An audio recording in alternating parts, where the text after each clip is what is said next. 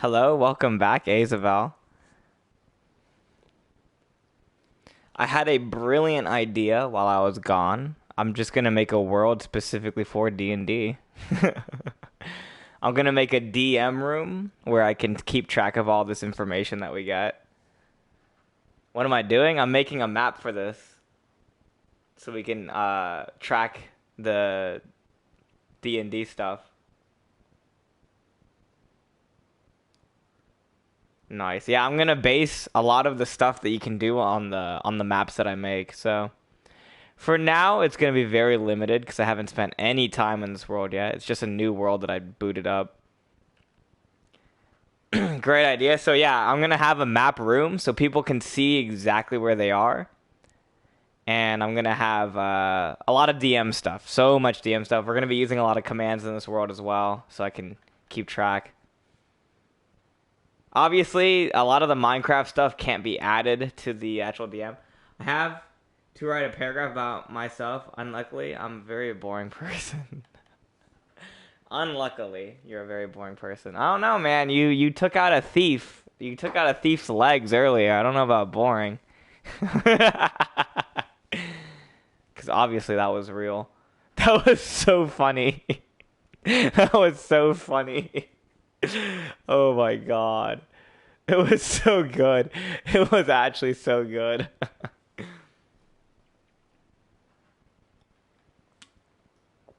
Not just one thief. Yeah, one thief and 3 civilians. Plus a building. And 10 National Guards.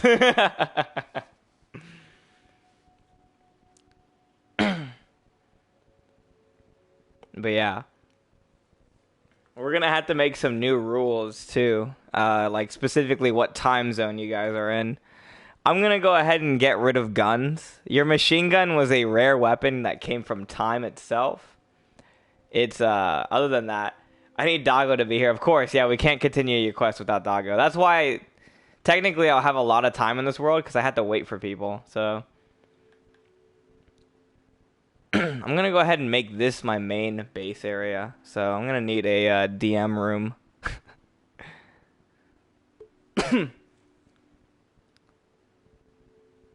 Okay, let's go right about here. This will be my main DM island.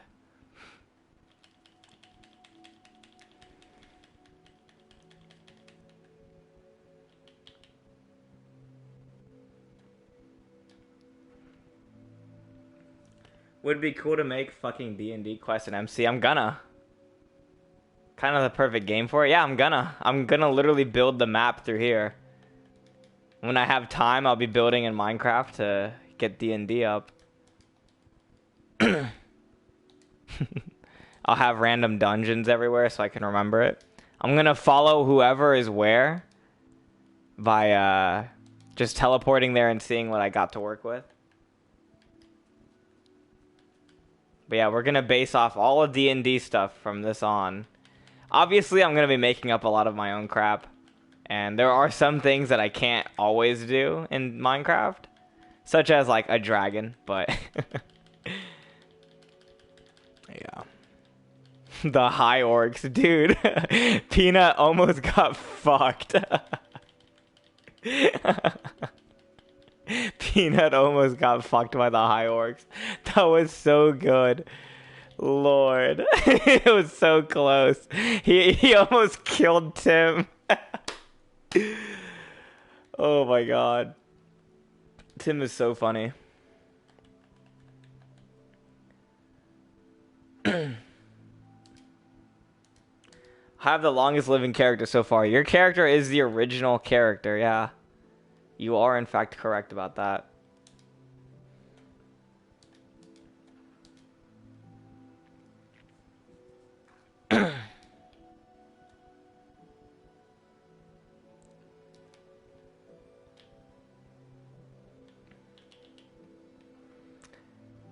My one friend is my only weakness. That's true.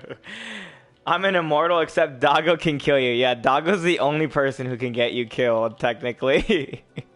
You can feel pain, and your life points can hit 1.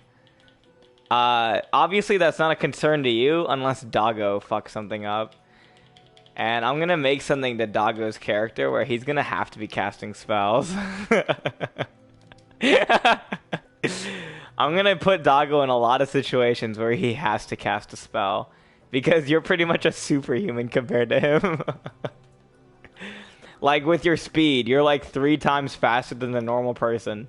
You are catching up with a thief. One of the fastest classes in the game.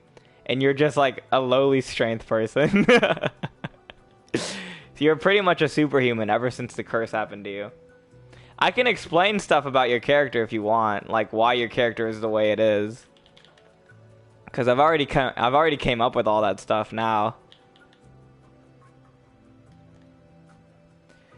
When I fucking cut 4 people in half and 5 feet in the concrete wall, I realize now I'm just a god. Yep. The thing is you can lose limbs permanently. So you can't just willy-nilly do whatever you want. You can lose limbs. And you can even lose your organs and you won't be able to function properly without them. You just technically won't die until you're old. Technically won't die. It doesn't mean that, like, if you starve to death, you're, like, technically dead. You're technically starved to death and you can't do anything. If your HP hits 0, you're technically dead until something revives you.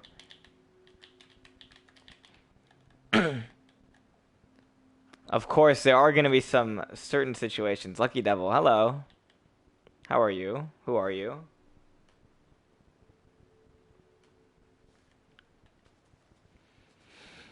I remember Peanut was talking about how I can't kill him because he is a druid. Did you see what happened to the guard that threw a spear at me? No, you could totally kill him. That is unless he can figure out a way around certain other things. Actually, technically you can die to magic. Magic is your one and only weakness. You are extremely intolerant to magic. That means usually there's gonna always be like a negative, oh, what? These trees are ugly. Hold up. Give me a second.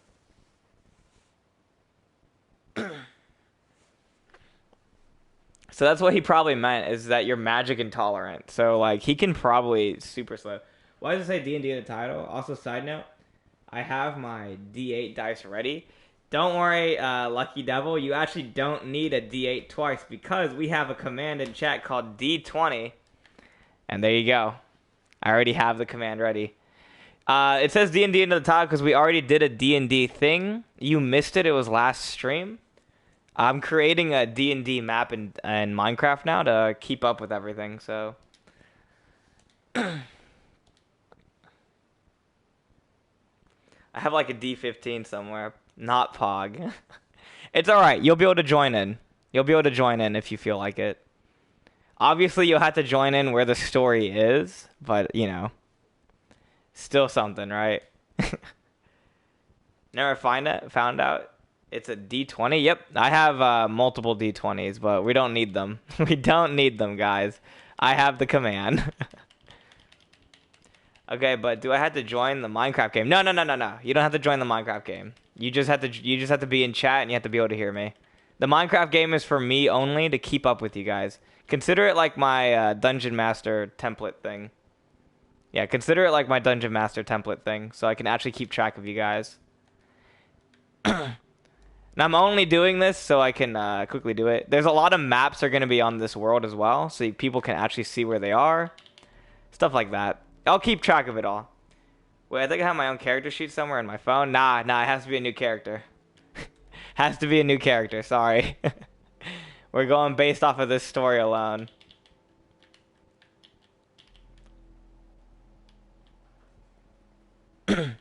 Also, do bear with me. This is my first technical game of mastering. Fuck, okay, I'll make one. Well, so here's the thing. We have a rule. You're going to go ahead and say what you want your character to be, and then you need to roll a d20. Once you roll the d20, from there, I'll decide what ends up happening to you. If you can become what you want or more. Or you can end up becoming something even less. Someone tried to become a Chinese, one of the Chinese Empire people, and they rolled it. They got a 2. They ended up becoming a slave of the Chinese Empire. So, yeah, a lot of things can happen. Someone tried to become a genie. They rolled it. They got a 2 or a 3 or something like that. They are in fact a genie, but they're stuck in a lamp, and they just got freed from the cave. Actually, they just got freed from a cave. Okay. Oh wow. Okay, that sucks all of the ass, but okay, it's more funny this way. So, like I said, it's not supposed to be a serious D&D. After all, I don't know how to really host one yet. It's funny though. It's definitely very funny, and if you get lucky, then you get lucky. Don't expect a proper match. I like all the ass.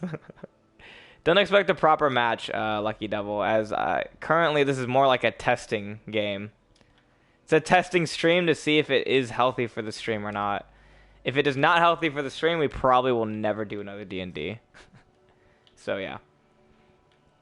And then we will restart one day, and we will retry and do a new campaign with actual rules. As of right now, I just made some new rules to the actual campaign. There is no modern weapons. Most weapons are going to be medieval time with magic, of course. There are going to be magic elements, stuff like that. And whatever other weapons I pull out of my ass. There was a light machine gun in the story at a certain time, but that's already broke. I am a multi-class monk and rogue with a staff as my starter weapon. Alright, roll the d20.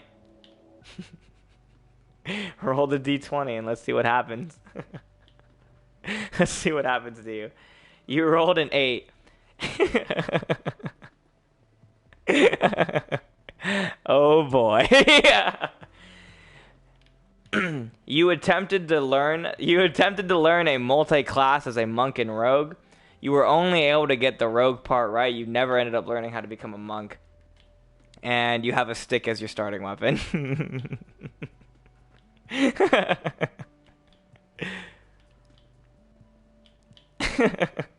It's okay. It gets better. It gets better later, so don't worry about it too much. Dang it, I was hoping I got the monk because without a weapon or armor, monks do more damage. I have a really good idea for once Doggo gets here, yeah. By the way, I will say this, guys. My word is final. So if you try arguing with me, you probably won't have a good time. Now, that being said, I let you guys get away with a lot of shit. But if you guys start doing some really overpowered shit, I'm going to make something that counters it. Guaranteed. So, don't push your luck is all I'm saying. Play fair. Oh, my machine gun, yeah. Just play fair. Play as fair as you can. Just because, you know, just cause. Just have it be fun, you know? We're not trying to try hard here. Eventually, I will make an actual story, and we will restart. Until this map is completely done, we will not be doing that. I think we'll do shroom lights right here.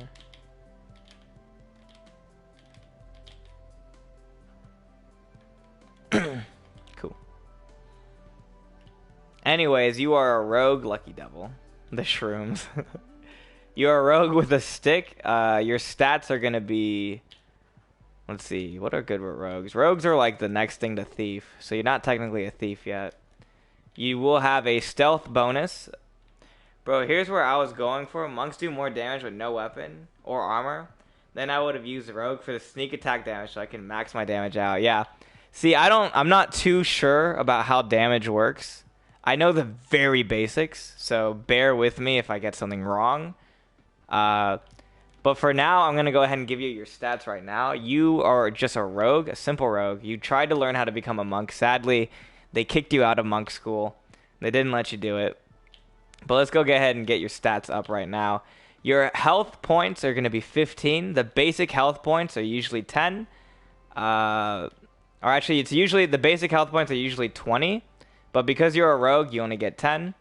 You do get a sneak bonus and a sneak attack bonus if you can manage to pull it off. Your sneak bonus is going to be a +2, and your sneak attack bonus is going to also be a +2. Because you are just a lowly level rogue. You're not a thief yet.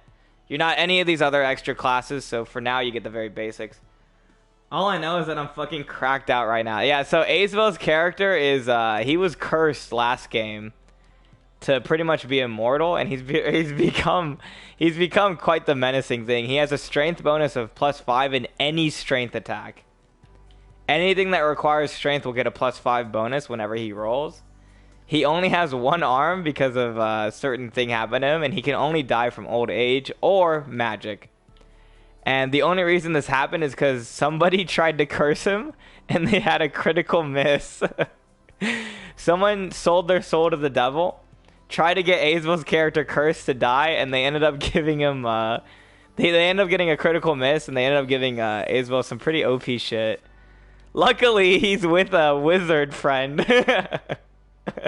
Luckily, his friend is a wizard and has gotten multiple critical misses and has almost killed Azvel probably 10 different times now. Okay, I have one question. Can you start my adventure in a bar with people I can't kill? I want to set an example for this camp. With people I can't kill. I want to set an example. We'll think about it. Set an example. Bro, I've been set on fire 5 times. Yeah, Azvel's been set on fire 5 times now. No, like the people that it would be hard for me to kill at my level. Oh, okay.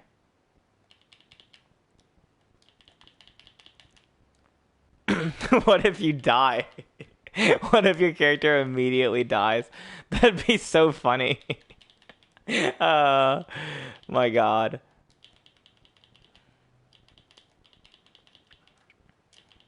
Azvel, your health points are going to be at 35, by the way. And you don't actually technically have a class yet, but I'm going to give you the class Berserker, so. Used to be a warrior. But pick, like, put me at the bar also. Picky, but put me at the bar also. I'll see. I'll see what I end up doing. I think what I want to do, Lucky, we currently have 2 parties separated from each other. They each get 5 turns to do whatever they want, and then I move on to the next person. I might put you with one of those parties, so yeah. It definitely can't be Azvel's party, though, because he's kind of on the run right now. I want a Buster Sword, but since I'm so strong, I throw it around like a normal sword. Yeah, you would throw it around like a normal sword. Fucking Azvel's character is nutty. It's so funny. It's actually so funny. Until he dies, it's gonna be hilarious. Alright, this is gonna be the DM room, huh? We'll make it work.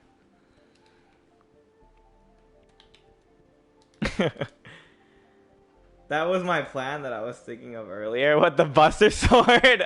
Oh, you're gonna upgrade from a normal sword to a Buster. Gotcha.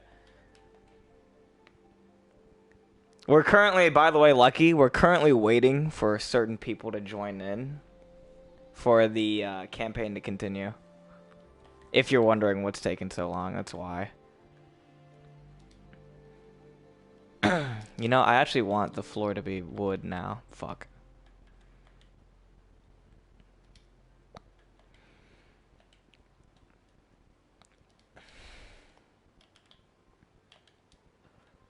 Anyways, Lucky Devil, how are ya?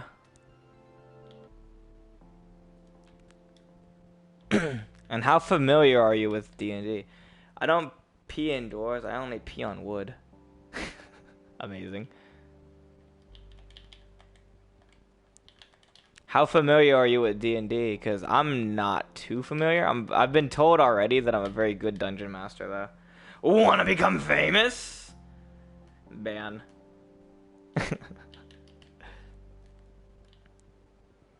I've actually never cried laughing before. Dude, I started crying of laughter. Oh my God. Like I said, I've been told recently I'm a very good dungeon master, apparently. I can really come up with stuff on the fly. Plus, I like to plan things out for later encounters as well, so.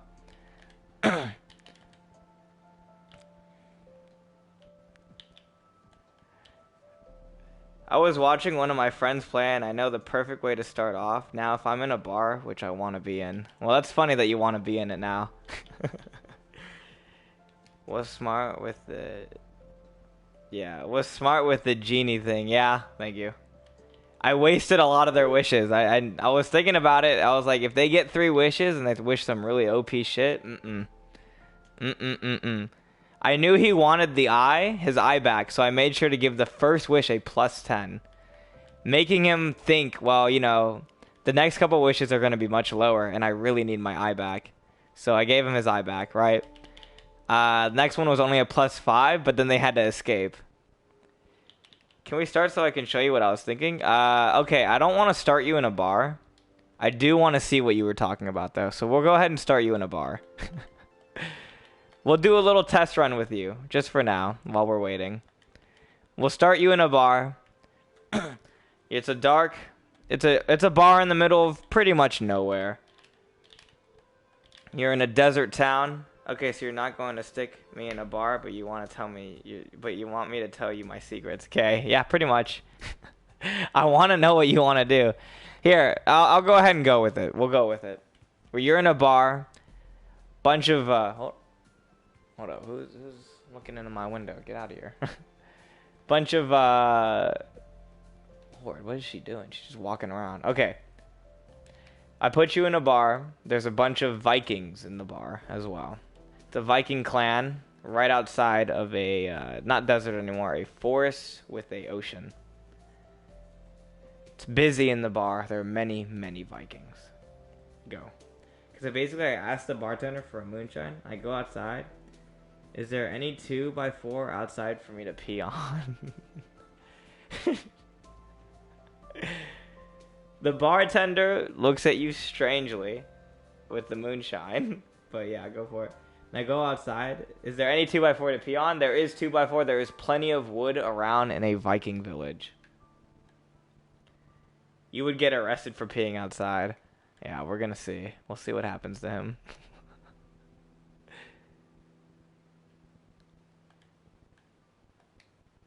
It's gonna like pee acid or something like that.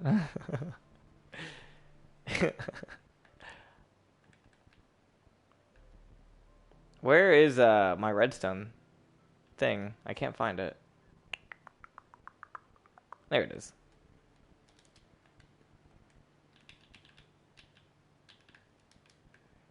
This is much roomier. I like this a lot more.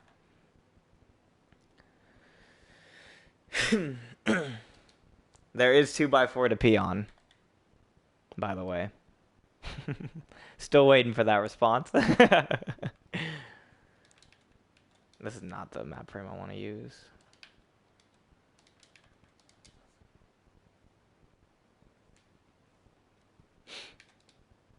Okay, I grabbed the 2x4 after I pee on it. Go inside, put the 2x4 in the door. Grab one of the lanterns, throw it on the floor, and throw the moonshine on top of it. Everybody give me all your weapons or you all die. Everyone give me all your weapons or you all die. The bustly Vikings, they all look at you and they start laughing. Every single one of them are laughing at you. You're confused. How come these Vikings aren't afraid of fire? One of the biggest, the baddest Viking looks at you. He says, "Puny little rogue," spits on you. He walks up to you and he starts peeing on the fire. They're all peeing on the fire. Now, what's it called? Where's the bricks, by the way? Do you realize you're in a fire? Said, "I'm a rogue. I'm way faster. I can survive." All the rogues grab out, all the Vikings grab out their axes. There's a back door. There's a back door. The bartender looks at you. You're in trouble now. Now you're surrounded by Vikings.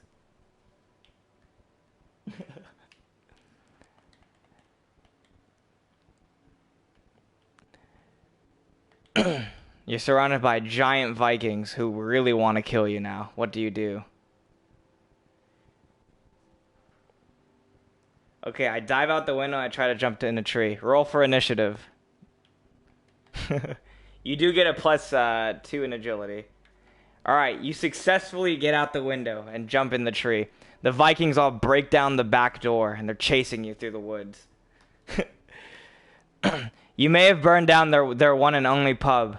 That startles the entire town. The entire town is looking for you. You destroyed the one thing these Vikings love, alcohol. But you do successfully get away. You successfully get away and jump in a tree. Okay, is the mayor in this search? The mayor of the Vikings is also in the search. It's actually not the mayor.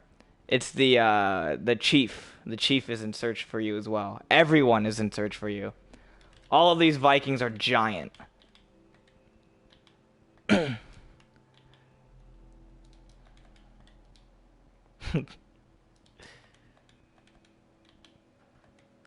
Okay, is there anyone under my tree? Currently, no, the Vikings are pretty stupid, so they're looking around. They're all looking around for you. Giant axes, big grizzly beards. Some of them are trackers, and some of them are looking at where you stepped last. Or near. There's about 3 different Vikings near you right now.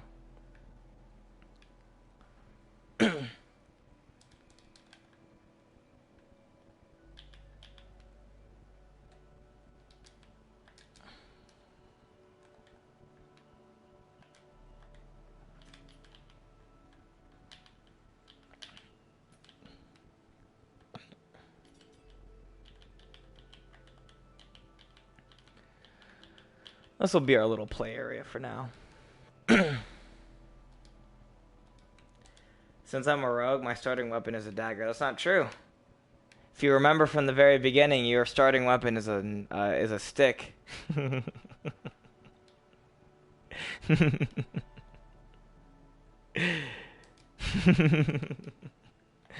If you remember from the very start, because you tried to go for a double class and you rolled pretty low, you ended up getting a stick.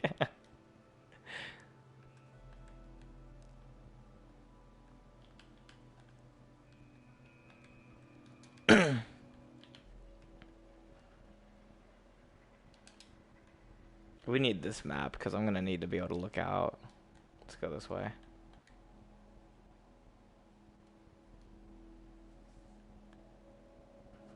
I got some tea next to me. Yeah. Let's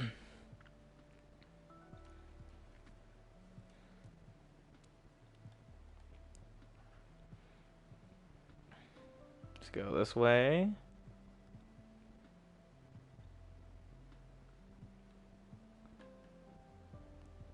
Oh yeah, true. I jump out the tree, put this staff around one of the Vikings' necks, and slowly choke him out. How do you say, give me a horse and a way out, and he lives? You do realize these Vikings are 3 times bigger than you. Their necks as big as trunks. Your stick is gonna break if you try to choke him out. If you don't remember, Vikings are extremely, not only are they agitated at you, but they're giant. Yeah, exactly. That's why I'm hanging on to it. This Viking, with one single swing, he would hit you. I'm riding him. He would grab you off of him. His strength is monstrous compared to yours. But I will give you a chance to roll an initiative. Vikings weren't actually that big in history. I know. But these Vikings are. These Vikings are giant.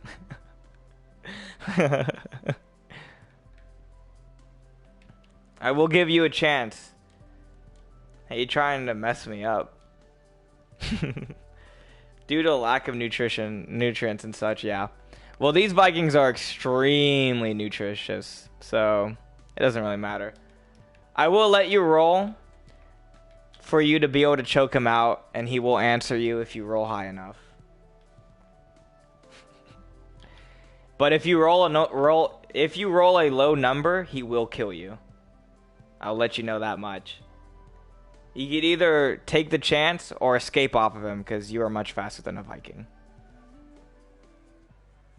You could either continue trying to choke him out as he swings at you or, what's it called? Escape.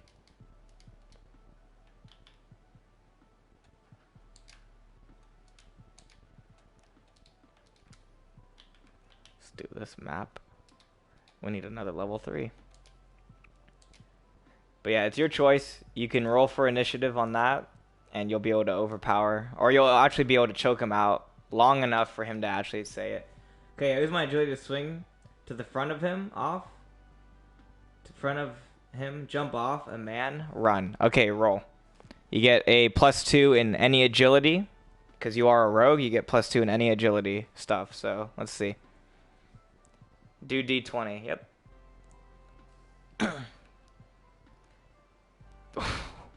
Oh, shit. you, while jumping off this man, you successfully do a backflip. Too proud of your own agility, you accidentally fall to the ground wrong. You twist your ankle. The grizzly man looks at you and screams, "He's here!" Everyone within a mile radius, every Viking knows where you are, and they all come running. The Viking swings his axe at you. We'll see what happens. Ooh, a direct hit at your ankle. He chops it clean off. What do you do?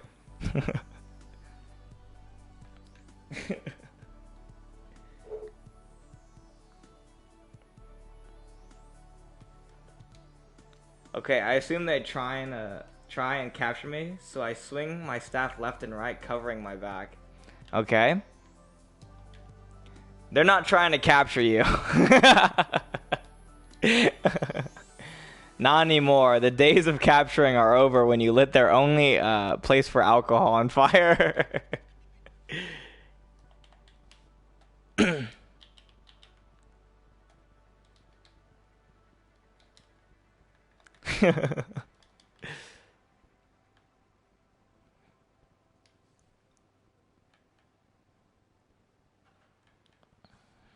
Yeah, if these Vikings get you, they're gonna torture you and kill you. Oh, so they want to kill me? Okay. Say if you can't kill me, then you won't have an intelligence expert. If you can't kill me, then you won't have an intelligence expert. They don't care. Then if you can kill me,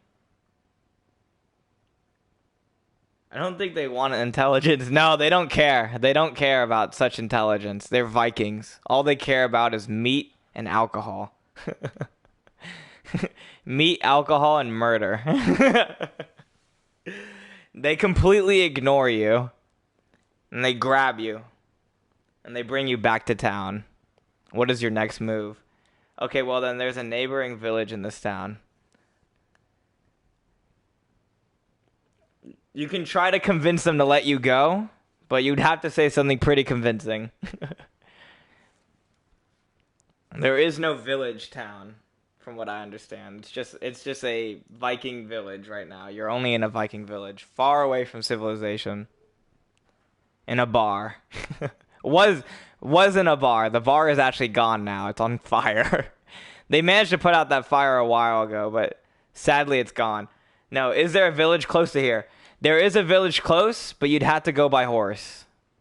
And with your leg currently bleeding, specifically your foot being gone, yeah, you might want to try to convince these Vikings to let you go.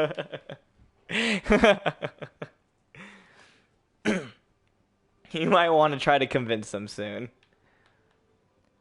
I've already given you plenty of hints on what could get you to get out of here. I don't know if you caught on to any of them.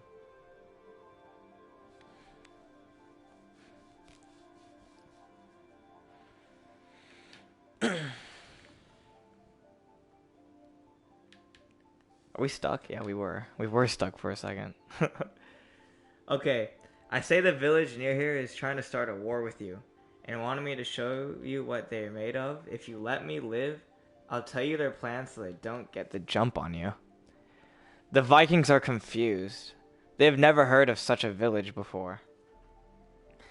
Murmuring about each other, they realize, well, it doesn't matter, we're Vikings.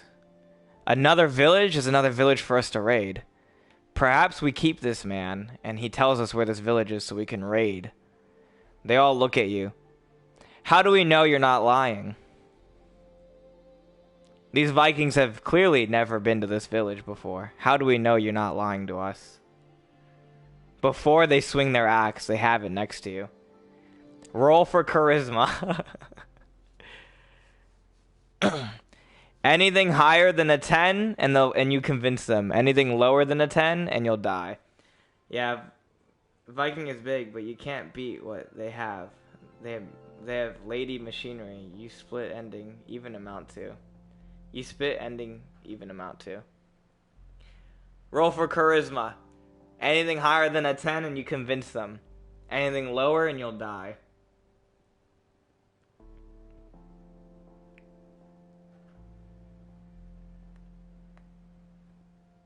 Ooh. They look at you. Machinery! Never heard such a thing. These Vikings, fucking bitch, these Vikings know nothing about such machinery. They know nothing of such village. In fact, they don't even believe you. They only have 3 things on their mind. Meat, alcohol, and murder. The biggest, the baddest Viking, the one that you threatened in the bar, grabs his axe, and he swings straight at your head. Okay, let me dumb it down for you, baby. Boom, boom, and you go by. He goes straight through your head with an axe.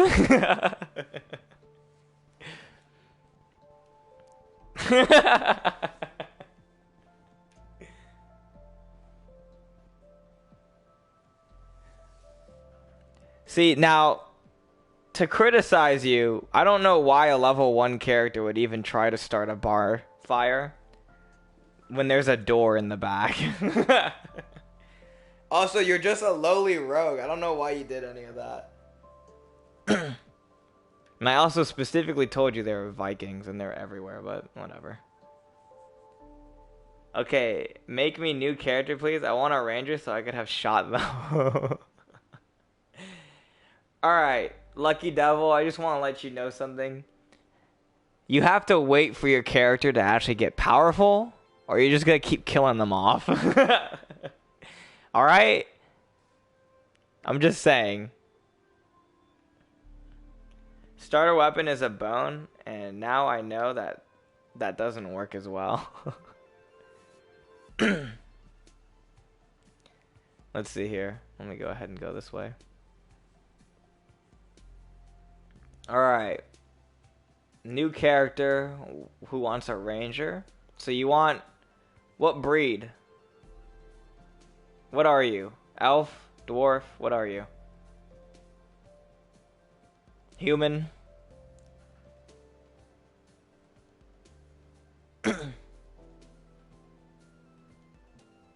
And then there is a rule of no, there is no technology.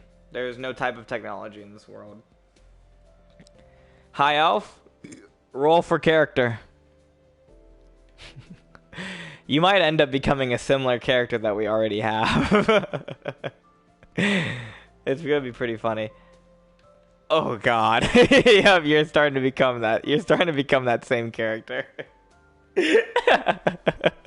Nightbot does not like you. I'm gonna let you know that right now. Nightbot definitely doesn't like you. It's just like Doggo. Doggo rolls every time. He's burnt Isabel alive maybe 3 different times. Alright. You are in fact an elf. You're no high elf though. You're a lowly class elf with a wooden bow and some sticks as arrows. You have absolutely no ranger training, but you're trying to become one. I will give you a break because, like, you've already died, so I'm going to give you a break. The meme I made on Discord, yeah, I know, I love that meme so much. I will give you a break, Lucky Devil. You still get to be an elf, and you still do technically get to be a ranger. You're just really bad at it right now. You have no talent in ranger, but your father always told you that if you train hard enough, you could become anything. And you start in the Redwoods, which will be this map. This map is the Redwoods.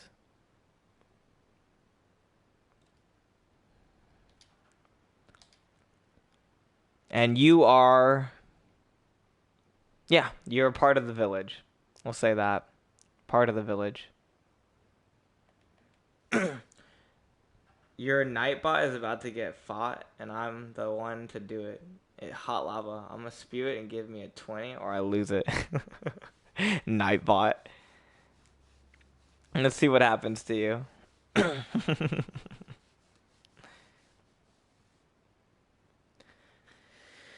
Oh, Nightbot. You're such a troll. You roll a 12? Well, you have a lava bucket, and it barely graces Nightbot.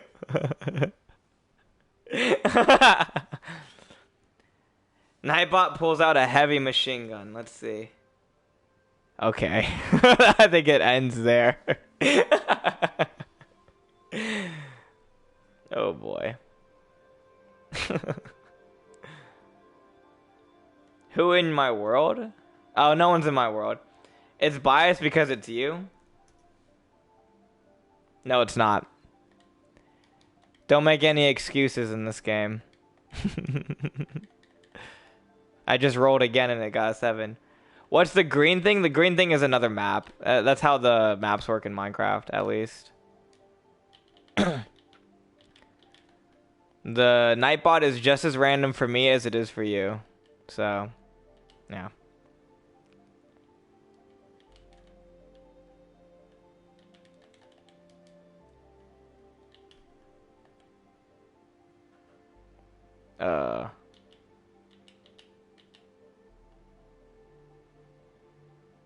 That looks weird.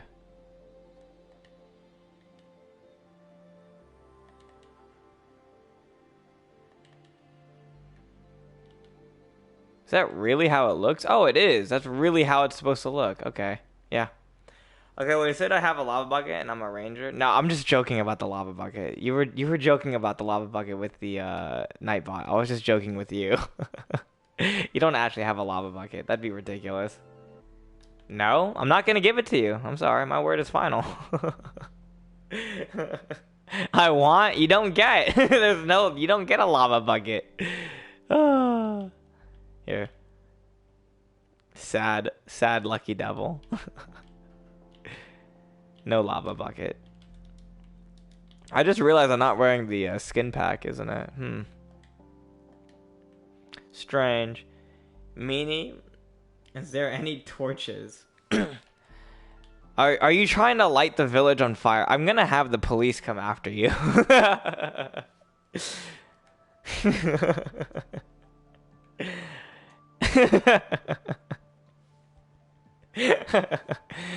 Oh god. Hey, Isabel, do you want a new character, by the way, so you can actually play it this time, or nah?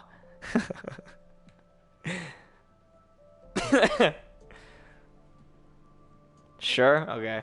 Yes, death before dishonor. I will burn one thing, you make it to the ground. My god. Alright, Isabel, go ahead and select your new character. And also, we'll come back to you, Lucky. Lord. Your chaos person is gonna be annoying. I'm gonna be a stealth mage thing. Oh, wow. An assassin mage. Never thought it could be seen before, but there's 2 different classes that you mix together. A mage and an assassin. Originally an assassin who trained in the ways of magic. You currently know 3 or 2 spells. Okay, so I'm just in the village. Yeah, you're lucky. You're just in the village right now. You know 2 spells. You're more of an assassin than you are a mage, but you are definitely good at magic. You know 2 spells: heal and fire. You also have a dagger as an assassin. And you will be in the same village as Lucky. When you know it, a common pairing. What is both of your characters' names?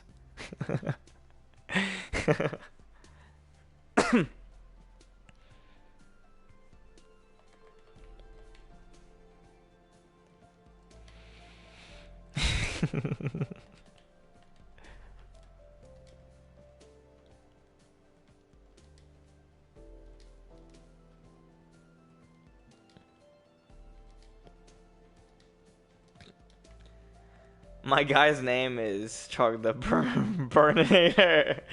Okay, I'm gonna get my friend Asbel, and ask him to cast fire on the whole village so I can get money and weapons.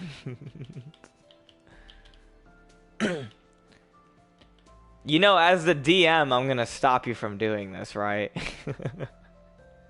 I decline. Azel, it's your choice whether you want to be with this pyromaniac or not. How dare you decline?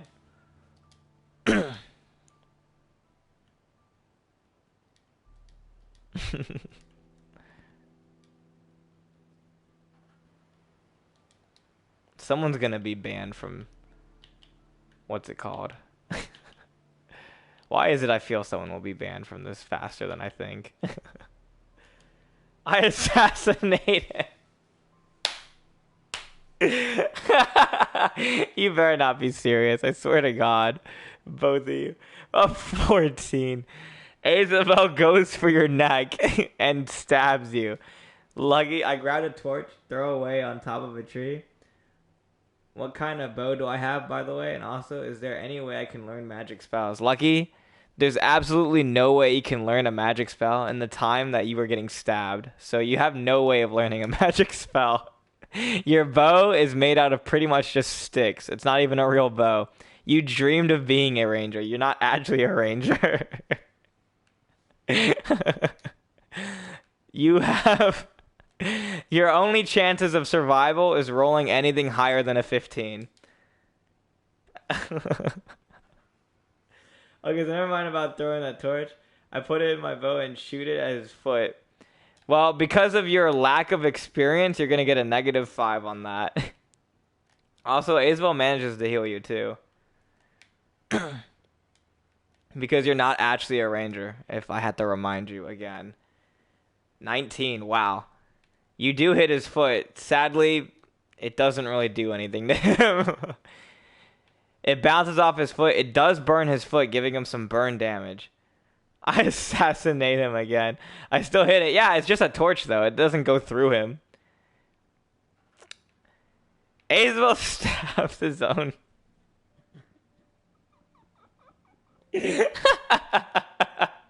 In an attempt to assassinate Lucky, once again, Isabel goes for his neck, completely missing and stabbing his own arm, disabling his left arm because he ripped the muscle tendons. Everything's turning up, Lucky. My God. Why my heart?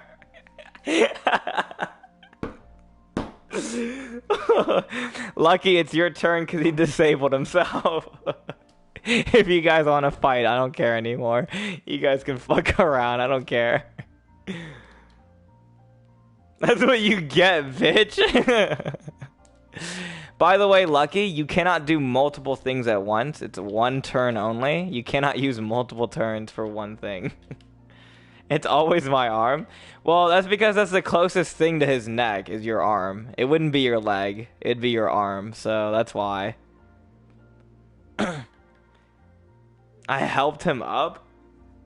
Do you actually go for a... Do you go actually try to help him up? Because before, what'd you say? Well, actually, it's Isabel who started this. So it is actually Isabel's fault. It is actually Isabel's fault for whatever happens to him, so... But I have my arrow in my hand just in case. Well, you actually have a stick. You don't actually have any arrows. You have a bow made out of a branch with a very loose string. It's a very shitty bow. And you have a bunch of sticks. A bunch of sticks that will not puncture anything and will do 1 damage.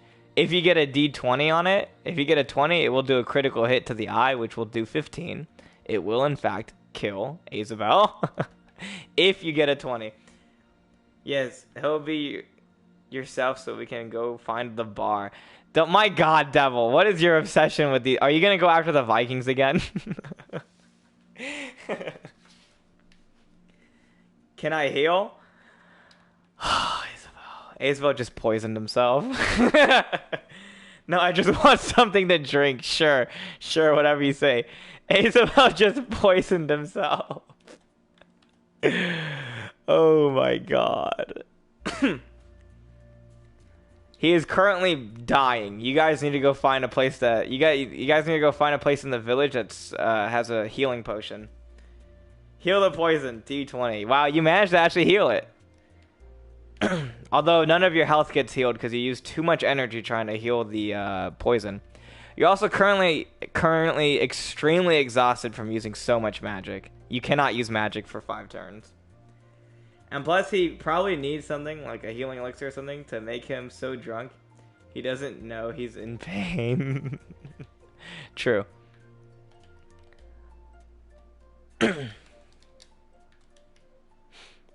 Anyways. Azel actually managed to heal himself.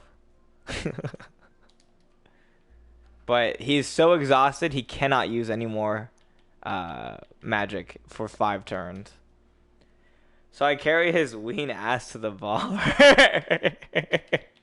Okay, you and Aze will successfully make it to the bar in the forest. You both sit down at the bar, and the bartender asks what you want.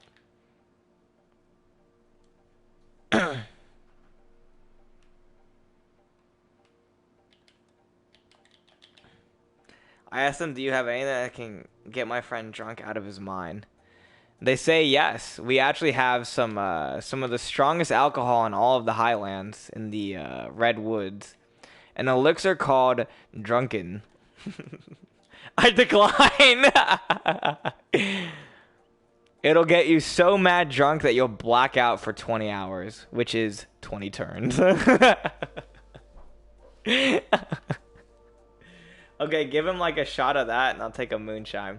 He first asks for payment, only for you to realize that you're broke.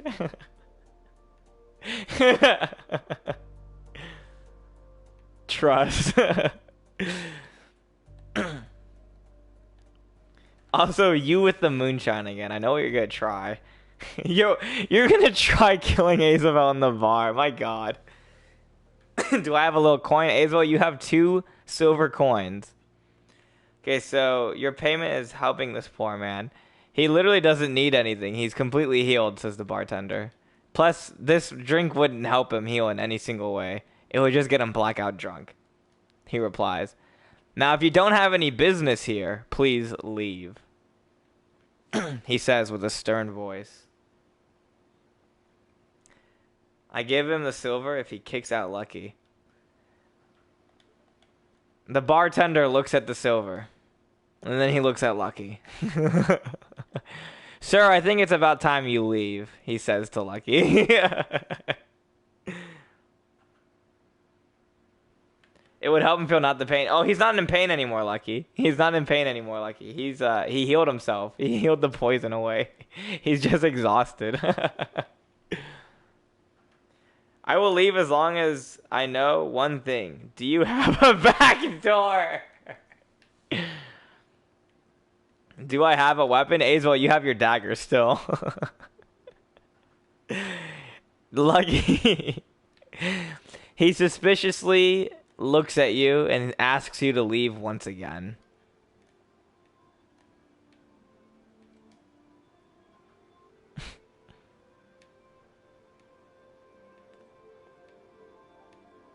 How many people are in the bar? 10. Bunch of random elves, some guards. Okay, I leave and check for a back door. Lucky notices a back door, but it's guarded by a guard. A high elf. There are high elves patrolling the entire area. This place is known to be extremely safe and extremely cautious. Lucky, we should leave. Okay, so I decide to go home. Lucky goes home. He leaves Azel at the bar. Or do you want Azel to join you? It's your choice, Lucky.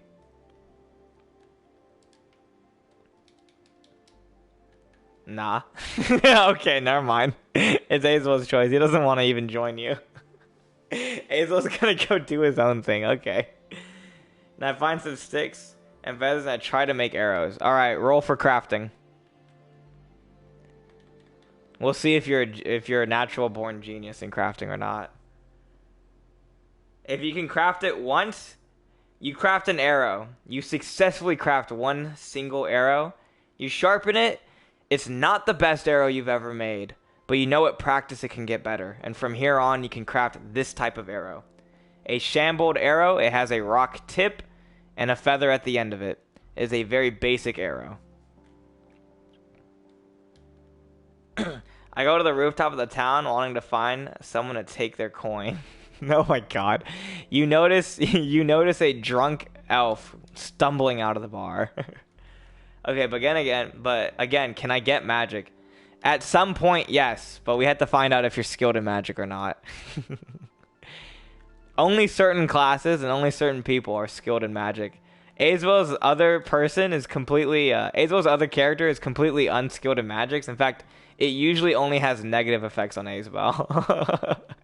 And most magic targets Azrael's other character, which makes it even higher of a chance for it to hit him. Okay, because I have a spell, so I don't need arrows already once I get magic. Okay.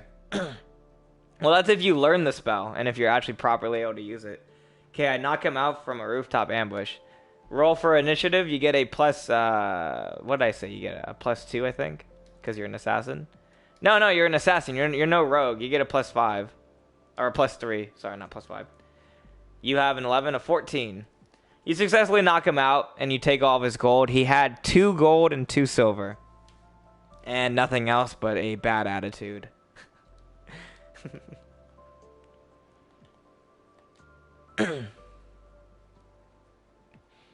He probably spent all of his gold in the bar, by the way.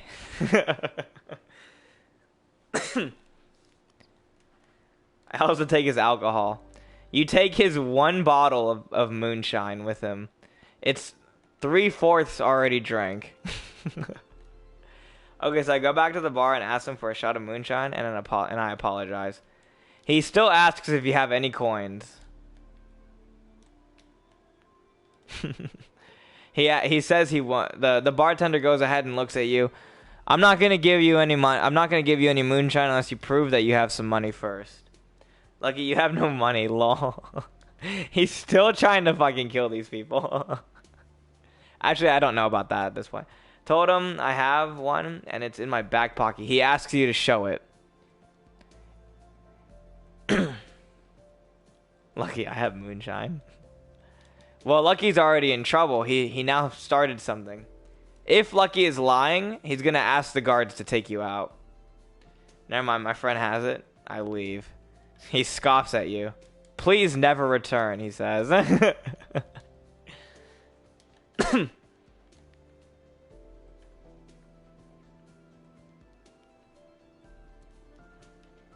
Don't worry.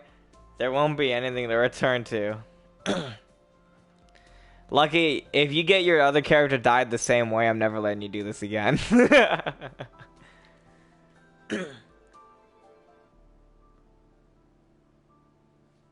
There are high elves everywhere that guard the entire town because it is in the redwoods. Can I have 1 sip of that moonshine to put on my... Oh my god, he's gonna try... Lucky has a -5 in range, by the way.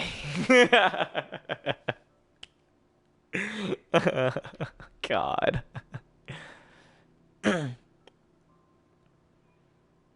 Lucky's gonna have to, like, I don't know, man.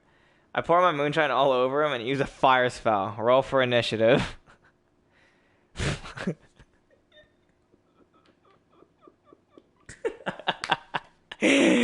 Isabel burns to a crisp. He uses the most powerful spell he can after pouring the moonshine everywhere. Sadly, he missed Lucky completely and used the fireball on himself. He is currently burning alive rapidly. I'm not using it for the town. I was going to shoot it up as a flare so I can call for help. Someone will probably have a horse we can ride. Cringe. Lucky, that probably wouldn't have even worked. You would have shot an arrow in a town that what's it called? A town that is completely crowded with guards and is known for its safety. Shooting an arrow would be a threat, and they'd probably take you down. Cringe. What's up, Jacob? Pug, please. Oh shit, Jacob, how are you, man? Jesus Christ. Haven't heard from you.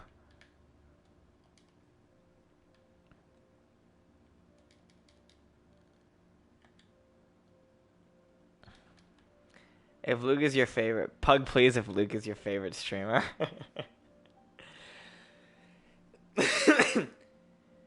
Give me a second. I got a stupid ass ad, lol.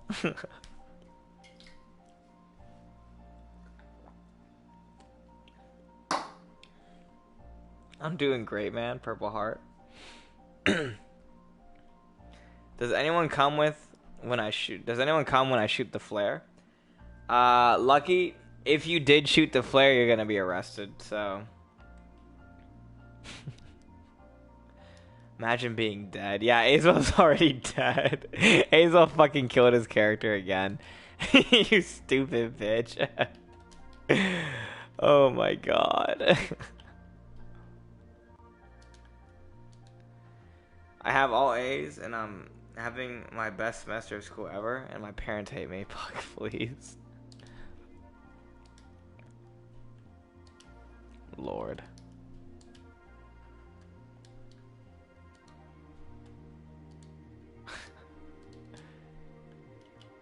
Oh, wait, we actually have to do this.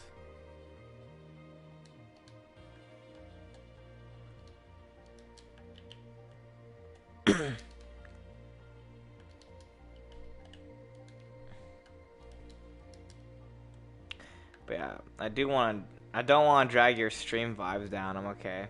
Yeah. Well, just be careful, I guess. I don't know. There's not much else I can tell you. Are we having a meeting today about Disastrous, by the way? Is there a bar I can work at? 7:30 tonight meeting for Disastrous? Got you. Let Eli know. Whack Productions. Yeah, let Eli know. I don't know if he knows. Lucky, what's with you in bars? Long meeting for Shang. Gotcha. Got you, Jacob.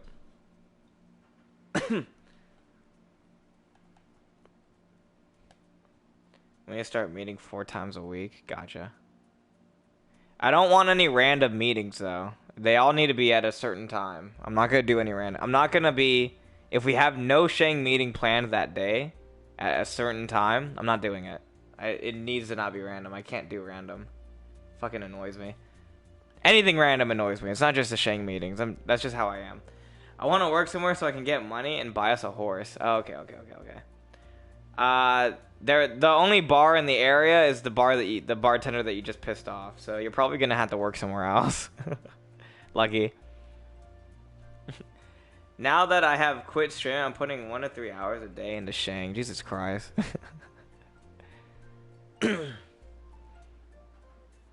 All right, let me know when the meetings are, and I'll go ahead and join. Just go this way. Want to craft an incredible story. Okay. Yeah.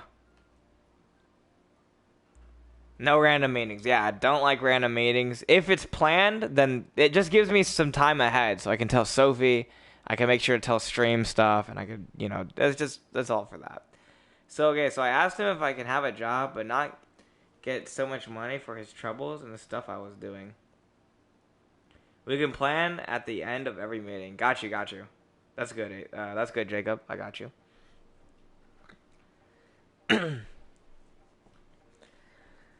Alright, Lucky, you asked the bartender to work at the bar. He looks at you, he says you're not worth the trouble, and swiftly declines. He asks you to leave the bar.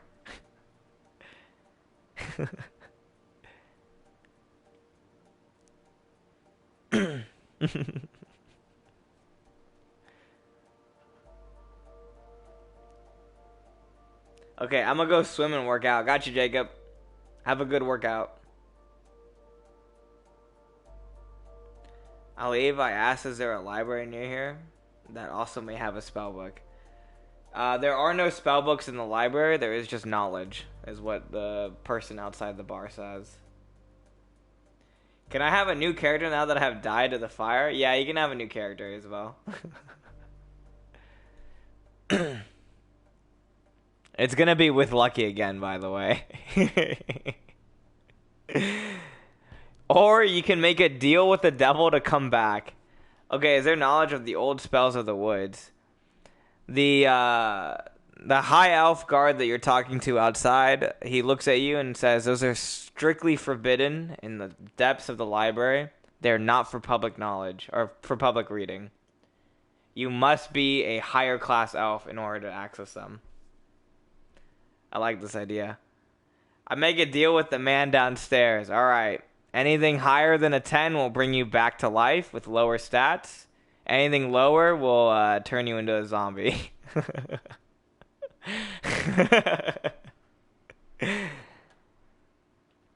So Azabel comes back as a zombie. I don't want them for trouble. I remember hearing something about a wood creation spell. I want to be able to create my own arrows completely out of wood. He says he understands the reasoning, but still cannot allow you access, but you are allowed access to the library in general.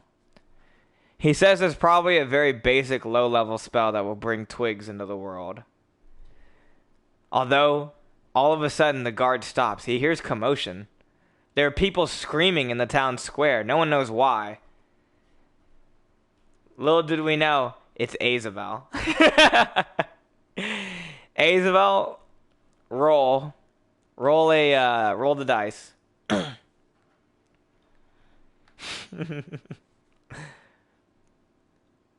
Oh my fucking god. It's not just Azabel. It's 20, no, 30 other zombies. Where did they come from? Little did they know, Azabel had reincarnated in the town's living district. Everyone there is a zombie. There's 30 of them, 40. They're multiplying so fast. I want Azabel to be a zombie. And there Azabel is. Hold up. He's not exactly dead. He's fully conscious of his actions. He's moving as fast as an assassin still. He's still using his spells. He's just a zombie now. And he's made a deal with the devil. A deal to spread the virus. That's the only thing that's going through his mind, is to spread this virus as fast as he can. Azabel is now the boss of this land. You must kill Azabel in order to stop the zombie virus.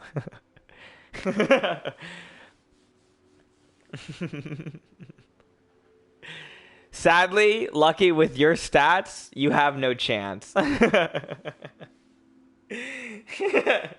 Okay, well, I didn't think of that with all of this. Can I find a horse? Also, I might have to kill you. Lucky, your only chance, Lucky, really? At this point, use the commotion to steal a horse and leave, because Azabel's about to fight. Azabel's about to fight a bunch of guards. He's about to fight the strongest high elves here. So what I would do, Lucky, is get out. I'd just leave with the horse. Just steal it and leave. This town is about to be in ruins. Yeah, that's what I'm going to do. And kill him later, or once I'm leveled up. Got you. Alright, you can go ahead and steal a horse. There is so much commotion, you don't even need a roll. You don't need to roll a d20 at all, because there's so much commotion. The high elves have already left their stations. Azabel, with your newfound zombie abilities, you're faster, stronger than ever. And everything that you slash into or bite will get infected with the zombie virus. What do you do first? There are high elves all around you. Well, I guess he's the new villain of this campaign. Wow, secret boss already revealed. Kind of sad, but okay. I grabbed the horse, and there's multiple villains of this campaign. We've had multiple already, but this is the first one that's an actual player. I'm gonna give Azabel full control of his player right here. Or part control, because I'll be controlling him as well. You leave? Lucky leaves, only to watch from behind him. Let's see. He's going to see whatever Azabel does, so let's see what he sees.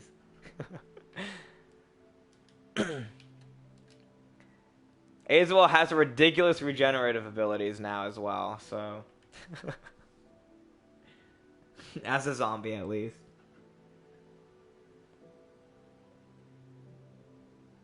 I watch him closely. I decide whether to bring him to his senses or just bring him down. Your horse is running away from the town, and you just watch. I jump into the air and smash down, knocking down all the leaves. Oh my god, he's... okay. Then slash all of them.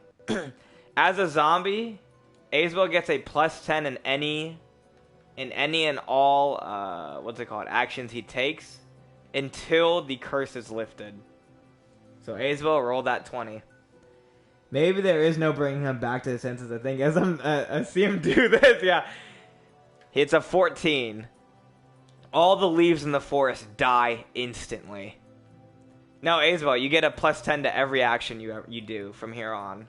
As a plus 10, because you've now become a villain of the story, so don't worry about it. No matter what, every action you make will always be a success until you start reaching a certain point. I won't tell you where that point is. Anyways, all the leaves in the area die. Azabel has become more than just a zombie. He thought that maybe this curse from Lucifer, or from the curse from the man downstairs, was going to be a bad thing, but no. He feels more powerful. He feels more in tune with his intelligence stats. He realizes he has so many more magical potentials now as a zombie than he did as a person. And with the speed of an assassin, he may become one of the most deadly mages in all the land. One of the most deadly necromancers. The High Elves try to shoot down his army of zombies. Let's see how they do. They all get a -5 to the zombies. Oh my god, they all fail. Azabel's army continues to grow. These High Elves are now under Azabel's command as well, as they get bitten alive, eaten alive from these zombies. Some of them retain what their once past lives used to be. Some of them still being able to shoot arrows and be able to function properly, but no, they have no free will. The only person who can command them is Azabel himself. Okay, so here's what I do. I get off the horse, climb a tree, and suicide. And since all of this stuff I was doing at the bar, I'd obviously go to hell. Roll for initiative. By the way, if you fail the suicide, you'll end up like one of our other players. If you fail the suicide, you'll end up like a different player that we had. He succeeds, and he immediately goes straight to hell. My god. I don't know why you would do that, but okay. It's your choice, not mine. You're great at killing yourself. Yeah, I practice. My god.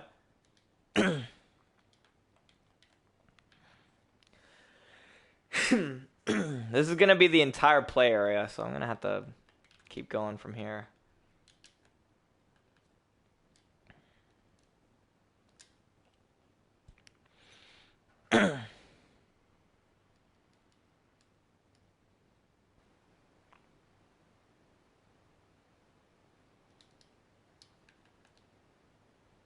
Okay, so did I live out my days in hell and slowly rank up as a demon?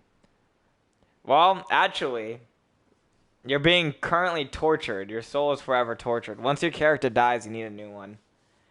By then, I have infected half the earth. Yeah, by then, half the earth would be infected. We're going to have to get the other campaigners into this because, Azabel, your story as a zombie is now going to be on a break.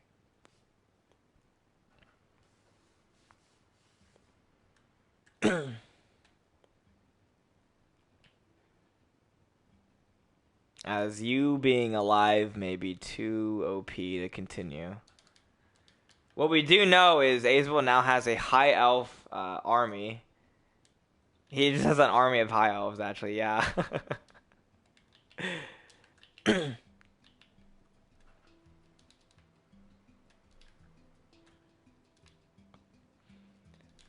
But yeah, you do not get to level up your character once you die.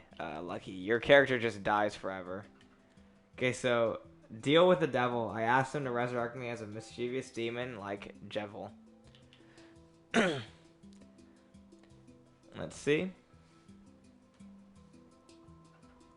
Oh god.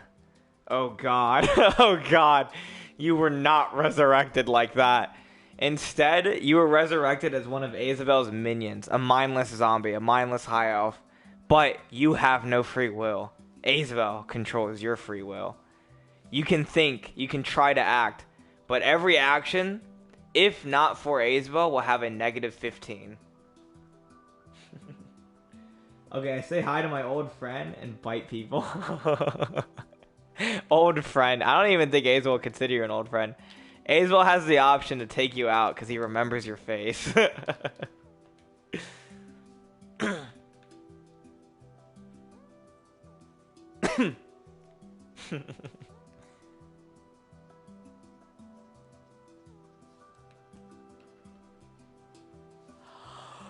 Oh boy. Connecting to chat. I think we were disconnected for a second. How is everyone? I heard him a little with my mind powers. You know. Yeah, I got you.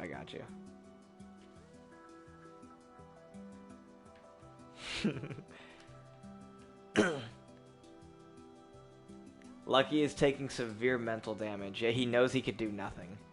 He didn't know a deal with the devil would be so dangerous. So, I say this. If you don't kill me, and there's a possibility of me waking up, I can be more used to you than any of them. Aesvel realizes this one thing, is that this is the only zombie with free conscience. He doesn't have free action over his own will, but if he were to give him free action over his own will, it wouldn't be very hard. He also knows that there is nothing that this zombie can do against him, as he will always have ultimate power over anyone he controls.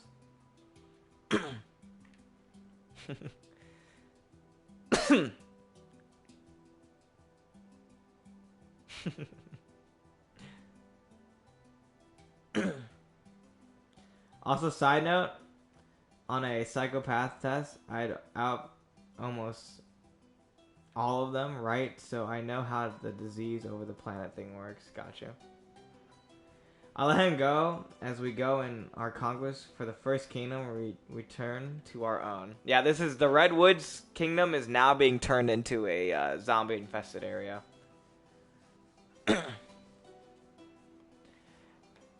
Little did they know, up in the watchtower there was an old high elf mage, old high elf warlock.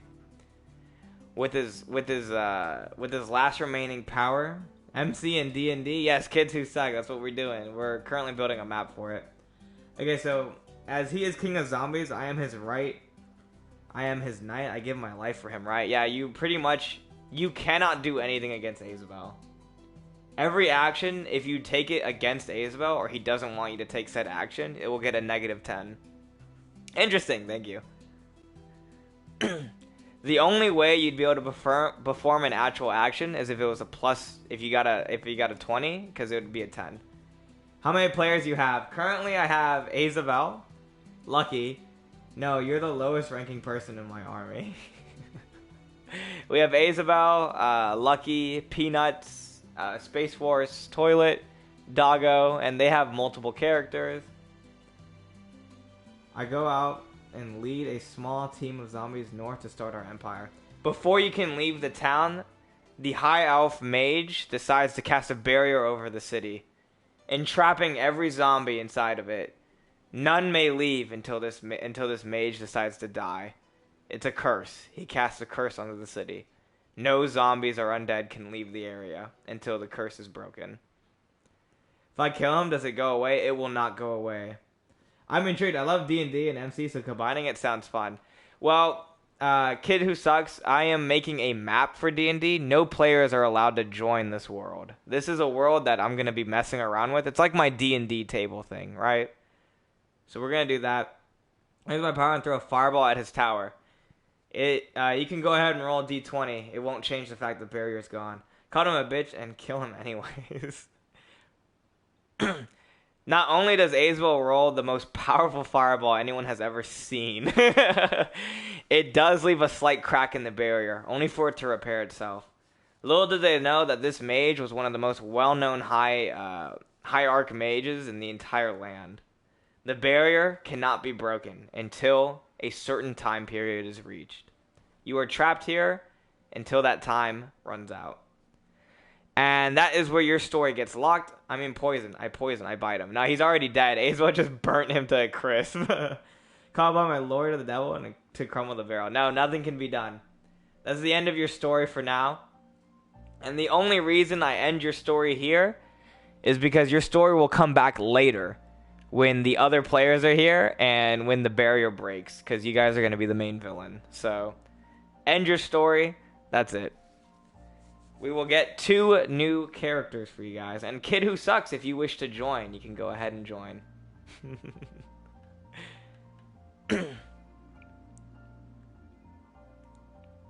Is the other story coming back? Of course, the other stories are can come back.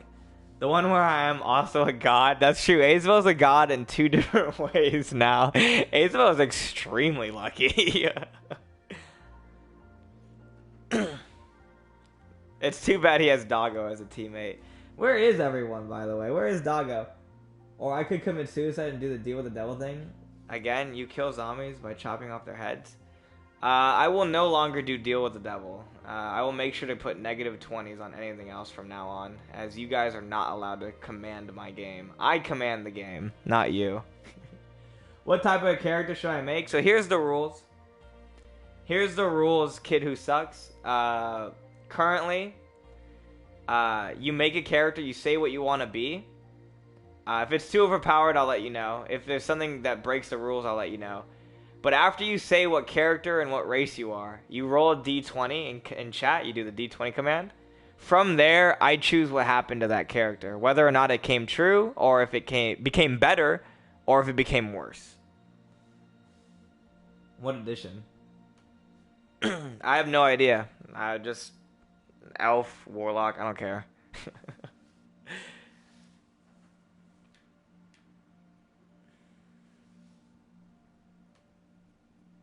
Can you do me a favor and kill me? Lucky Devil, your story has already been closed.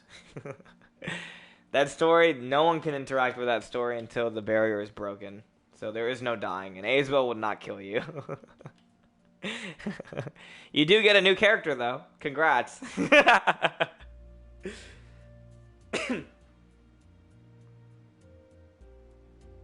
What do you mean? I could still walk around in the town, or did he put it around us? You can't kill yourself because I'm there. Yeah. Azabel's the one who controls you. Could I be a human? Time wizard. No time. No time magic. Sorry. I should let you know some of the rules. If there is a rule that I think would be too broken, then I'll say it. Time magic is definitely not allowed. There is no futuristic stuff, so no weapons of mass destruction such as guns. Magic is allowed. And stuff like that. There is certain time magic, but it only affects things. It does not affect all of time. All of time cannot be affected.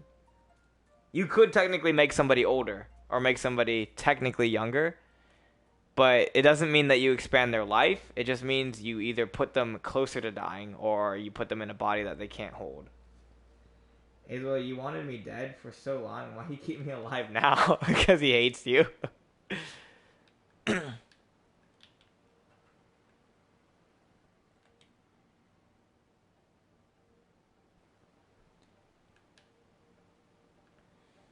All right.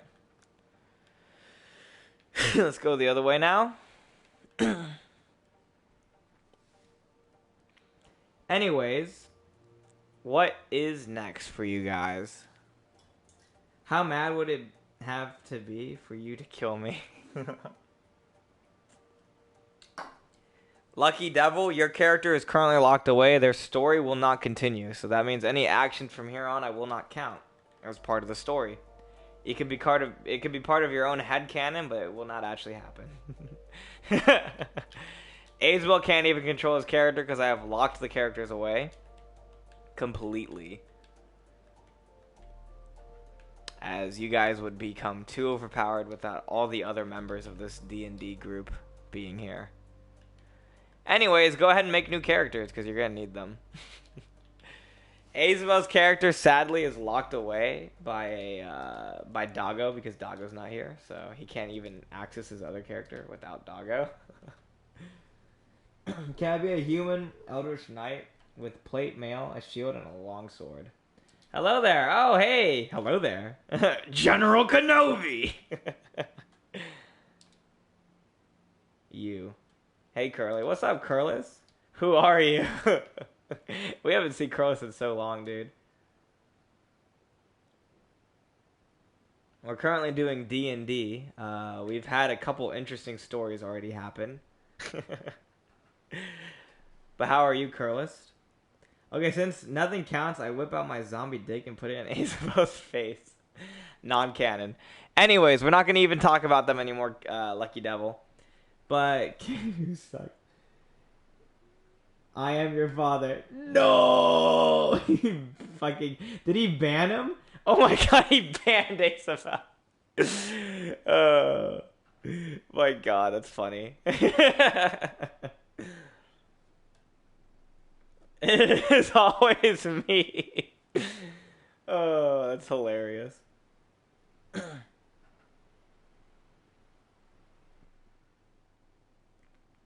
Anyways, let's go ahead and make new characters for you guys. But yeah, let's see. Eldritch Knight. Alright, Kid Who Sucks. You can go ahead and have all of that. Go ahead and roll the D20 command. And we'll see if you end up getting it.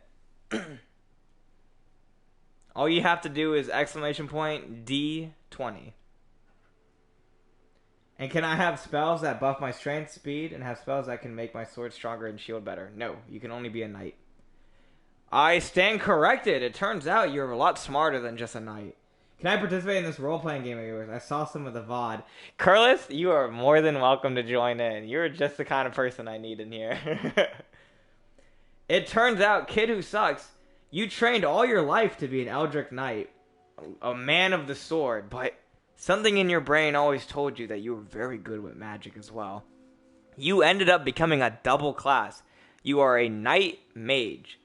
You have 3 spells. Okay, so how do I create a character? Curlis, you tell me what you want, what race you want. You roll the D20, and from there on, I'll explain the rest. You can hear it happening right now.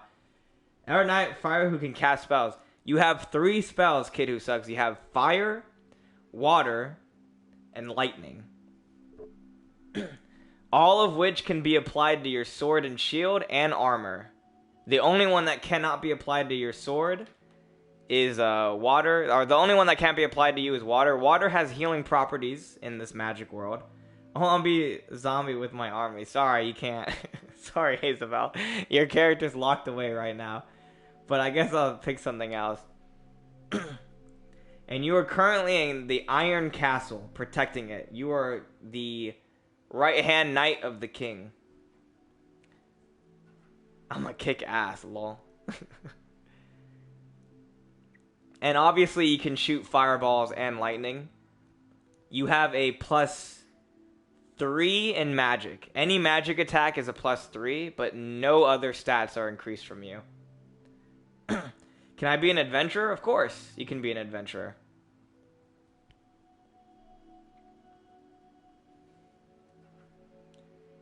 D20. You roll 13. You are a excellent adventurer. You have a great way with your hands. You have basic survival skills. You pretty much have very even stats. You know how to read. That's very important for your intelligence, by the way. You have a basic sword. And you have plenty of food on you right now. You are in the middle of the forest, currently camping out. But you are going for the Iron Castle. By the way, everyone is going to be grouped up. I'm going to play Fortnite while y'all get them done. And then just tell me when me and Zombie King can go kill people. Lucky, that might be a long time from now, dude. As they're going to be the main villains. Pretty much. Anyways, Curlis, I will wait for your character.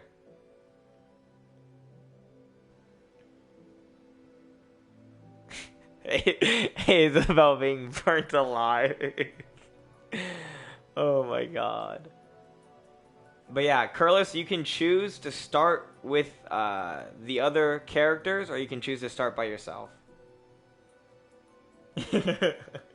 Same with you, Isabel. You can choose to be going to the castle or not. Well, I really made a bad decision. That Zero really sucks. Yeah, that Zero really sucked. Lucky, I will give you a chance to have a new character if you want. I'm going to have to save these VODs. I'm going to definitely have to save these VODs. But Lucky, you try any more of that bar shit, and you're going to be stuck as a zombie character. Wait, say that again? I didn't hear you. You can have another character until your zombie characters come back. I'm gonna watch in. I'm gonna watch walk.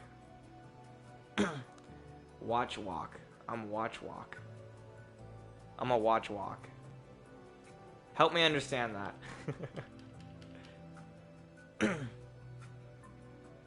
I wish to be an ultimatum with a Gatling slingshot crossbow as fast as Gazelle. Okay. As a gazelle. You can have slingshot crossbow, I guess. An automata. What is an automata?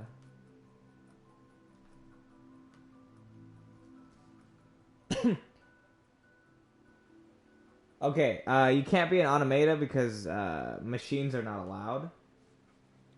You can be an elf, though. Okay, so I don't want to make fire anymore because that's boring. I want a mage adventure, and he can be another elf. Walk, not watch. I'm gonna walk in. Okay. Even all machines? Weird. No. Crossbows are allowed. Your automata is the only issue. Is that would be a robot, I guess, is what I just looked up. I don't know if that's actually what it means. Correct me if I'm wrong. Alright, Lucky Devil. Elf. Alright, Lucky Devil, you currently are an elf, and you are a... Hold up. You are, in fact, a mage adventurer. Mostly a mage, not really an adventurer. So your stats are mostly in intelligence instead of base round as an adventurer would be. You do have a staff, but you're still just an apprentice, which means you get no buffs to any of your magical spells. You do have 2 spells in your categories right now. You have fire and ice. Okay, and I want like a normal sword for my starter weapon. It's too late. You already got a staff. You're mostly in intelligence stats. You do have a bag of coins on you because you are technically an adventurer. You have 10 gold. If you go to any near town, you will be able to buy a sword, a basic sword. Curlis, I don't know what an automata is. I'm pretty sure that's a robot of some sort. Azrael, because you are a traveling adventurer, you have a 15 gold. What is the spells I know? Ice and fire. I can just kill the shop owners for money, JK. Well, I mean, you'd be wanted after that. But yeah, you could technically. Dang it. I said fire was boring. Well, pretty much every starting mage has fire. Fireball, stuff like that.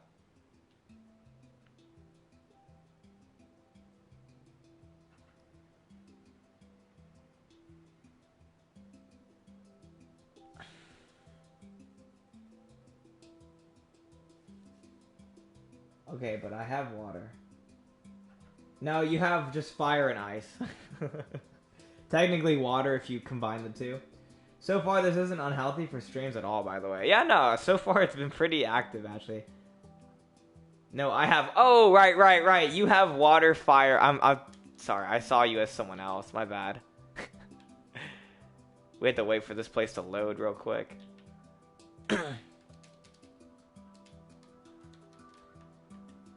That makes water. It makes water if you can roll 2 objectives. You need to roll both spells correctly. And because you have no buffs, that'd be really risky. Considering how water can become poison or acid. If you get it wrong, you can accidentally make poison instead of water, and you can accidentally poison yourself with it. Or combustion with fire and accidentally blow a limb off. So when are we starting? Let's see here. Let me look at this map. I mean, poison is better than water. It's not better when you poison yourself, so... I'm gonna have to redo this map, I think, right here in the middle.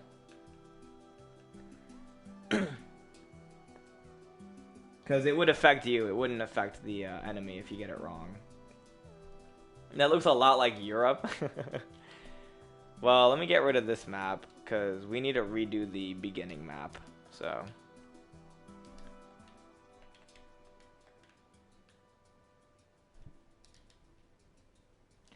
Anyways, Curlist, if you can roll the D20, I'll go ahead and get your character all set up.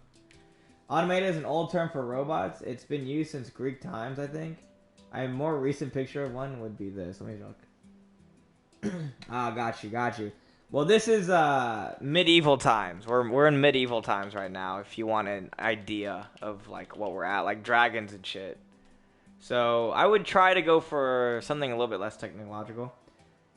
There are even olders. Okay. Christ, what the fuck is that? Well, you said no modern day stuff. What about golems? Well, the thing is when I say modern day, I mean like more recent timing kind of day stuff, alright? If that makes sense to you guys. So that means like obviously any type of car, not allowed. Any type of United Kingdom is not allowed. Golems are completely allowed. Okay, so there are magic golems. They're mostly magic beasts. There is a way to summon them. I will not tell you guys how to. Eventually, someone will have the right intelligence to be able to read. So, what if I'm a car? True. What if you are a car? Alright. We need to go ahead and go around this entire map again, by the way.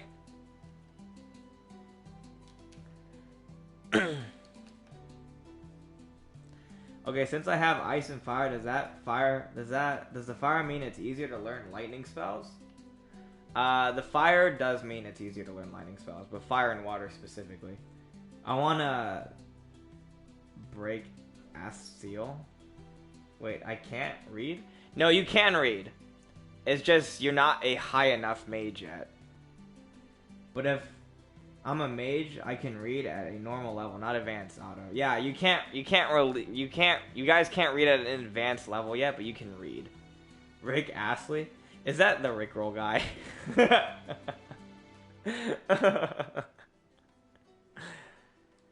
No? Who is Rick Astley? Yes, okay. But yeah, kid who sucks. You are a warrior knight. You're a knight before you're a mage. You're more of a knight than you are a mage. You just know how to use magic proficiently. But you are not a mage specifically. I can read well though, right? You can read as well, and you do have magical potential in you. But you don't know any spells and you haven't been professionally trained at all. I was saying no, like, why Rick Astley? Oh, yeah, why Rick Astley? Yeah, I don't, it's how Isabel thinks, man. He's simple like that.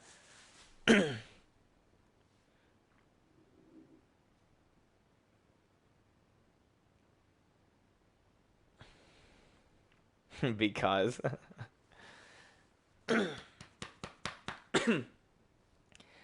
Anyways, you guys are making so much stuff faster than I can process it. Because I was going to try to do all these maps first. And then add all of your character stuff. But Jesus. That's a Rickroll. I'm not going to do it. Okay, so where is the other dude? Is he near me? And can we not start in a forest?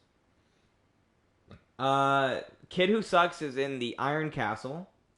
It is a very far. I gotta go eat. All right, got you, Kid Who Sucks. We're just gonna be explaining stuff. We haven't started yet, so don't worry about it. And if we do start, we'll put wherever you are on pause, and you'll be doing your own thing. What was I talking about? Kid Who Sucks is in the Iron Castle, one of the many well-known Iron Castles in the world.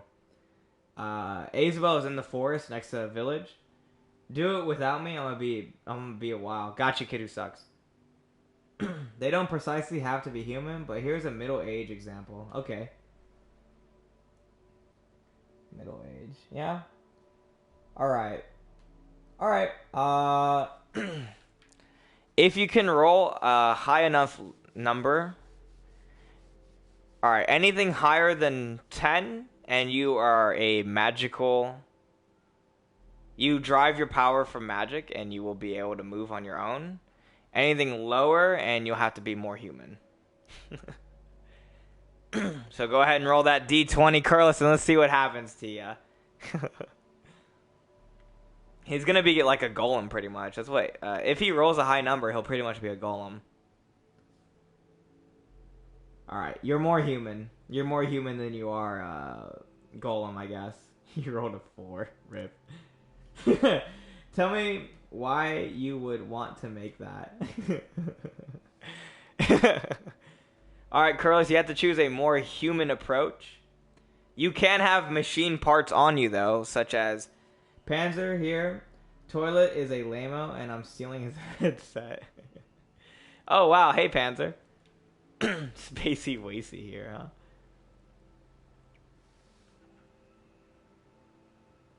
He's sleeping? Bruh. So why are you using his account?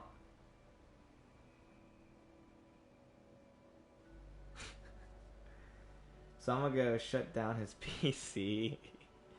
You should get on your account, lol. A machine head, so even if I get beheaded, I'm just fine.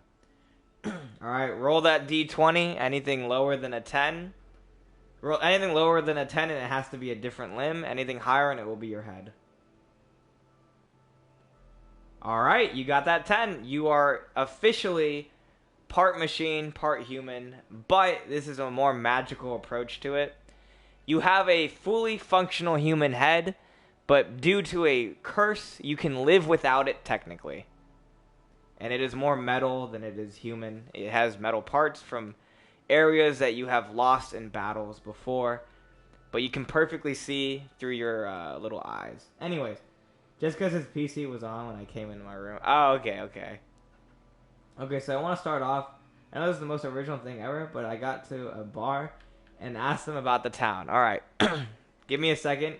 See you later. I was about to say Space Force Toilet. See you later, Panzer, for now. All right, Curlis, now you can roll that D20 to get that weapon. Roll that D20 to get that weapon. Your character is currently made. They are more magical, so you do have some magical elements to you, which is pretty cool. It's always cool to have that. You have a basic reading skill for magic. You do not have any spells currently yet. Your only spell that is the one that keeps you alive, which is a curse.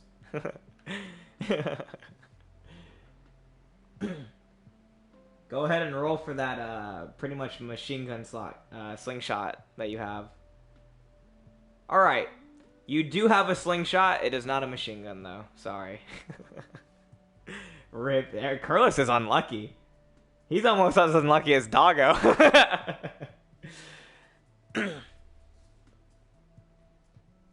You have the physical abilities to slingshot extremely quickly. Sadly, it is not automatic for you. You have to load and shoot it off quickly. But because of your high stats...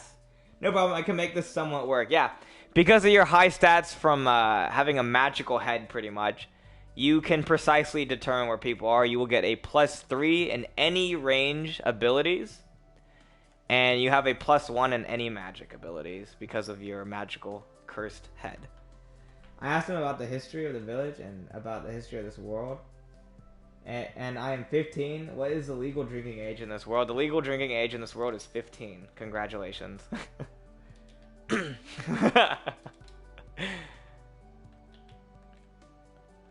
Alright, that's much better. In medieval times, was there even a legal drinking age? No idea. It's just fantasy, alright? This is all this is. When I say medieval, just think of medieval fantasy times. A lot of things could be strange. There's elves, warlocks, high orcs. I mean, if Curlis saw the entire VOD, he saw what almost happened to Peanuts. Now I think about it. Would I even need to eat? You have a human body. That's the only thing that you have. Your head is the only thing that's not human. You do need food. You can starve to death. Which is why your head is somewhat important to you, because it connects to your organs and all that other shit. Anyways, this is currently the map we have for the thing for the D&D. We're going to go ahead and base our stuff off of here. This map that I'm currently looking on, this middle area is where the Viking village was. It's right next to this ice area. Currently, the Iron Castle is in this snow area over here.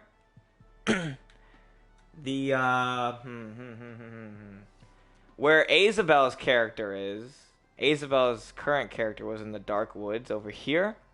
Next to a town up here. Where me, Lucky Devil, you currently are in a village. Does anyone want to start next to another player? If we don't want to start next to another player, you gotta let me know now, because we're gonna have to do turns of 5 for each person. Isabel says no. I want to be the next to the Golem guy. So he wants to be next to Curlis. Curlis, it is your choice whether or not he is next to you.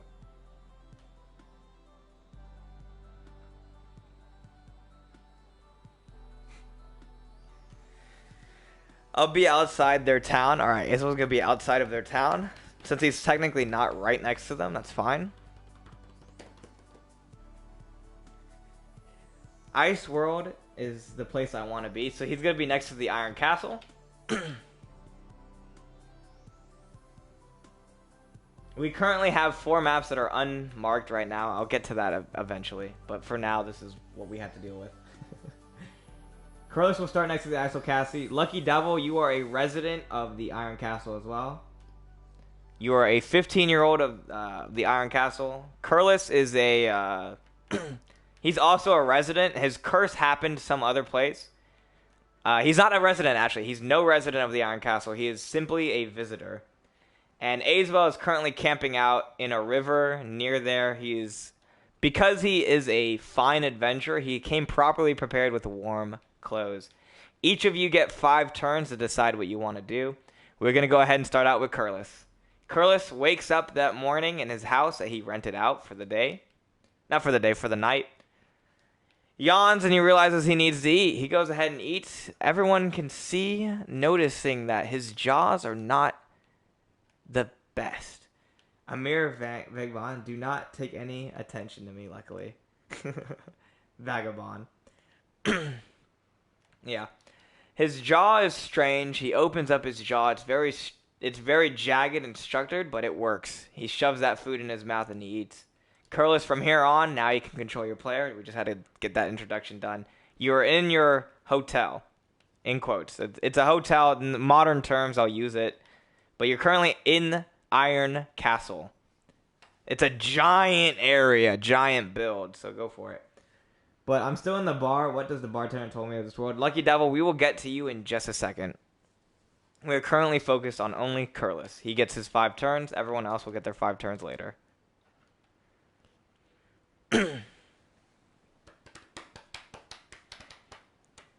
What's inside the castle? Inside the castle, this is the most advanced castle of its time so far, is what they think. It is in the middle of the ice, so there's plenty of heat. There's plenty of fire everywhere. It is a bustling castle filled with multiple races of people, mostly dwarves. Dwarves are the owners of this castle, and they are high dwarves.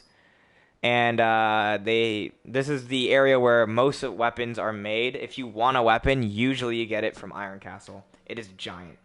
I'm back. Sorry, my laptop freaked out. It's okay, Isabel. Nothing happened yet with your character, Isabel. We're going to be waiting the 5 turns. So, yeah.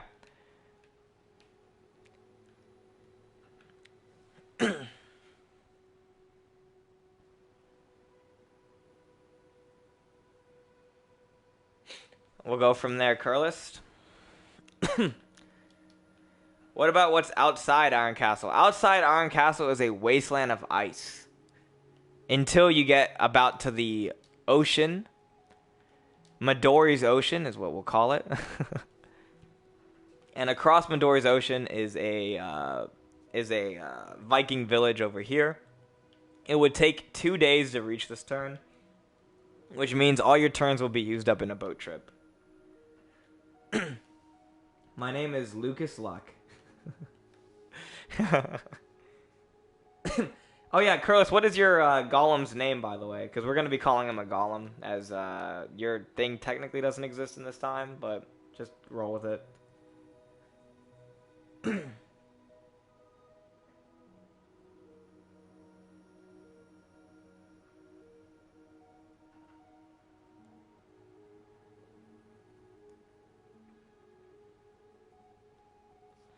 By the way, down here will be the zombie village. Isabel. Down here is the zombie area since our last adventure. If some of you are confused, by the way, about some of the D&D stuff that has already happened, you'll have to go to previous vlogs. If you guys want, I can start a YouTube thing about this and start editing right now. Are there any trees similar to tundras? Yes. Yes, it's a wasteland of ice, but there are trees. It's a forest. Here, I'll show you it. It looks exactly how it looks over here. Or any wood. There is plenty of wood. You would have to leave Iron Castle in order to get out. So, yeah. A massive ocean between.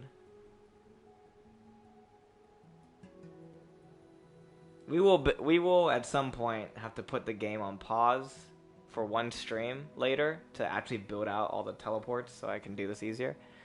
There are trees, very few though. It, like I said, is mostly a wasteland until you get to some of the foresty area outside of Iron Castle. Iron Castle is going to be over here.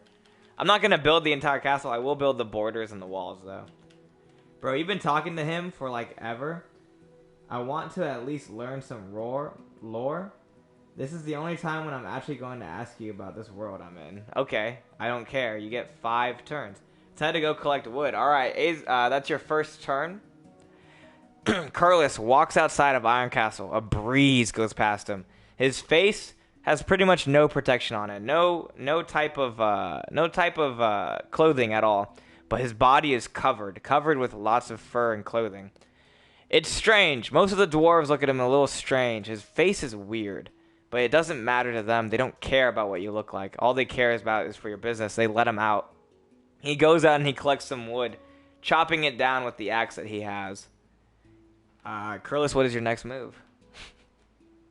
You do collect the wood. You have a couple logs.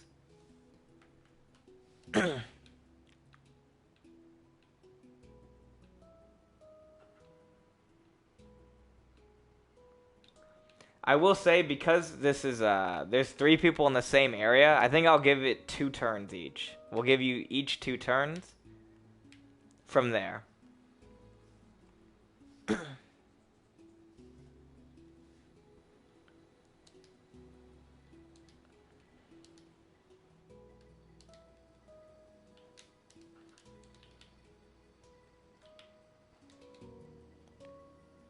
go to command block. We're gonna need it. Block.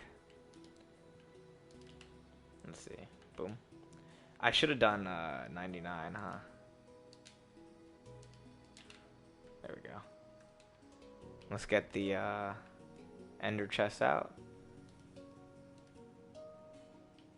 Curl's still here? LMAO. I have no idea. Curly, you still here? There we go. I think he's thinking about his next move. By the way, the speed is based off of you players, so if the story goes slow, it's not because of me. Yes. Curlis, it is currently your move still. You have 1 turn, you're collecting wood. If you want to use another turn, you can just collect more wood. I don't care. It's your choice, it's where your character's going. You're out in the tundras. Tundra. And then the next character we're moving on to is Lucky after this turn.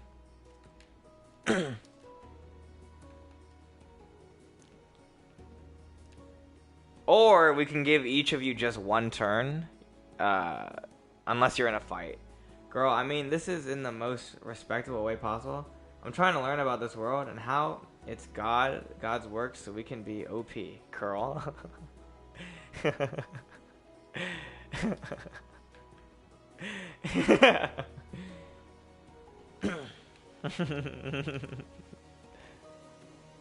Patience. Dan's game. Yeah, patience is key. You have to learn to be very patient, Lucky, because some people have 5 turns depending on what they're doing. So can you answer me a question? If you kill a god, do you get his powers? You do not. You just anger that god even further.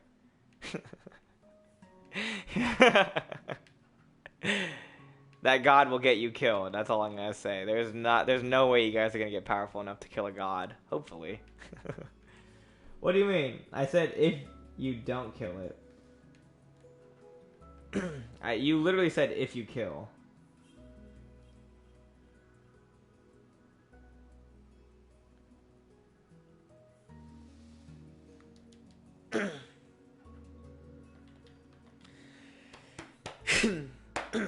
Alright. I create a baton. Okay. Roll for crafting.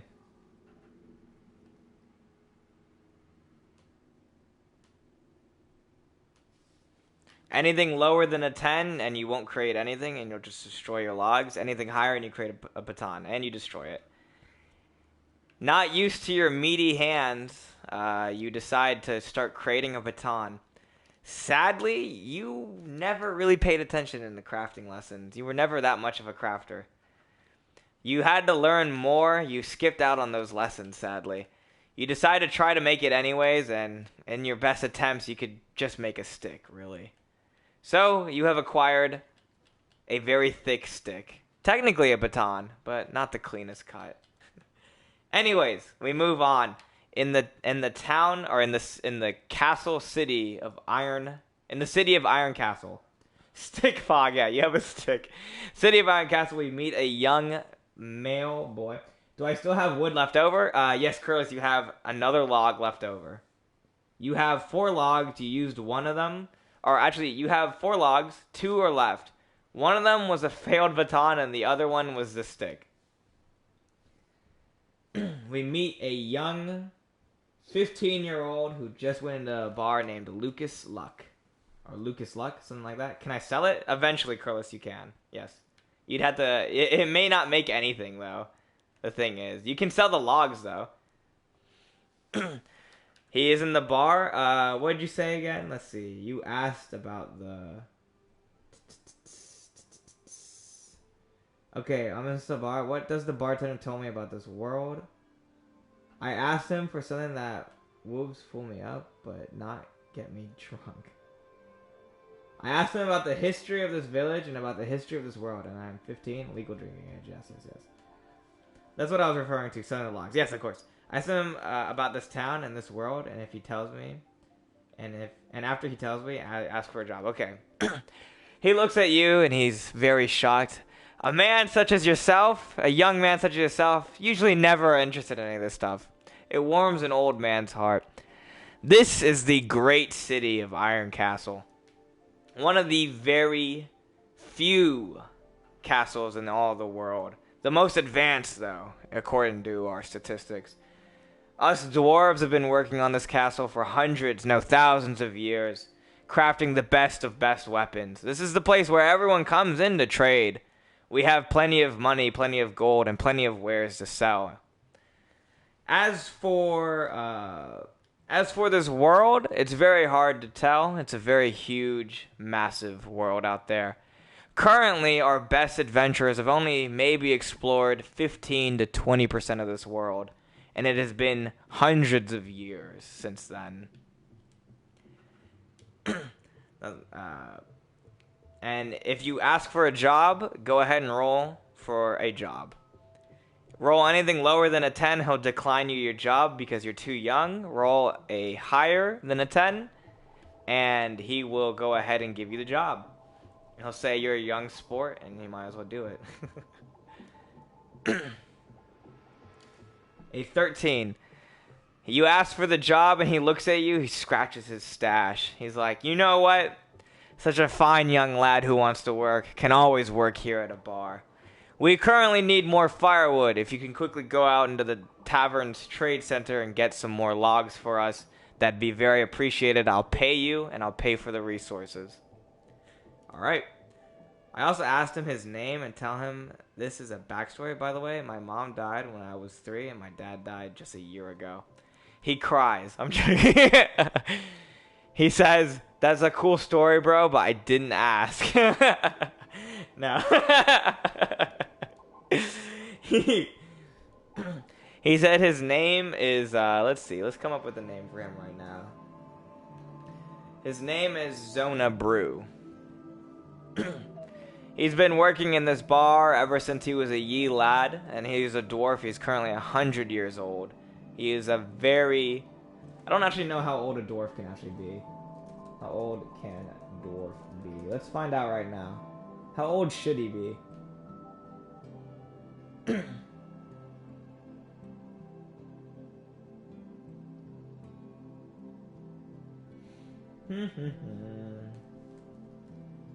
I don't know. We'll just say 100's old. I also asked him if I could be a bartender or a waiter. Nah, he already gave you a job as a lumberer. Sorry. They need more firewood. Anyway, that's the end of your turn. Outside of the great city of Ironport, we go back into the very vast wastelands, passing over Curlis's character. We still don't have a name for him yet. He's the golem. Far, far, miles and miles away. Wait, why was my turn so short? Because you were able to say something really quickly. That's why your turn was so short. It was very quick. You were very quick. Thank you for being very quick. Everyone gets 2 turns. Your first turn was used in asking a question. Your second was rolling for initiative. Anyways, we go to Azebel out in the wild plains of the ice escape. Azebel, what is your choice to do? You could either go towards the city or not, or you could just stay out there. And please be quick. Do the next time, Curl, you slow talker. I don't know. Curlis could have a lot of delay on my stream. Who knows? Go towards the city, roll. You get a +3 in any survival category. It is currently very windy out.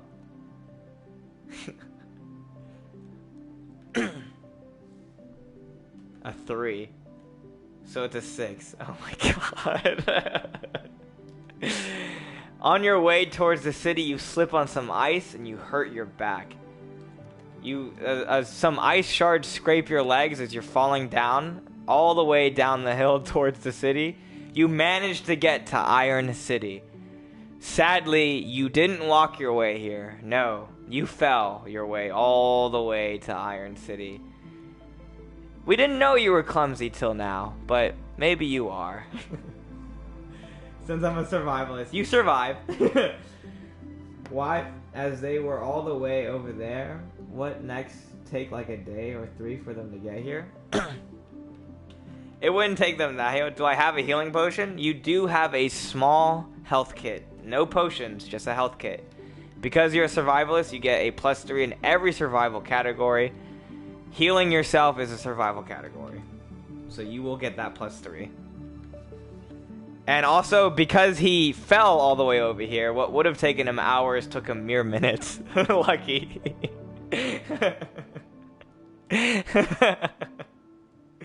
He fell all the way over here. I'll go into the city and ask about quests and treasures to find. The dwarves let you into the city as you are an adventurer and it doesn't matter to them. The only persons they don't let into the city are anyone who they deem a threat.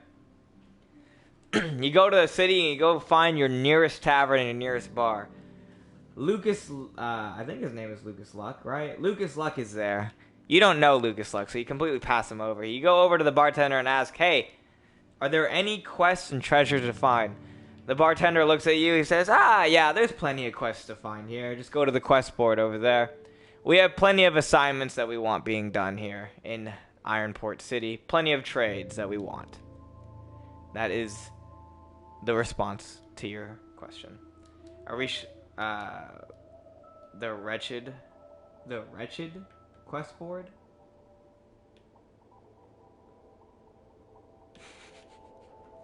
Anyways, we go back to Curlis's character walking through the snow. I'm assuming back to Iron City. He can go ahead and let me know with some logs. Curlis, it is your turn.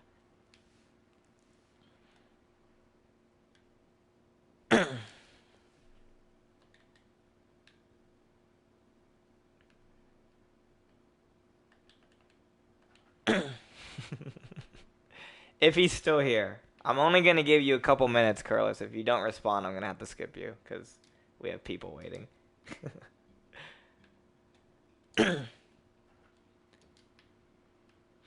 What do we want to make the table out of? I'm going to do this. My DM table.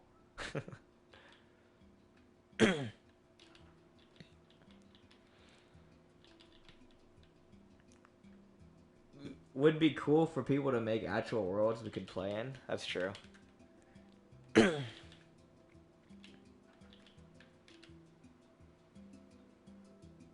Earth to Curlis. Anyone can add him, please? That'd be nice.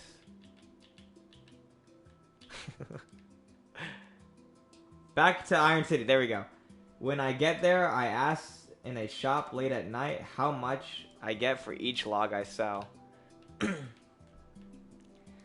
By this point, since it's been hours, we're going to go have Lucas Luck. He's outside. He is currently asking for logs. So, Lucas Luck is currently selling some logs. Let's see. Let's go to Iron City. When I go there, I ask in a shop. You ask in the shop. The shopkeeper currently isn't buying any logs.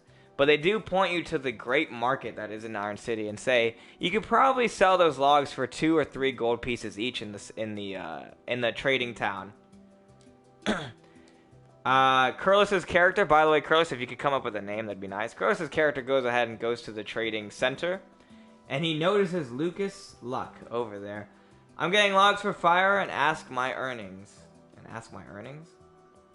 Lucas Luck is currently asking for logs to sell. Is the shop alone? I guess, yes. The shop is alone. I'm guessing that he talks about the shopkeeper being alone. Oh God.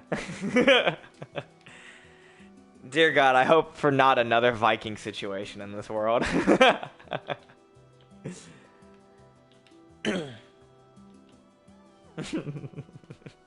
I'm hoping for not another Viking situation. We'll find out, but let's see. From the person who pointed me to the merchants, yes. I see Curl on the logs and I ask him how much they are. Anyone has got any moonshine? True.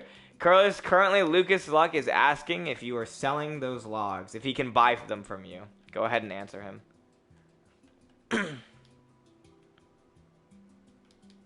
This is my DM table, by the way.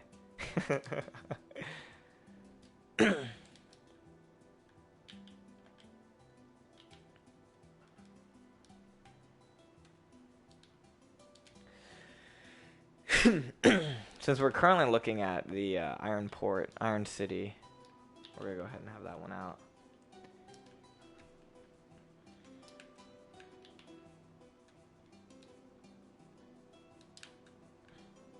I have 3 gold, right? Yes, you have 3 gold. Actually, you have exactly 9 gold.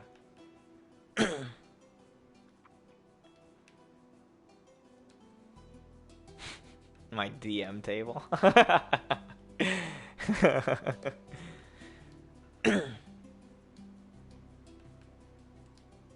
Okay, how much does an iron sword cost?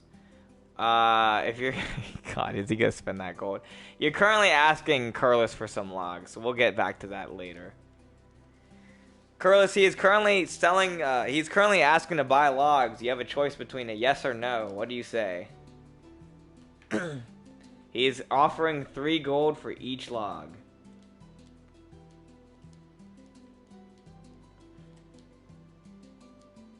I go outside, hide behind a blind angle from which the shopkeeper could not see me, and then I decide to make a shot with my slingshot that ricochets towards his head, killing him. Alright, I see this is where we're going. Lucas Luck is observing from far away.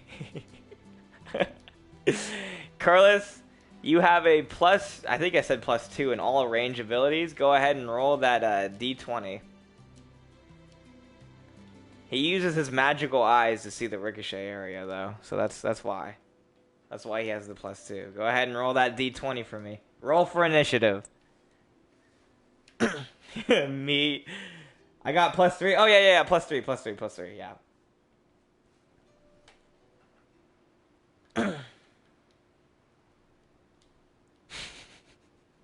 God.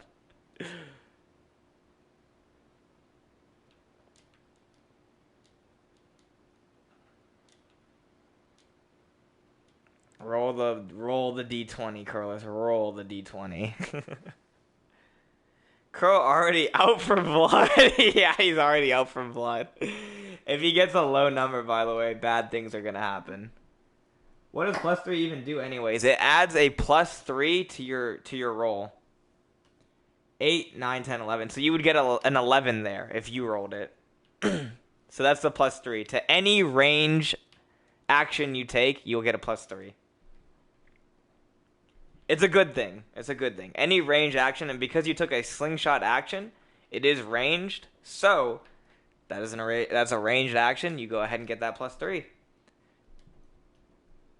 Anything higher than a 10 is obviously a success. Anything lower is a failure. You major success. Not only does it ricochet, but it silently kills the shopkeeper instantly. No sound, just instant death. Right through the head. The shopkeeper is currently dead, Curlis. So I got a 21. Yes, that's an amazing hit. Is that the shopkeeper of my bar? No, Lucky, yeah, Lucky, sorry. Lucky, you are currently at the trading center. You see Curlis do this. All you see him is shoot a slingshot. You do not see him kill somebody, though. Good, I like the bartender. The bartender is currently still alive. The bartender is in the bar. This is an empty shop. Now it's an empty shop with no keeper. The keeper dies. What does the shopkeeper have? Various clothings and various rings of enchantment. Yeah, I wanted him to be like father figure. Got you.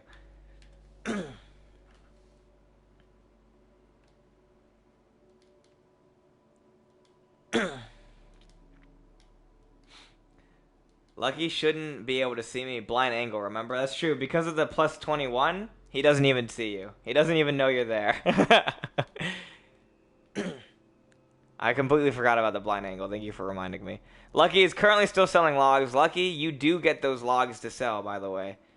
Lucky sells, or Lucky buys some logs. He has currently only 3 gold. He goes to the bartender with the logs. The bartender looks at him and says, "You did so well, young lad." And he gives him 16 gold. I know this is a little bit of an overpayment to you, but I heard about your father and your mother, and I just think you need an easier time on your life. Someone at your age, man's bawling. Someone at your age shouldn't be suffering as much as you are. Can you repeat me what the shopkeeper had? Sorry for asking again. Don't worry, Curlis. The shopkeeper had various rings of enchantment. Very low level. It's a very low level shop. And just some gold in the area that he keeps. A gold pouch. Ask him, can I take the rest of the day off? He says, the bartender responds to Lucky saying, "Of course, lad." He says, "Hey, drinks on me, though," and he hands you a drink. Only for it to be apple juice. Take all rings and gold. Roll for theft. Lock picking. It's all locked away. You do not get any plus abilities from this. Equip some while I'm at it. Roll for lock picking. They're all in a chest. I go to the nearest blacksmith. Got you, Lucky. Lucky successfully goes to the nearest blacksmith. D20 and 18. Curlis, being the not really human that he is, easily breaks open the lock silently, of course. And he finds that most of the shop has already been bought from. But there are 2 rings, a ring of strength and a ring of accuracy. Very low level stuff, though. Probably can sell them for a decent fortune. But he equips them on anyways. He finds some gold pouch. It has 20 gold in it. And he equips both the ring of strength and the ring of accuracy. Both of those bringing a strength to +1 in his stats, not to his roll. And his accuracy to a +1 as well, also not to the roll. Just to his stats. And I will go ahead and make some stats as soon as the stream is done. Anyways, Curlis's turn is currently combined. Do I get my lockpicking skills increased by +1? No. But your lockpicking skills, just from the first interaction, because that was your first interaction with it, they must be at least not professional levels, but you can pick any ordinary lock. Any ordinary lock is very easy for you to pick because you have just proven your skill at it. Anyways, Lucky goes ahead and he goes inside of the inside of the blacksmithing shop where he is currently selling multiple levels of weapons. He looks at him and says, "What is a young lad like you doing in a weapons shop?" I asked blacksmith how much for an iron sword. I want it, and then very movable, I am going for a Kirito sword.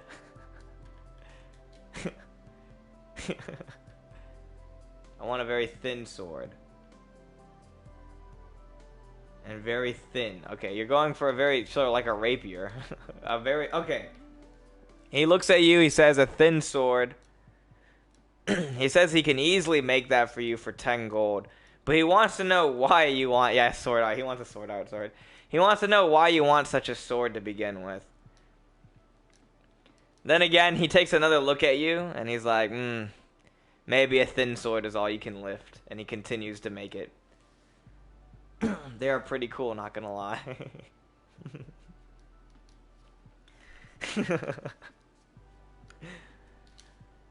Yeah, I want to work up some money as an adventurer so I can buy a place to live. He starts laughing. That's the way to live, son. He goes ahead. You hear him banging on the iron. He said that your sword will be done in the next day, and to make sure to come back. You leave the 10 gold for him to use, or for him to keep, of course. And we go back to Isabel. Right now I'm living in the treehouse where my house used to be. God damn.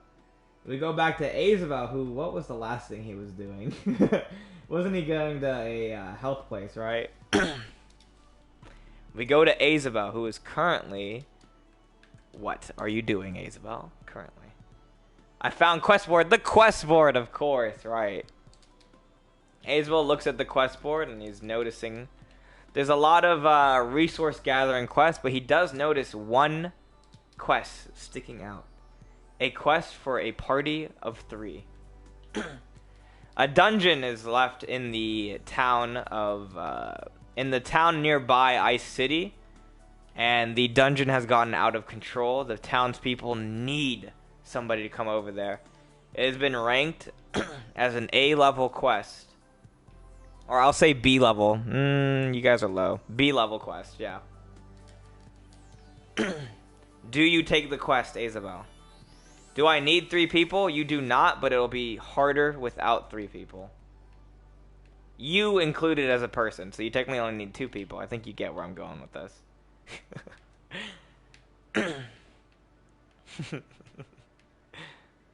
Here's my little chair. Actually, let me do this. Okay, I want to recruit someone from the village. So do you take the quest?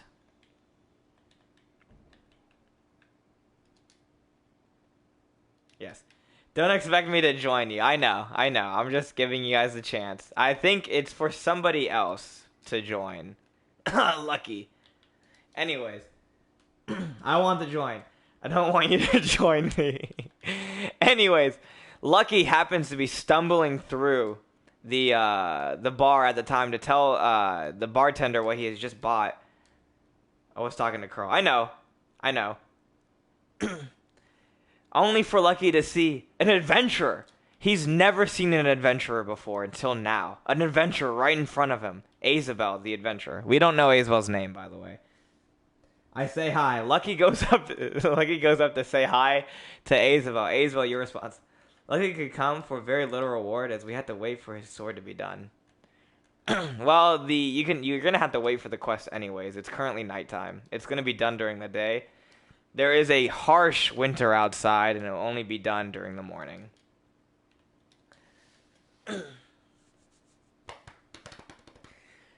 So, Lucky, do you join Isabel's party? I say hi. What is your name? I'm Lucas. Lucas Luck.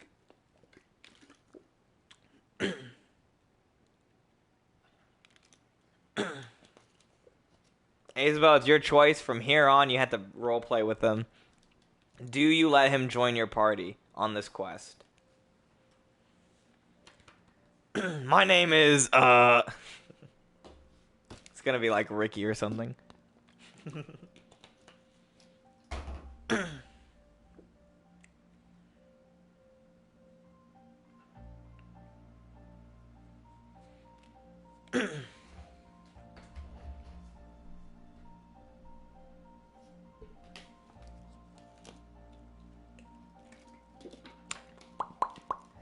Hey, Isabel. Hey, Isabel. You need to be faster. You're reading my name wrong. Read it like this. Lushush. Lushush. Lushush. Lushush? Lushush? I'm gonna call you Lucis. Lushush. Got you. Lucius Luck. Okay.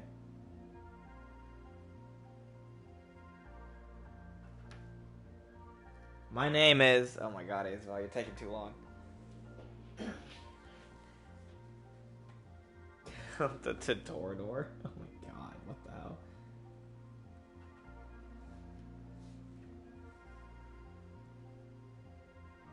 I don't know. Do you want me to give you a name real quick?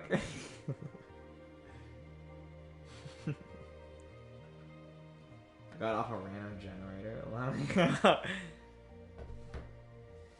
Your random name is gonna be... Hold up.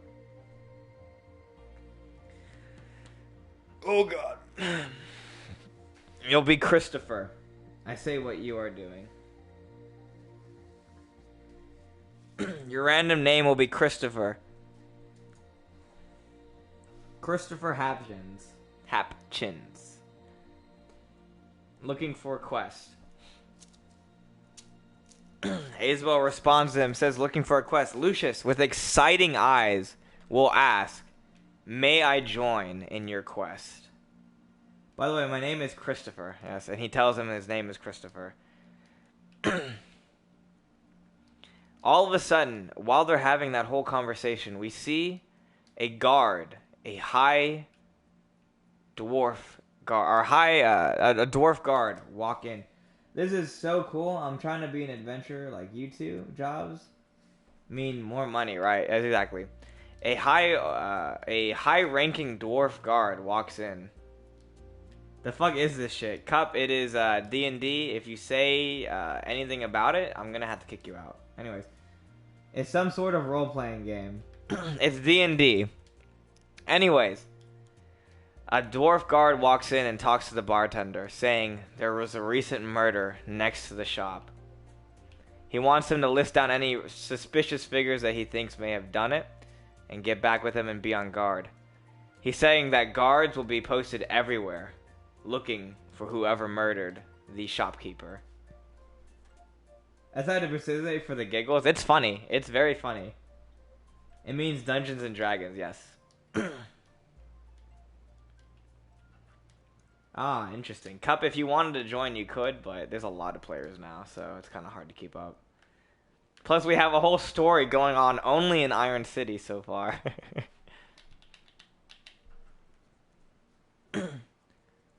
Anyways, with that being said, I'll just chill, got you, Cup. With that being said, Isabel, do you let Lucius join your party? Lucky, do you want to join me on my quest tomorrow? Yes, you guys got to decide right now. If you do, then both of your turns will be used at the same time. So you need to make decisions together. At the same time. Which can have some very funny effects from before. It's about catching on fire. Yes, of course. With this, we have our first party of this map, which is going to be Lucius and Isabel. We go off. They're talking inside the bar. They're having a good time. And we go off into the night, only to see a man with a weird-looking face. We go to Curlis's character.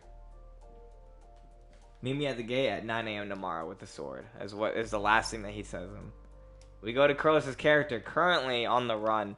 Not being found out yet, though. No one knows it's him. But he is very suspicious. He's always been suspicious looking because of his face. What do you do, Curlis? Curlis notices multiple guards everywhere. He figures they probably already found the body and that he already looted it. They have no idea who he is, though, because they're obviously not stopping him.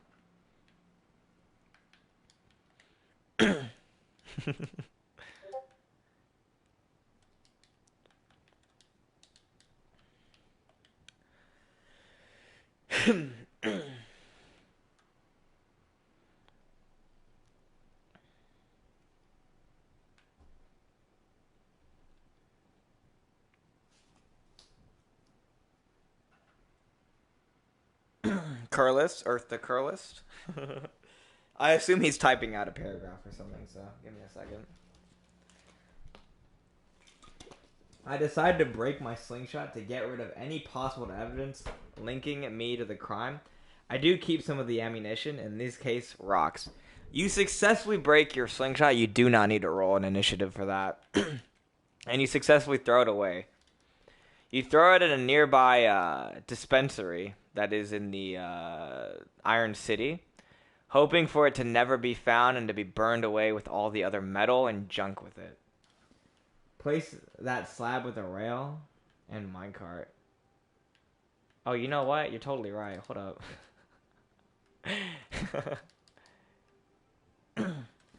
A critical miss while breaking it. You shoot your eye.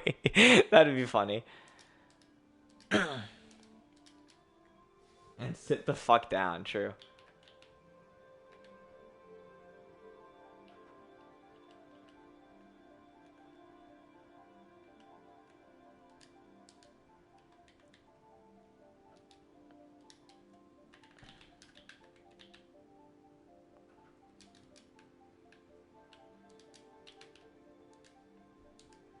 I'm gonna go ahead and put some stairs all around this just so I can't move out of it. Anyways, you successfully break it and throw it away. Curlis, what is your next objective move?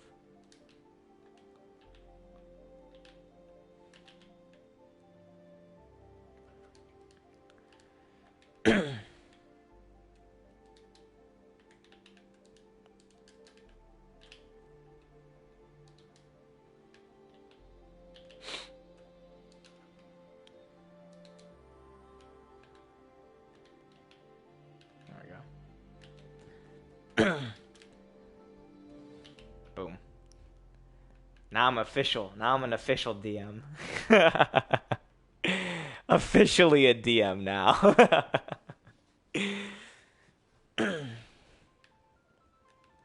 This is funny. This is definitely funny looking. I decided to direct myself towards the merchant's place the shopkeeper referred about to ask about the log prices. All right. You go to the merchant. You go to the, what is it called? The merchant city. No. It's, help me on the word, guys. I'm flanking out right now. My brain is going all different places. Why everyone want fucking logs? It's a, well, Azebel, if I had to direct you to the map, take a guess why people want logs. If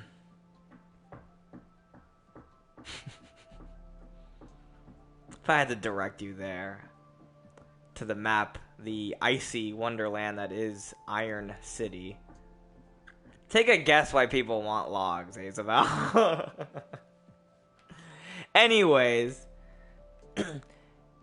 because they're fucking poor. You need logs for heat, construction, tools, etc. Yeah, logs are extremely useful. He definitely chose the right material, especially because it is cold. I mean, part of my job is getting logs. I could have paid you for it, Carl, but you ditched. Well, I mean, instead of...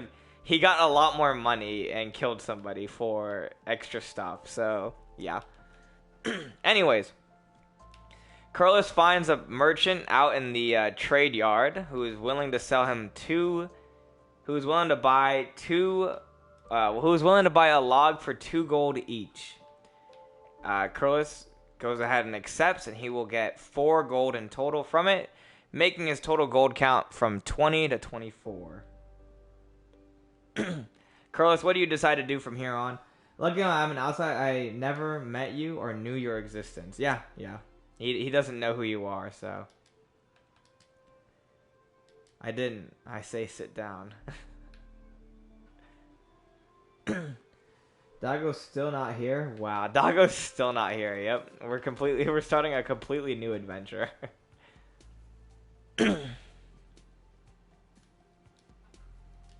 Wait, my phone is about to be out of battery. I got you, Curlis.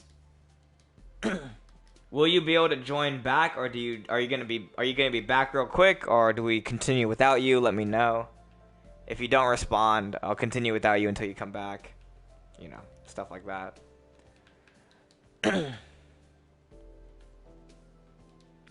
Let's see how off-center this thing is. We got 1, 2, 3, 4, 5, 6. Okay, I'm back. Hey, welcome back. 1, 2, 3, 4, 5. All right, I just need to do one more and it won't be off center. Gotcha. Anyways, Curlis, you have 24 gold currently. Please select a name for your character now. I will not continue your story without a name. I need to know your name now. I'm tired of just calling it Curlis's character. Curl. Yeah, that'd be funny. What if his name was Curlis's character? That'd be hilarious.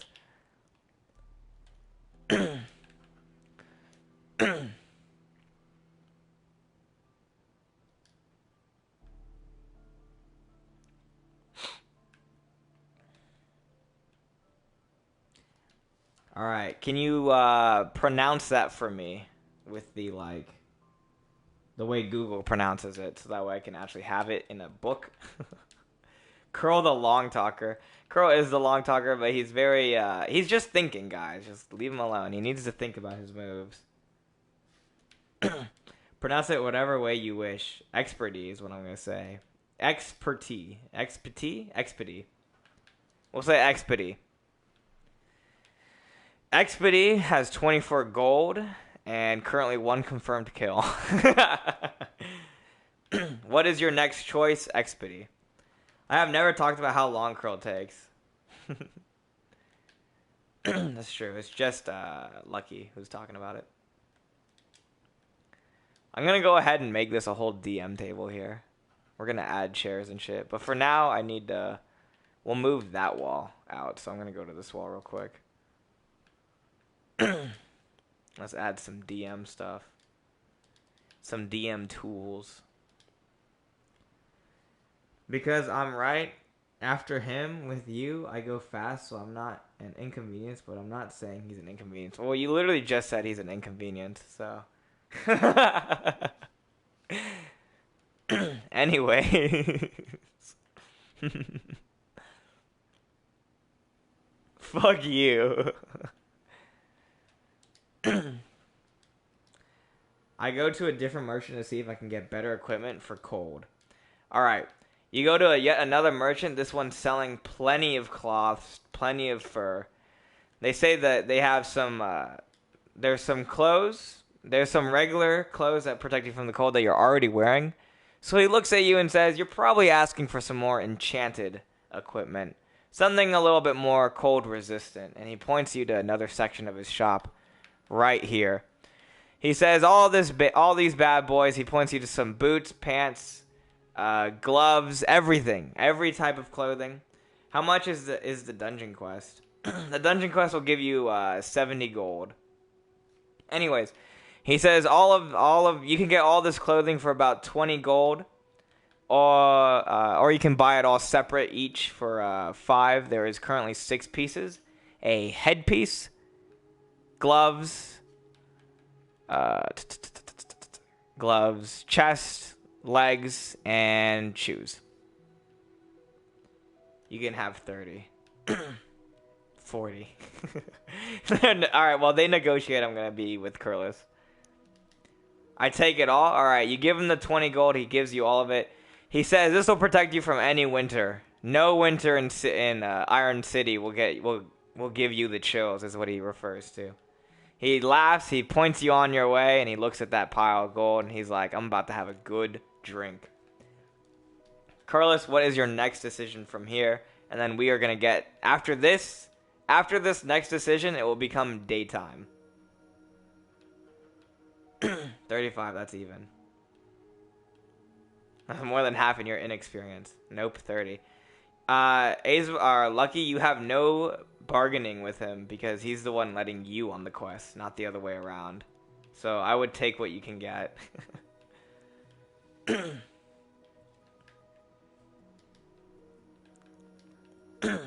Are there too many merchants around?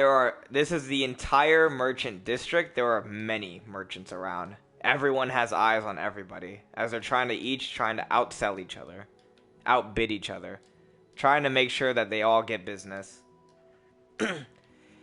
Plus, you look around, security is on high alert ever since that last kill. People are out looking for whoever murdered the man with a slingshot. They are looking for a ranged weapon that threw a rock. Their first assumption is a slingshot, but it could also be many other things is what they're coming to. Obviously, not Curlis. His name is Expedy. Obviously, Expedy knows that no one is suspicious of what he's done. It was a perfect kill. Dang, you're trying to commit another murder? Yeah, he got away with the last one. Don't forget about that. He got away with the last one, so he could probably get away with another one, to be fair. But right here would be risky. On the hype train of murder. Yeah, pretty much. I'm back. Sorry, don't worry about it. Anyways, is it morning yet? Depends. Curlis is this his last action that he can take before it becomes morning. I can use the stick I used as a bat, use the rock, and kill them. All with constant ricochets. If you were to do that, you would need to roll initiative for each merchant there. You'd need to roll an initiative for each merchant there. And if you fail a single one, a guard will get you. Or you would alert the guards and they'll know it's you. Pretty much. So you'd have to be completely perfect. It's your choice. You can do it. If you were to get 20, you would silently kill literally... How many are there? There are currently 7 merchants in the area you are at. 20 in total, but the other 13 do not have eyes on these merchants that you are currently looking at right now, which are 5.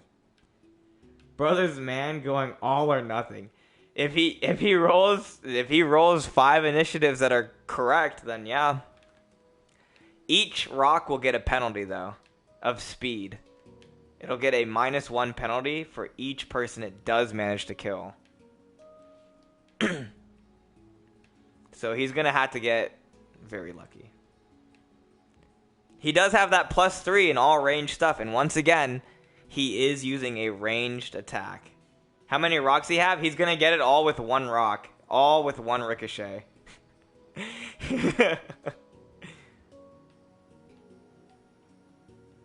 He's gonna use it all with 1 ricochet. If he does it. We'll see. We'll see if he does it. We'll see if he wants to do it. I'm not gonna stop him. By Men is a badass. Dude, this guy, yeah, Xfd is a badass so far. God. He's currently, pretty cool. So let's see what he does. Let's see if he goes for it. Never mind then. Maybe if I didn't have a -1 for each ricochet, I just have to make it fair because there's gonna be a speed debuff every time. He's a murderer hobo. All right, so Curlis, do you go back to your house to sleep or plot? I guess because you don't really sleep. How many guards are there? Many. There's about 8. 8 different high level dwarfs and other races. They're on high alert ever since the last merchant kill. They're all spread out. And they all have their own routes. If someone misses their route, they will announce an intruder. Sleepy's like, oh, by the way, just saying, Kuro should have extra points for crafting because he is a merchant. He is the merchant thing. Mechanic thing. He does have extra points in crafting, yes. We'll give him that. Which is why I kind of gave him a baton, but, whatever. We'll give him extra points in crafting because he's a mechanic thing. We'll give him 2. +2. We'll have to keep track of it, so let's go ahead and do that right now.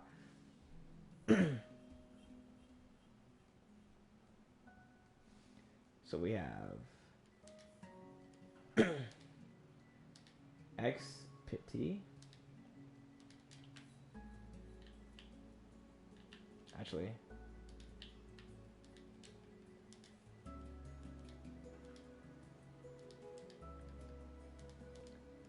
that's Carlos's character.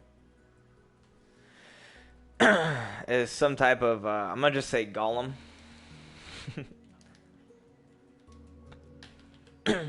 Alright, his strength stat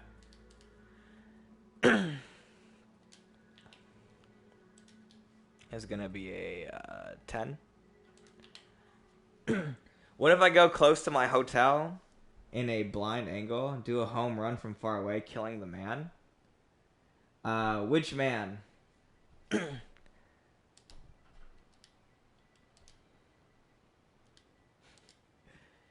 Since I'm also a mage after we go on this adventure, my goal is to get a lightning spell. Like, a one hit that sends lightning through your body. You're not the only assassin.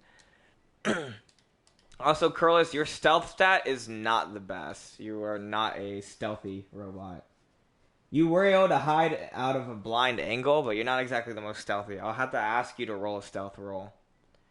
His health will be he is a robot. I'm going to give him a 25. Base health is 20, by the way, so. He does have a higher intelligence stat. He doesn't have any magic yet, though. Base intelligence is going to be 8, so he's going to have 12. Stealth. He is a robot thingy, so he's not going to have the best stealth. What is the base health of monsters? 15 or 10? 10. Low level monsters are 10. It ramps up depending on what you get. The merchant, they weren't be able to explain it since I came from the sky. The guard and the merchant would see it as mere bad luck. Got you. If you want to kill the merchant, go for it. You will have to roll a stealth. And your base stealth is going to be 10. Or not even 10. It's going to be 6. Your base stealth is a 5. It's even lower. You'll have to roll a stealth. And then you'll have to roll the actual shot. But you'll get a +3 on the shot, obviously. We'll say range. What would range be? I don't know. I'm just going to say range. Just for now. This is for all range stuff. His range is going to be kind of... base range is going to be 9. His range is a 18 right now. How much would I need for my roll? You need to roll 1 for stealth. All you need is anything above 10. Anything above 10 and you won't be caught. Anything below, you will be caught. Or they'll know that you did it, at least. You know what I don't understand? He's doing all this when he could get a job like us and make money without it being this complicated to get a job, you bum. He just wants to kill. He's having fun. I don't mind. You guys get to have your own fun. And we'll do a charisma stat as well. Charisma. Curlis is charisma. That's spelt wrong probably, but that's how we're going to do it. D20. Alright, you are currently sneaking, Curlis. You are currently hidden. Now roll for the attack. He'll have 11 charisma. There we go. Base is going to be 10. He gets a...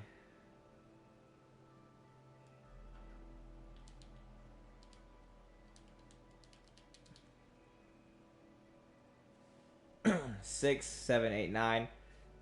You smack the rock as hard as you can up into the sky. It goes straight up. Sadly, the merchant just happened to have been bending down at the moment, and it goes straight past him. He hears the rock slam into the ground. He looks behind him. He's like, what the hell was that? He looks around. There's no one to be seen. The guards are looking around too, wondering what the hell that was as well. You don't hit your target and you didn't kill. Roll stats. Alright, we'll do that.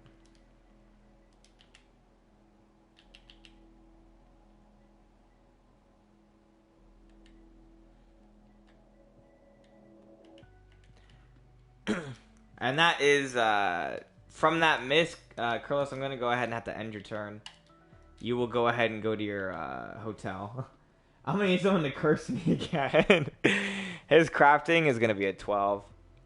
Base crafting would be a 5, so yeah. What now?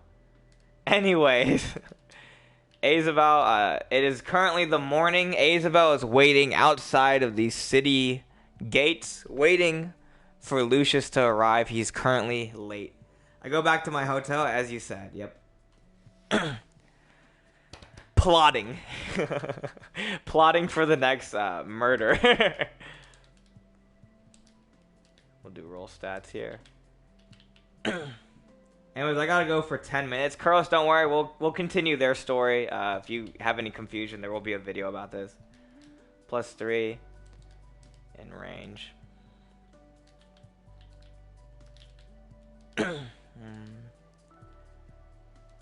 In craft.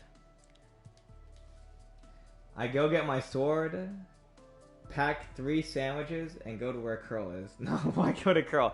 Not Curl, you go to where Isabel is.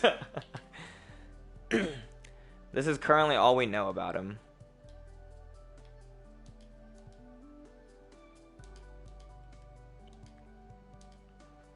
Sorry, Isabel, yeah. Vin.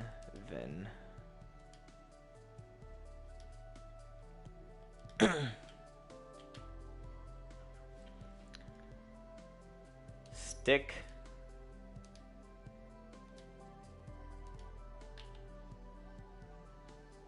Three. We'll give him 3 more rocks. Alright.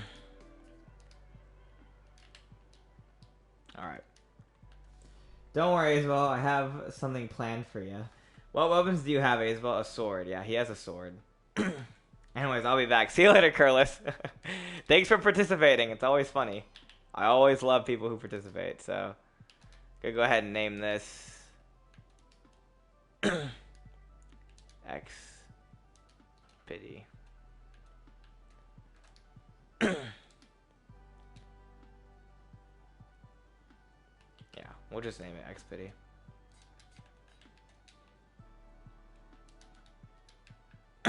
I'm gonna go ahead and have everyone's stats over here. There we go. Cool. And because I bought that sword and my starter weapon was a magic staff, those are my weapons. Luckily, you can have 25 gold now because you were late. Lucky, you can have 25 gold now because you were late. Yeah, because you were late, he's gonna deduct your pay. You woke up late. Anyways, both of you head out through the icy wasteland. Sorry, sir. It's okay. Still 25 gold. That's a lot of gold for a young man such as yourself, is what Azel's character, Christopher, says. Christopher and Lucky, or Lucius, not Lucky. Christopher and Lucius go ahead and wander through the icy wasteland that is the Iron City. Or the outskirts of the Iron City. We'll give a name for this wasteland at some point. As of right now, I can't name one right now. I'm too busy thinking. How much older Christopher is than me? Isabel, how much older are you than him? He's 15. How old are you? I'm 18. He's not even that much older.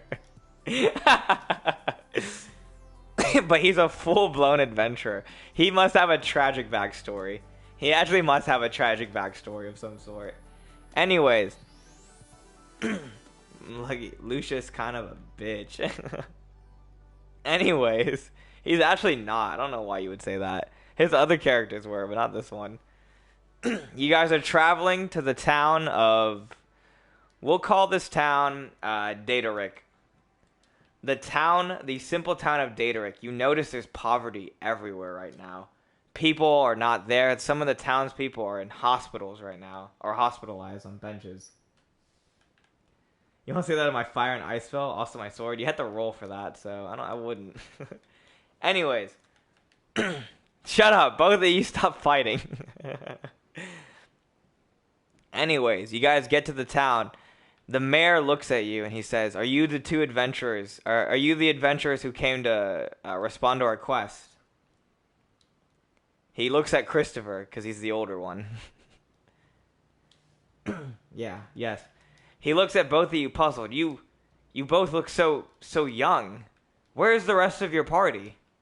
He asks.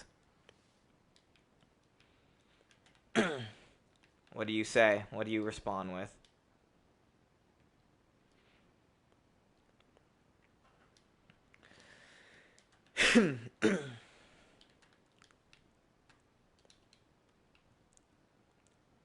I say there was supposed to be someone else. You didn't tell me this, Christopher. Oh, well, now he just outed you for lying. Anyways.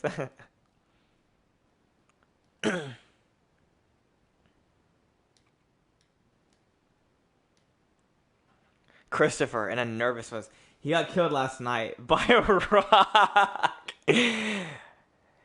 The mayor is so confused.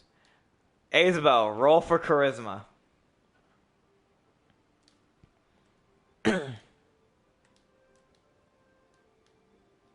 10. You convince the mayor that he was killed by a rock. He says, God, that's such a shame. I'm sorry to hear that.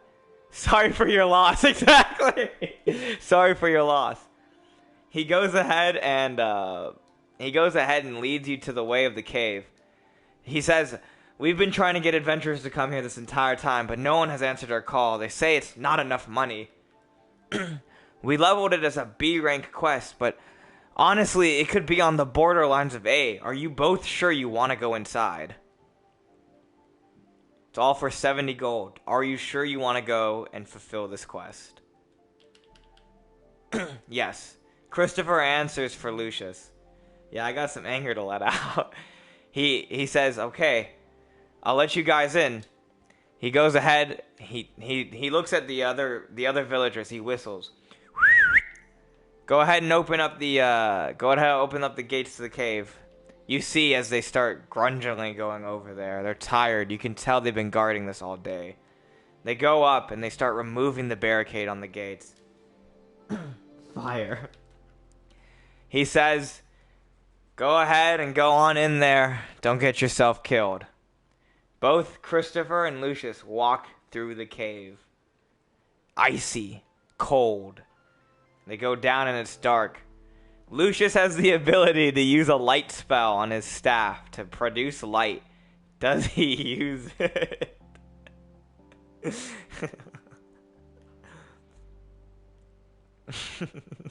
Like, I swear to fucking God.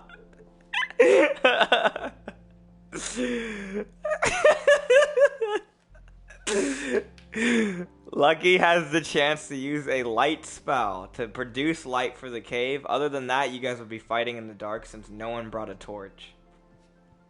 Actually, that's not true. Isabel does have a torch, but it's Lucky's turn, so he doesn't get to talk now. I have a torch, yeah. It's Lucky's turn. Lucky? How many spell slots? You have 3 attack spells and 1 support. The support spell that you have is the light spell. Your 3 attack spells are as follows. Actually, no, you have 2. Sorry, my bad. That's a different character.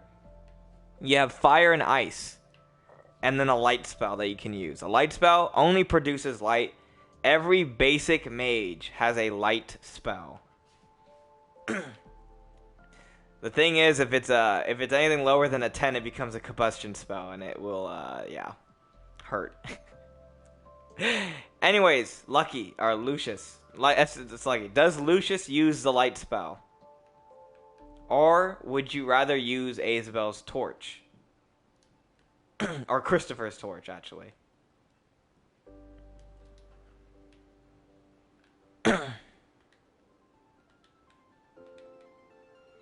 So I'll lead the way for now because we don't see monsters just now. As soon as I see one, I'm lighting them up.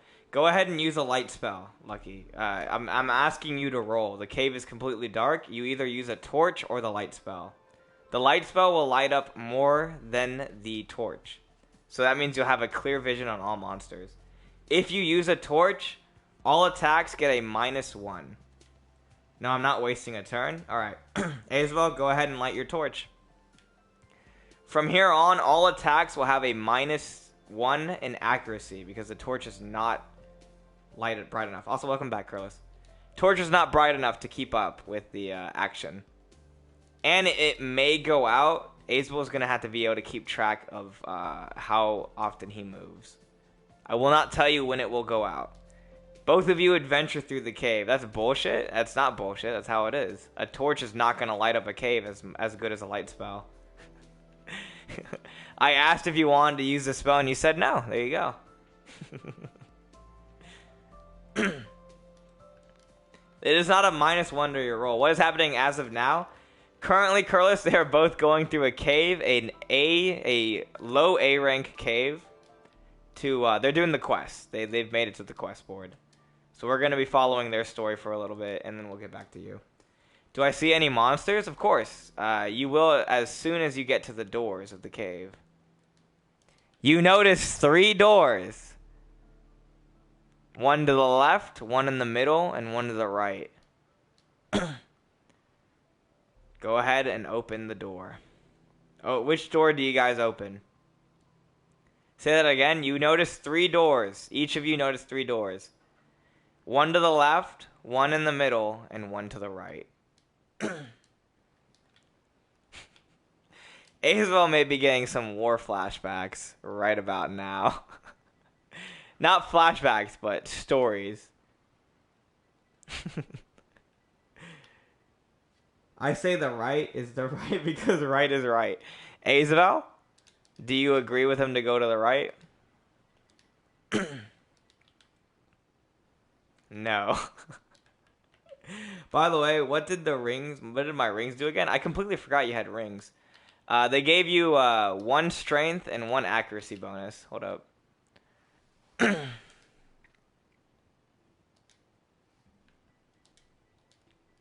Equipment. 1. Alright, you guys go to the right. Give me 1 second. 1 ring. Ring of strength. We'll just do STR. Plus 1. And then ring of accuracy.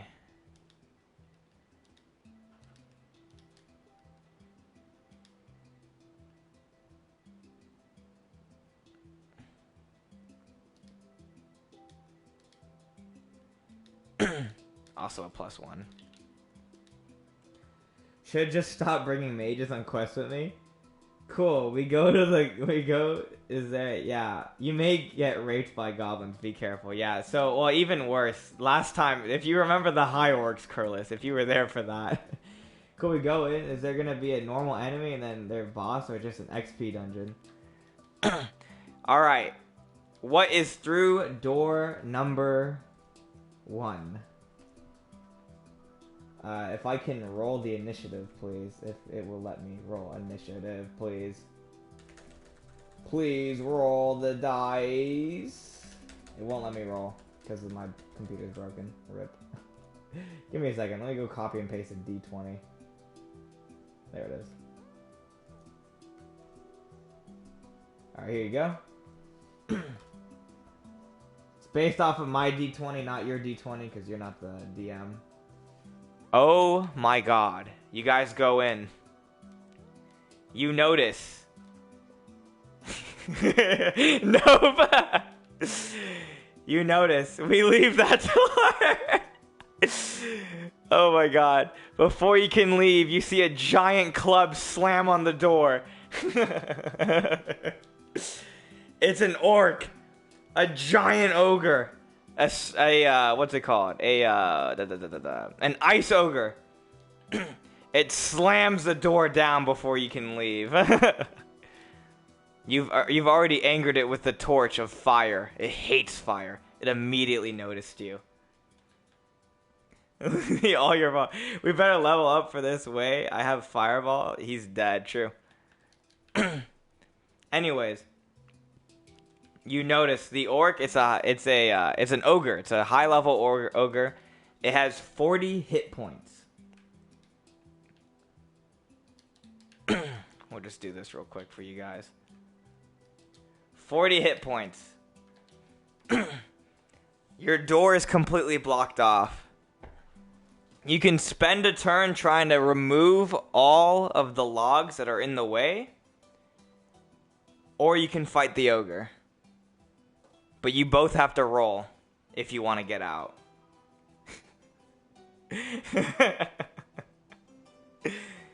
Or you can fight the ogre.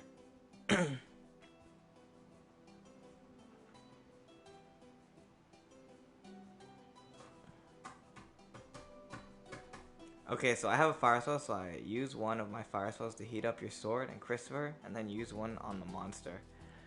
If you want to do that, you need to do a D20 twice. But I'm asking you guys right now, fight or try to leave.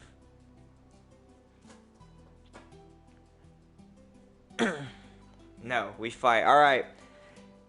Lucky, you will roll your first d20 to heat up the sword. Roll it now. If you heated the sword badly, it could melt. Well, Curlis already gave away what could happen. Anything less than a 10 will hurt the sword. And if it's even lower than 8, well... yeah, we're both going to get to level 3 or 5 from this.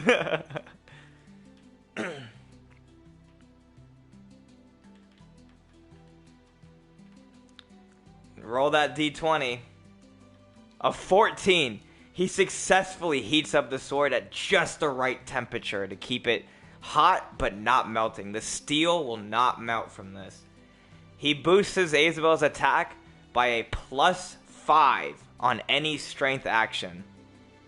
Gotta wait 30 seconds for my next d20. Yeah. For now, that's your first turn. Isabel, go ahead and roll your d20, or choose what you want to do. Do I do a d20? What do you do? What do you do? Are you gonna attack the ogre? What are you gonna do?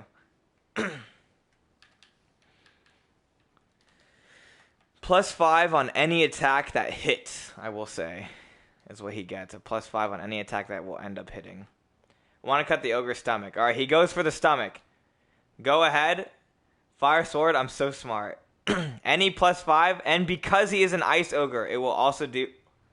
Oh, God. Oh, God. What has Isabel done to himself? In an attempt to swing at the ogre's stomach, the ogre immediately counters him. And, oh my God, Lucius throws a fireball at her. Isabel only has 25 health. So, he misses the swing on the ogre. The ogre immediately counterattacks with a heavy swing. Maybe I won't even have to worry about dealing with you people. The ogre goes for an immediate swing. It's a 13. It hits. It does 15 health from Isabel because it's a direct hit because of the 0. Isabel is currently at, let me get calculator out. Let me get the good old calculator out. He went from 25 minus 15. The fireball hits Isabel. Was it a 2? Oh my God, was it a 2? Oh God, it was a 2. It's a direct hit on Isabel as well. Isabel will lose 5 health from that. Isabel is currently at 5 health and on fire. I gave you the best way to kill him and you failed. Bro, you also set me on fire. Oh my God. Lucius has a chance to put out Isabel's flame with an ice spell. Does he choose to do so? Oh my God. I was trying to do that to distract him so he ain't hit you. I roll out the fire, I guess. Roll for initiative.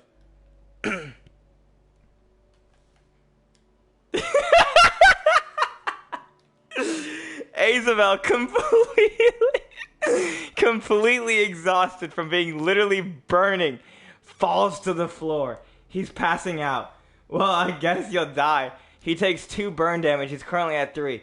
He's slowly fading out of life itself.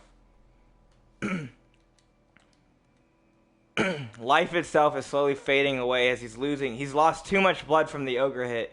He can't roll. Lucky.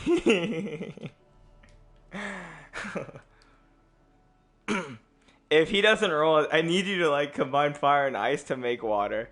He needs to roll 2 dices for that. I use my final spell slide to make an ice wall. I grabbed Christopher and run. You need a whole nother turn to get out, but you need to put him out. Roll to put him out. Put the flames out. Roll to put the flames out. Bitch, I'm still on fire.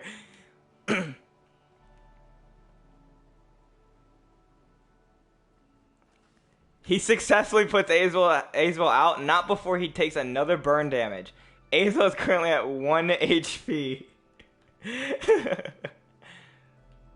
You guys go to the door. You need to take one turn. He also does end up making the ice wall. The ice wall completely blocks off the ogre for one turn. Lucky, I recommend you to offer the ogre your fire abilities as you showcase by burning Azel to become his cook. Ogres would love tasty cooked meat. Let's see how the ogre fares. The ogre smashes the ice wall, but shards fly everywhere. Dust and, not dust. Particles are currently in the air, blocking his vision from the mist.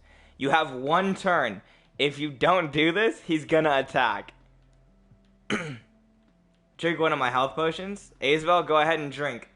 Use a potion. Go ahead and do the D20.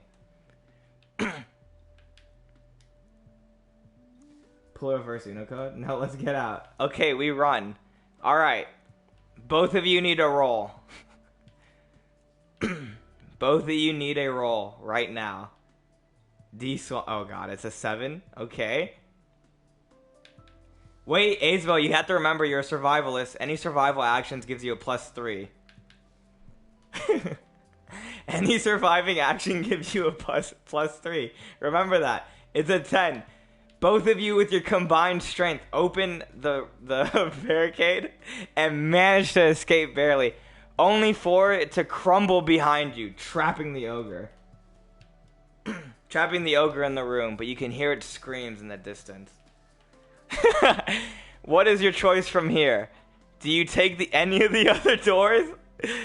Do you take any of the other doors, or do you go up? Also, Azel, because you are currently in a safe place, you don't need to roll for a drink.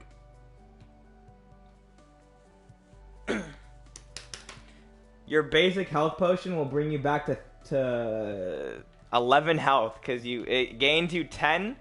You were at 1. He is currently at 11 HP. Fuck you, DM. I'm just playing, man. You're the one. You guys are the ones who took the risk, not me. My spell needs to recharge, so I vote we camp out here since it's still early and nowhere near nighttime. You can choose to camp out, but then we're going to move on to Curlis. So do both of you take a camp? If you do, Azel will heal 10 points, and you will get your magic slots back. Do you camp out? We should enter the left door. You can camp out, Azel. No.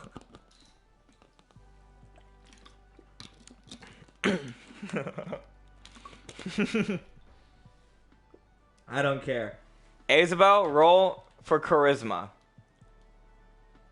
Roll for charisma. If you roll a low number, you go in by yourself. He rolls a 10. Christopher reluctantly joins him. You guys will go into the left room. But you open the door and it's just darkness. Azel may be saving himself. Fuck the money, I'm out. You've already been convinced by his charisma. You've joined him. A shame Lucky's choice wasn't the one chosen. That's true. You've been convinced by his charisma. But you open the door, it's only darkness, and then we fade to Iron City, where we currently have a almost 2 times murderer, Expedy. Lucky, if I died, we die. You a fucking psychopath, we dead. It depends what's in the door. I had to roll a d20 to find out. Anyways, go ahead and Curlis, it is currently morning. What do you do? Azel is a human adventurer.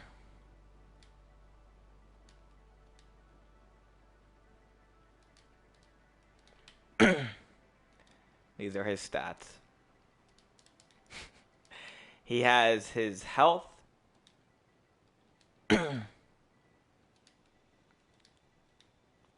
Dash. That was so funny, guys. That was actually so fucking funny. His health is at 25 in total. His intelligence is minimum. It's very minimum considering what he just decided to do. His charisma must be a little bit high. You're gonna have base intelligence, which is an 8. You said it was high because I can read well. No, you have base intelligence. I decide to go to whatever the weapons place is. I offer the following exchange. I'll give them all the new armor I bought from the merchant, and in return, I ask to get my stick upgraded to a mace. What's it called? The ironworker looks reluctantly at all the fur coats that you have given him. He says, I don't really need any of this in reality. But, it might be a fair trade, he says. Curlis, roll for charisma. You may be able to convince him to do the trade. Let's look at Curlis's charisma stat, actually, because it might help us. He has pretty much base charisma. It's at 11. So, even if it is a 19, he super convinces him. In fact, he convinces him so much, he's like, honestly, I only really need the hat, to be fair. So he takes the hat. He says, I'll make you a mace. I'll make you one of the best maces I can make. But in exchange, I'm going to need you to... actually, you already gave him the hat. Never mind. I'm thinking too far ahead. Yeah, my sword being right is easier for a sneak attack. Anyways, he goes ahead. He says, this mace is going to take at least a day. Are you able to come back tomorrow? He asks Curlis. Or Expedy. If they can't see in the dark as well, you could just take them out. Darkness. If you guys are in complete darkness, you guys are going to get some huge negative stats, by the way. He has basic charisma. Let's go to Christopher's book real quick. We're going to do a speed stat right here.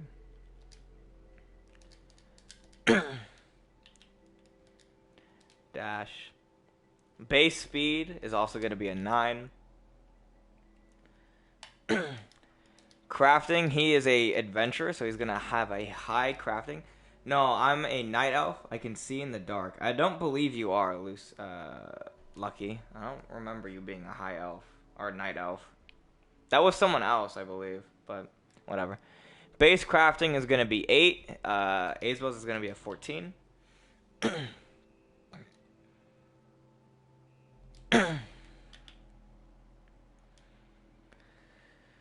And we're going to add a speed stat to Expedy right now.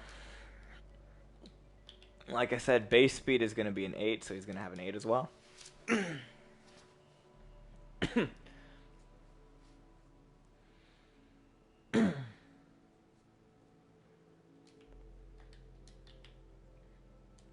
But yeah, Curlis is currently your turn still.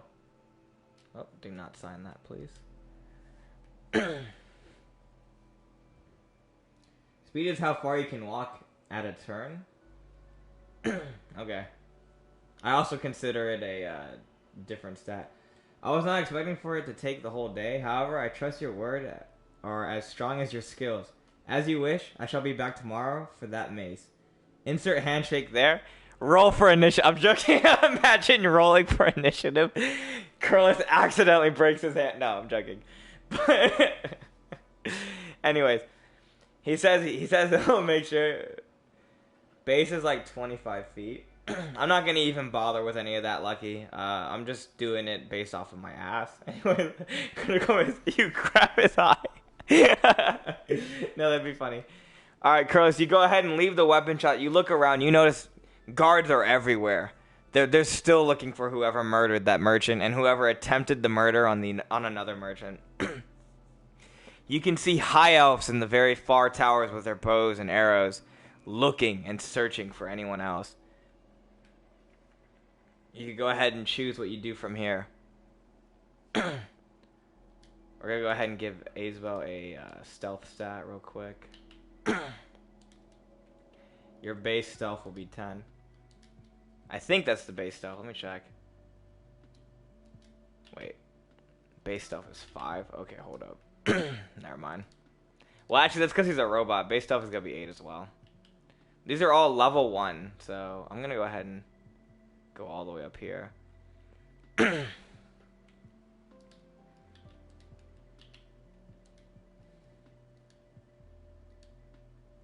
Actually, we're going to go way over here.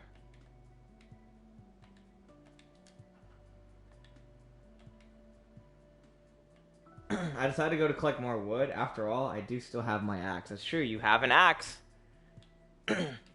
You go ahead and go off to collect some wood. That's going to take some time. You lose a couple turns from adventuring out. You go ahead and get more wood. This time, instead of getting 3 logs, you manage to obtain 5.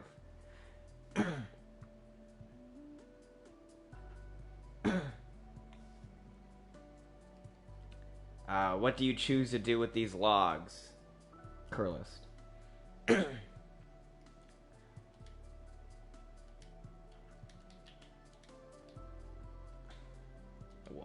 There you go. Currently a level 1 character. He got 4 last time. Well, he managed to get an extra this time, so... You're right, he did get 4 last time. 5, 6... We'll give him 6 logs instead.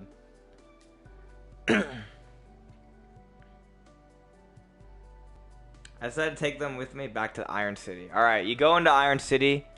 You have all your logs. The dwarves let you in as you are not suspicious still. You are not suspicious. You don't have anything to be... They have no reason to be suspicious of you, so... Yeah.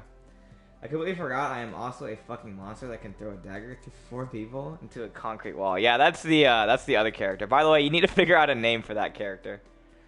Gotta go to your inventory. This is what you currently have. Curlis, you have an axe, a stick, 3 rocks, and now 6 logs.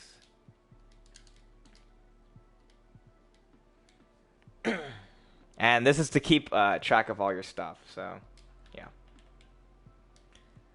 Unknown. By the way, Lucky and Azeball, I would be devising a plan while you guys wait, because you're gonna probably need it. You guys are probably gonna need it. So we go out. Well, you guys already went through the door, so it's not a choice. Anyways. And we destroy the thing. That's the plan. We go out there, we destroy whatever it is in there. I still have more choices. Carlos, you do have more choices still. You can sell the logs. You can roam around through Iron City. The day is going by. It currently is midday right now. It used to be morning. You went out to get logs. It took a couple hours because of your speed.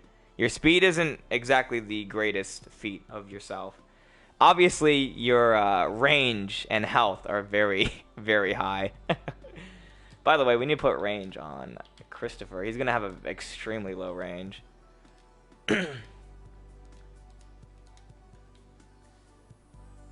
No matter what range. I'll do you next. Don't worry. We'll do you next. Azewell, the base range is 7. He's going to have a 7. I get them back at my hotel and go collect more wood. Alright. It's currently nighttime. You go out. You currently collect more wood. This time, most of the trees that you were going from are a little bit gone from now. There's not many trees left. This time, you can only muster up 3 more logs, putting you at 9 logs in total. It is currently nighttime. If you head back and go to sleep, it will be morning. And you'll still have more choices because I gave them a lot of choices last time.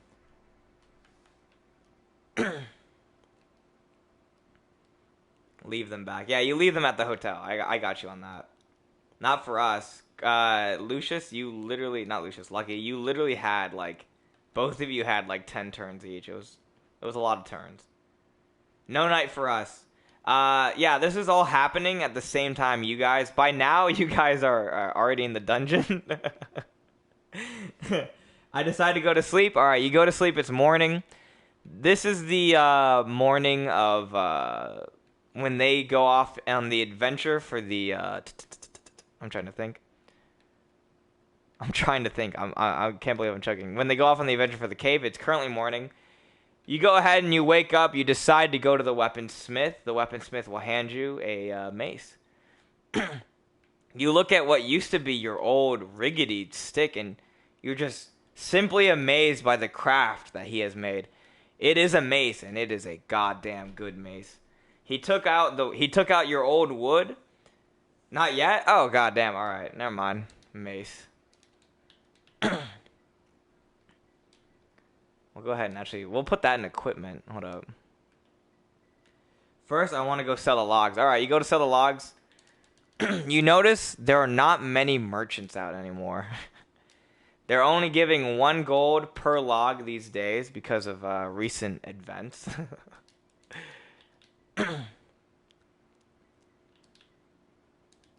Strength.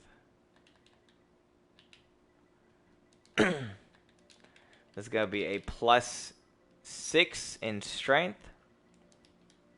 There we go. They're selling 1 gold for each log, as there has been a murder and 1 other murder attempt. Later, can I get a hot-ass girlfriend? Roll for charisma, and we'll see what happens to you. It's maze, Luke, not mace. A maze. The hell's a maze? I thought it was a mace.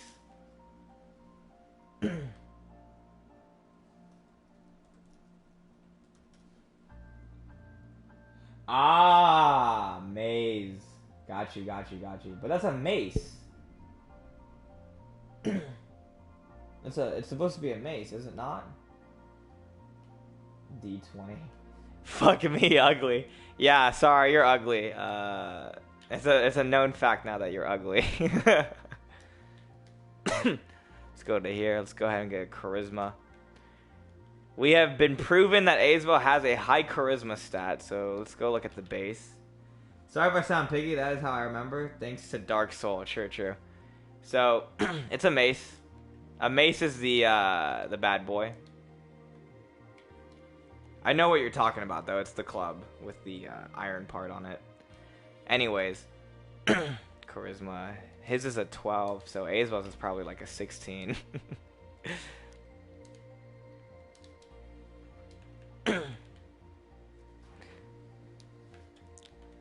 Which means I'm actually going to give Azazel a +1 in charisma rolls because of his stat is getting higher and higher. Mine is a 9. Yeah, yours is going to be base because you couldn't even convince him not to. What else am I missing here? Do we have the strength stat on him yet?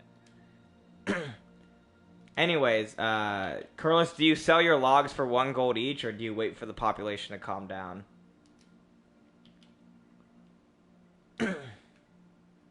Yeah, we haven't done a strength stat yet. Strength. Azazel's strength, base strength is like what? I'm gonna have to make a book that's called base. I'm gonna say base strength is a 10. Azazel's is gonna be a 14. There we go. These are Azazel's stats. Not bad stats, not good stats, just stats. Roll stats.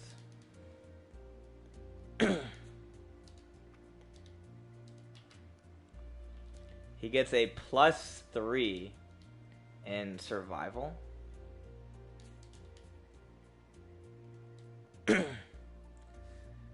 Tell me when it's our turn. Kick ass, got you. I decided to sell 6 of them. Alright, you sell 6 of your... Goddamn, dude. I'm choking over here.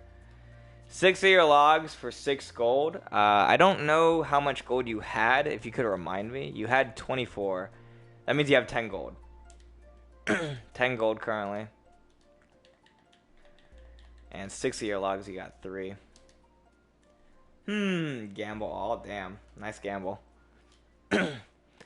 Alright. Do you now return to the blacksmith? After the blacksmith, if you do go to the blacksmith, you have 2 turns from here. I had 4 before. I would be at 10 now. Yes, I just gave you 10. Yeah. We remember. Does Azazel have a craft thing yet? He does. It's a 14. Yes. All right. You return to the craft. Now let me continue. You look shocked at the mace that the stick that once before used to be just a stick to you is now a full-blown mace. The highest quality of metal. The sturdiest wood. He replaced the wood and everything. It's a sturdy mace. It's a very, very good mace. It has no enchantments on it, of course, but it is a mace that will knock the teeth out of people. He goes ahead and hands it to you, and here he says, "Here you go. Thank you for the hat. It turns out to be a lot more useful than I thought it was. I went to bed with it, and it was very comfy." He shakes your hand, and he sends you on your way.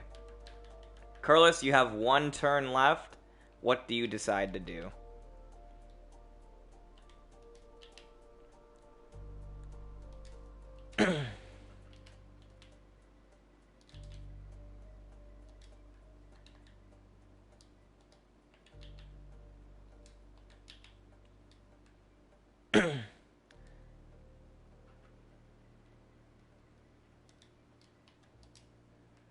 Actually, I'm going to give Azebel a +3 in crafting as well, because he is a survival list. So, there you go. And anything else that's above 10, let's see.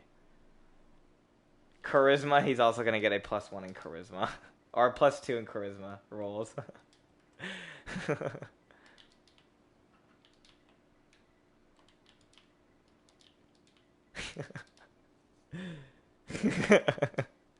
There we go. And we're actually gonna give Curlis a +4 in range because of his range is almost at 18. But it's gonna stay that way for a while, so let me go ahead and name this as Christopher. When are you gonna do me? Right after I do Christopher completely. Oops. Right after I completely finish Christopher. Wait, bruh. Yeah, just wait. Lol. Alright, now we need to do Christopher's inventory. I say my thanks and I direct myself to some shop where they sell potions with effects. Alright. You're at the potions and effects shops. I'll let you buy 1 thing as your final turn, and then that's it. Alright, so you go ahead and buy the potion shop owner greets you. You notice it's a woman dwarf. You see her husband working in the back of the shop with a giant test tubes. You go ahead and greet them. She asks what you want. She's selling speed potions, health potions, and strength potions. What is a maze, by the way? It's a mace. Mace. Well, what's the prices? Health potions are at 3 gold, a strength potion is at 4, and a speed is also at 3. 3, 4, and 3. Health is 3. Health is 3, strength is 4, and speed is 3.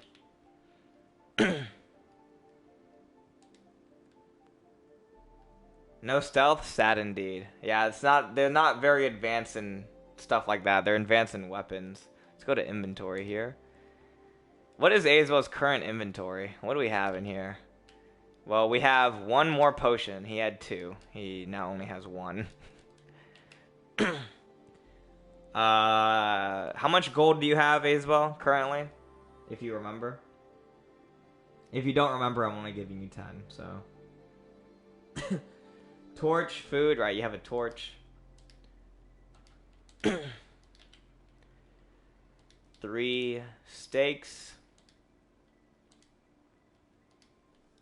And 15 gold.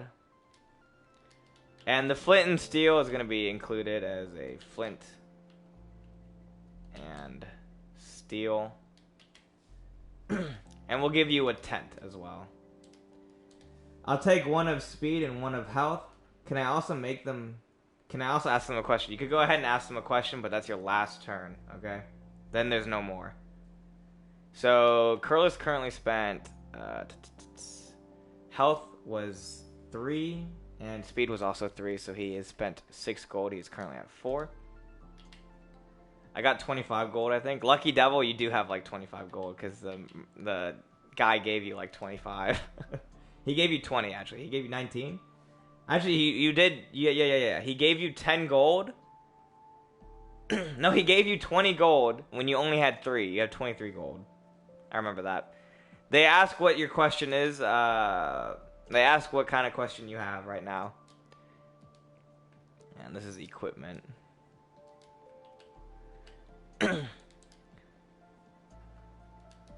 We're gonna say sturdy sword.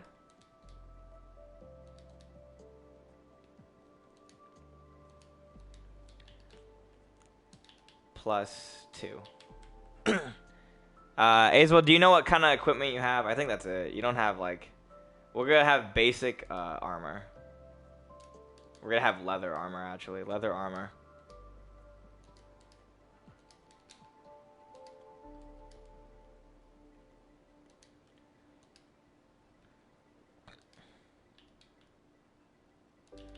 There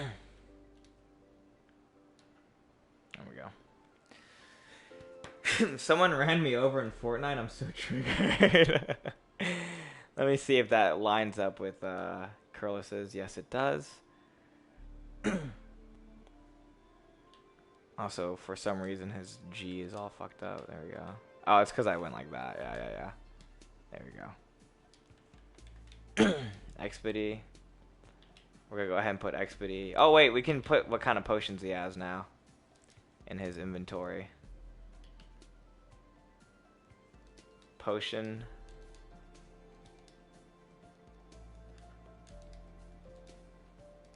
One health.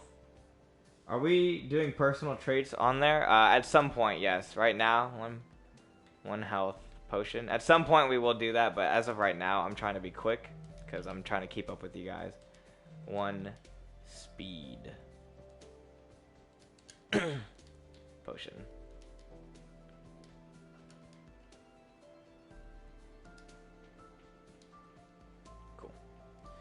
If it isn't too much trouble, could you tell me where I can go to that would be able to indicate if the new coats I bought are by any chance cursed? They look at you strangely and they go, well, there is currently a warlock in the tower all the way up in let's see, not at what is this place called? Iron Castle. There is a warlock tower not too far from our Iron Castle that can explain to you curses and relics and other such wizardry. And then they send you on your way. You say thank you, and then you go. All right, back to Lucius and Christopher, the dynamic duo. I go to the warlock to study lightning spell after we beat this dungeon. Yeah. This is gonna be interesting. Christopher and Lucius. I'm gonna have to make Lucius's book soon, but for now we're gonna have to be paying attention to their fight. You go through the door. It's completely dark. We find out what's in the door now. Oh, you guys got so fucking lucky. You guys got so lucky. You guys got so lucky. Goblins. 3 of them are standing in front of a fire. Each of them hungry. Hey, Luke, could you tell me where the dungeon these 2 are at is on the map? The dungeon on the map, currently, Ironport City is right here. Not Ironport. Iron Castle is right here. We'll call it Iron City. It's Iron Castle. Right here. Their dungeon is across this lake all the way over here. The Warlock Tower is up over here. Oh yeah, no lights, by the way. I can see them fairly well. And the 3 goblins are there. They're around a campfire. It's already lit up, by the way. The cave is lit up. The only reason I said it was dark is to anticipate, you know, just to show you some stuff. Anyways, there are 3 goblins. Okay, do they see us yet? One of them has spotted Isabel. The others have not seen Lucius yet. But one of the goblins warned the others about Isabel's entrance because he's much taller. Goblins. But these are very weak goblins, each having only 10 HP. One of them is an archer. The other 2 are both just brutes with sticks. We go into an attack phase. Isabel. Roll. What do? Held a message? Stick. Why was stick banned?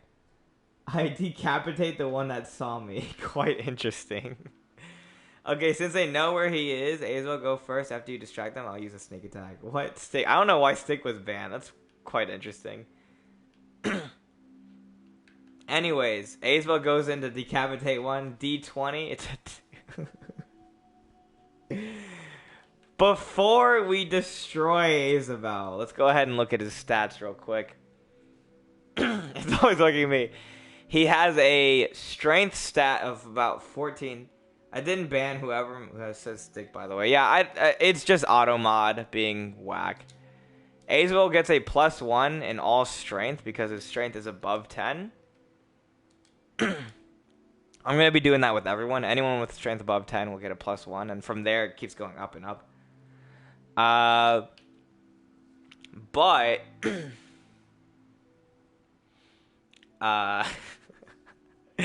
Azrael still gets hurt from that swing.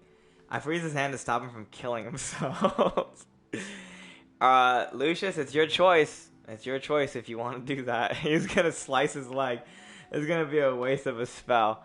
Alright, you're going to freeze his hands, which will stop him from swinging it, but he will still hit his leg with no sword. He does a successful freeze. Without completely freezing his hands into a block of ice, he freezes his hands just enough for them to go numb for him to let go of his sword. Luckily, through the momentum of the sword, it does manage to hit a goblin. Just the hilt, though, it hits him above the head, only doing 1 point of damage to the goblins with 10 health each. We'll do 10.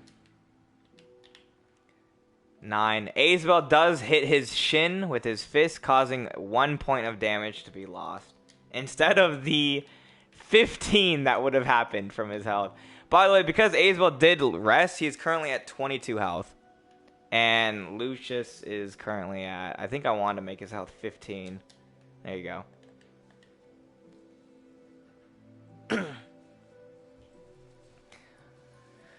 The goblins now notice Lucius. The element of surprise is out of their reach as they all saw what happened. The one that is at a 9, which is in front of Azrael, goes in for an attack. The attack is successful. He notices the shin has a bruise. He goes for his shin again, successfully hitting him with his small dagger, which will only do 4 points of damage to Azrael. So 22, 21. Currently at 18 health now, Azrael.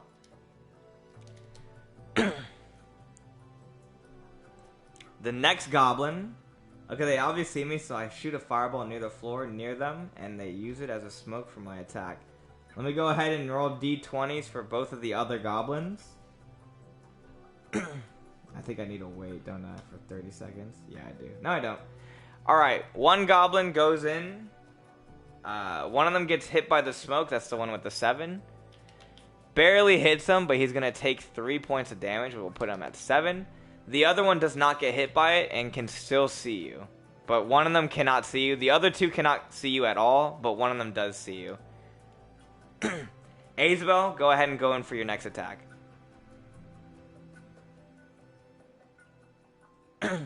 You're currently next to this one, the one that's at 9. This is the one you're currently next to. These two are next to Lucius.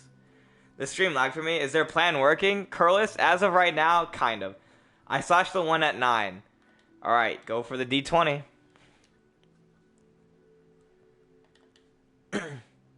It's a 15.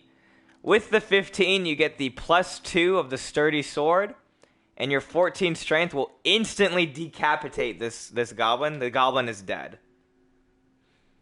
Lucius? Not Lucius, Lucky. Now it's your turn to attack.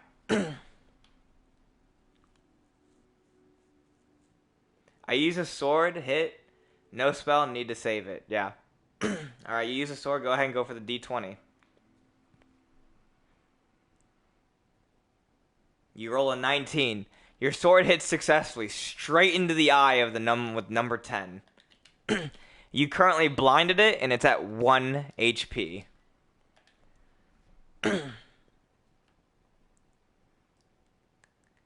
Because this one is blind, it will lose its turn. The one that's at 7 is going to go ahead and go for a d20 roll. It hits another 18. It's going to go ahead and go right after Lucius with his dagger.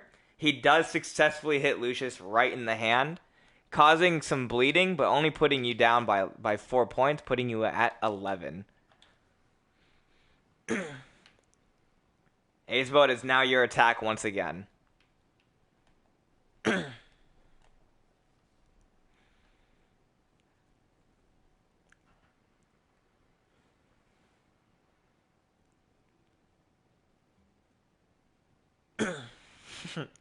I slashed the goblin at 7 health.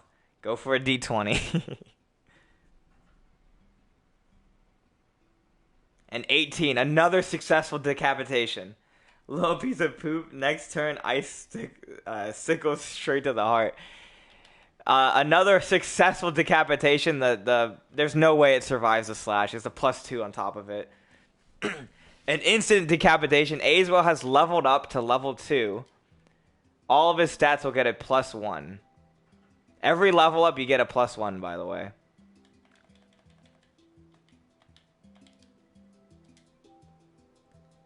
You roll a 15.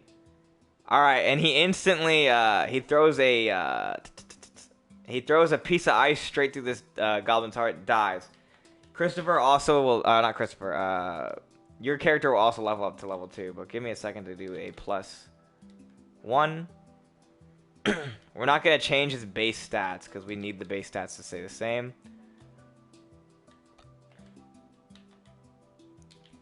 Lucius can't even remember the name. Lucius, I can remember the name. It's just I'm calling you Lucky because I'm addressing you, not your character. Also, I'm very busy trying to get this all to work. It'd be easier if I can write this all down, but sadly I can't. Okay, is there like a chest behind them? There is a chest. You guys can go ahead and go opening it. To anyone, it is locked. Both of you don't have the ability to lockpick. You can try. But there is, yeah, it's a locked chest. You can try destroying it 50-50 because you get more from the mayor paying us. Can Lurk freeze a lot? He can.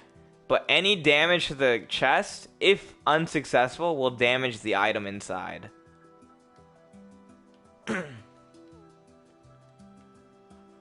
You can bring the chest and have a locksmith open for you for some gold. If you give him some gold. So you can take the chest with you, or you can take your attempt at freezing the lock and breaking it open that way.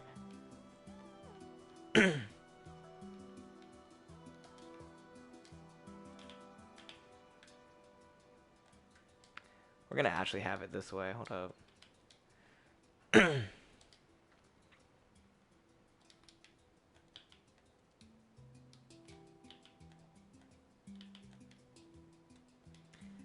Okay, I use a small free spell on the lock. You successfully freeze the chest, but yeah, you definitely damaged whatever was inside of it. In your attempts to do a small freeze spell, you accidentally create an ice spell inside of it. You shouldn't have been so greedy as Luke sometimes is. You should not have been as greedy as me, indeed. I agree with that. There we go. Now I can actually see the map. I have fire. You're going to destroy whatever's inside it, alright? Just have a locksmith open it. Jesus Christ. Now I can successfully actually see the map.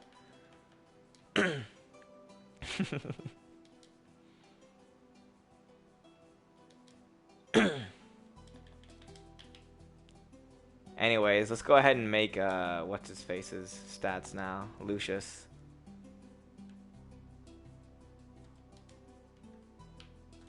By the way, on a scale of 1 to 10, how are you guys enjoying the story so far? Obviously, I've been making up everything. I don't have a story planned yet. After this stream, I probably will have a story planned for you guys, but as of right now, I don't. It took me like 10 minutes to break underwater obsidian. Yikes.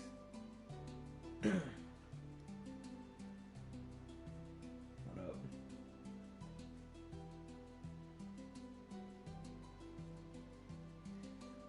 I'm liking it, but not as much as my other character. Your other character got some ridiculous buffs, and there were some pretty funny memes about it.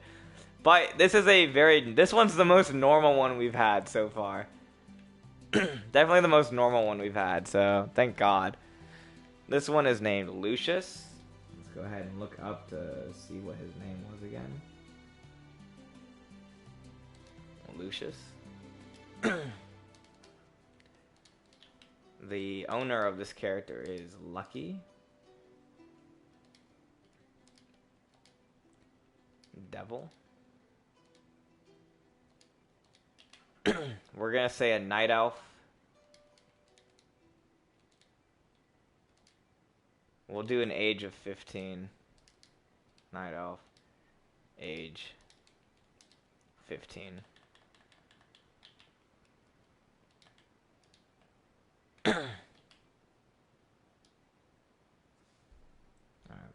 It's fine by me. What I'm having fun is with using clever ways to execute people.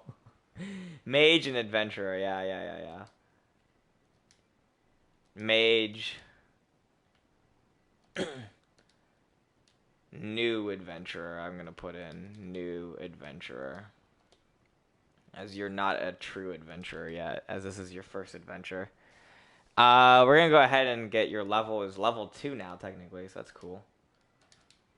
Level dash 2. We're going to go ahead and go with the strength stat. You have a low strength stat. The base strength stat is going to be 10. Or not. The base strength stat is 8. You're going to have a 7. Your intelligence is going to be probably your best stat, which is going to be a... Let's look at some examples real quick. I think I said the base intelligence was 8, I'm pretty sure. Let's look at his. Base intelligence is 8. So you're going to have a base intelligence of 14. Which means any spell, from here on, any spell things will give you a +1. Your speed stat is going to be base, which I think is 8 from what I have written out.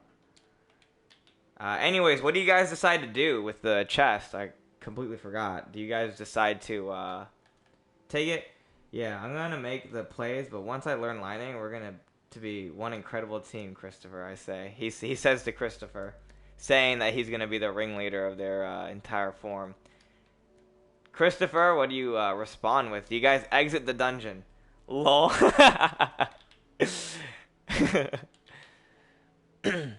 Speed. Your crafting skills are gonna be very minimum. Craft. That's gonna be a 8 or gonna be a 9. Take the chest. Yeah, all right. You guys take the chest outside. Perfect. You guys are currently exiting the dungeon. You see the mayor outside patiently waiting for you too. Did you take care of it? He says. The 3 doors. Both of you look at each other, not knowing what to say. What do you guys say? Did you take care of the 3 doors? Yeah, we also go to the mayor to get our money. Yep. Aesbo, roll for charisma. Roll for charisma.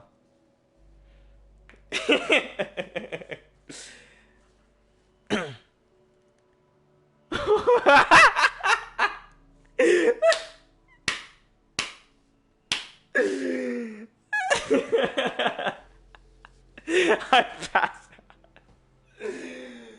Oh my god. Fucking being sick. My turn. Lucky, roll for charisma to fix his mistakes.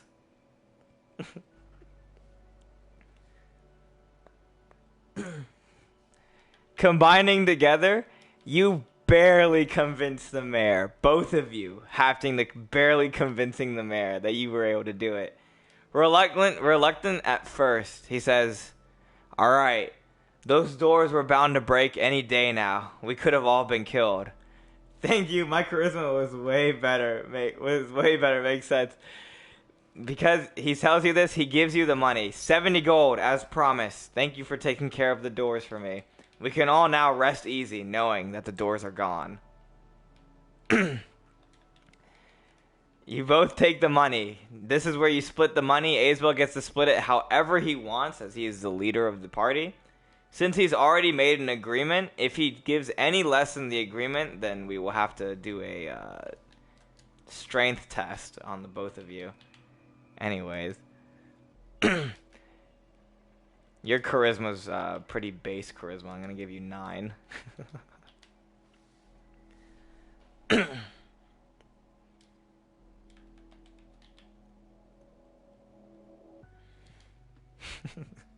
That was so funny. Isabel, we're waiting for you.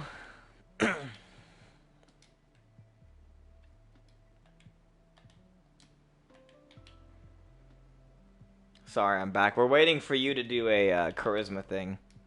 Because you are an elf, I'll go ahead and give you some stealth bonuses. But first, I actually need to do this. Hold up. Split the money.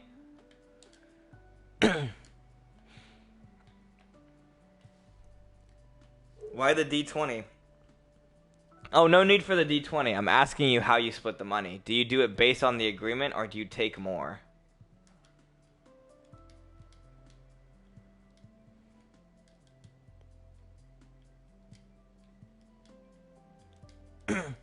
Oh, we do 35 each since he did well. Alright, he gives you even more money. That's not how you spell stealth, by the way. Stealth. Stealth. There we go. Thank. A level of trust has been earned between you two. Base stealth, let's look at Christopher's stealth right now. His stealth is an 8. Your stealth is going to be an 11 because you are a 12 because you're an elf. Thank you, sir. Let me go ahead and give Christopher 35 gold real quick. 35 would put him at 50 gold. Right. 35 plus 15. Yeah, it would be 50 gold. We need a range stat. Your range stat is going to be okay. It's going to be a 10.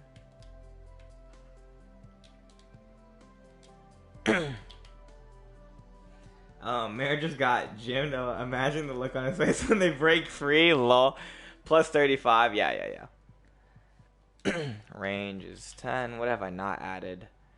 I did add a charisma. I did not add a health. Your health is 15. Health dash 15.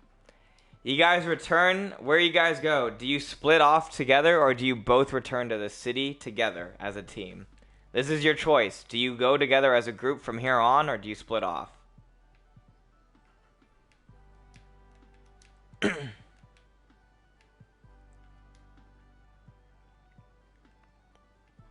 gonna go into the city. Both return together. Let's make like a brotherhood or a pact. Yeah, at the city, you guys can make a pact with each other. So you both return to the city. It's gonna take a while. That's gonna be the end of your turns. Speaking of the city, we have someone who's currently inside of it. Curlis, it is your turn once again.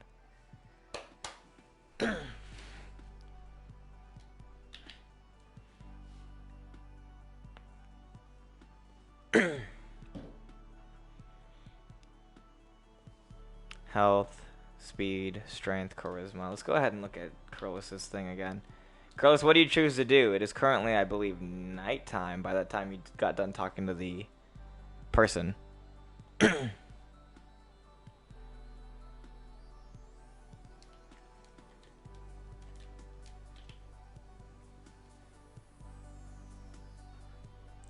I go sell the other 3 logs I have. Now that a day has gone by with no murders, log prices have returned back to their normal. 2 gold for each log.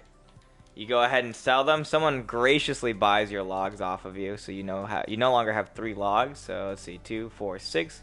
Get 6 gold. You're back at 10. Wait, I go to sleep first. Okay, you go to sleep. It's morning. I thought I had gone to sleep. Yeah, no. All right, you sell the logs. 10 gold. What do you do next? Expedie.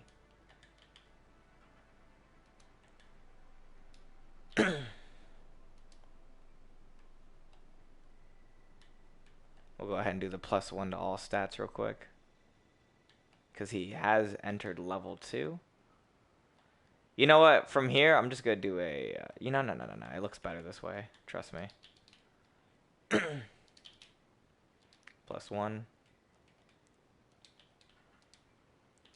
+1. +1. Hey, wait, since I'm level 2, does my health go up to 16? It does go up to 16, yes. Instead of 15, it is now a 16. +1. +1. +1, and a +1, and another +1. Okay, now we need to go to your roll stats. I don't believe you have any roll stats, but now that you have new ones, you're going to go get an intelligence. Every intelligence roll you make is going to be a +2. I go back to the potion shop and buy another speed potion. I also thank them for the tip to the tower they gave me yesterday. She says, absolutely no problem to you. You go ahead and get 2 speed potions, right? Let's see. Okay, now you have 2 in total.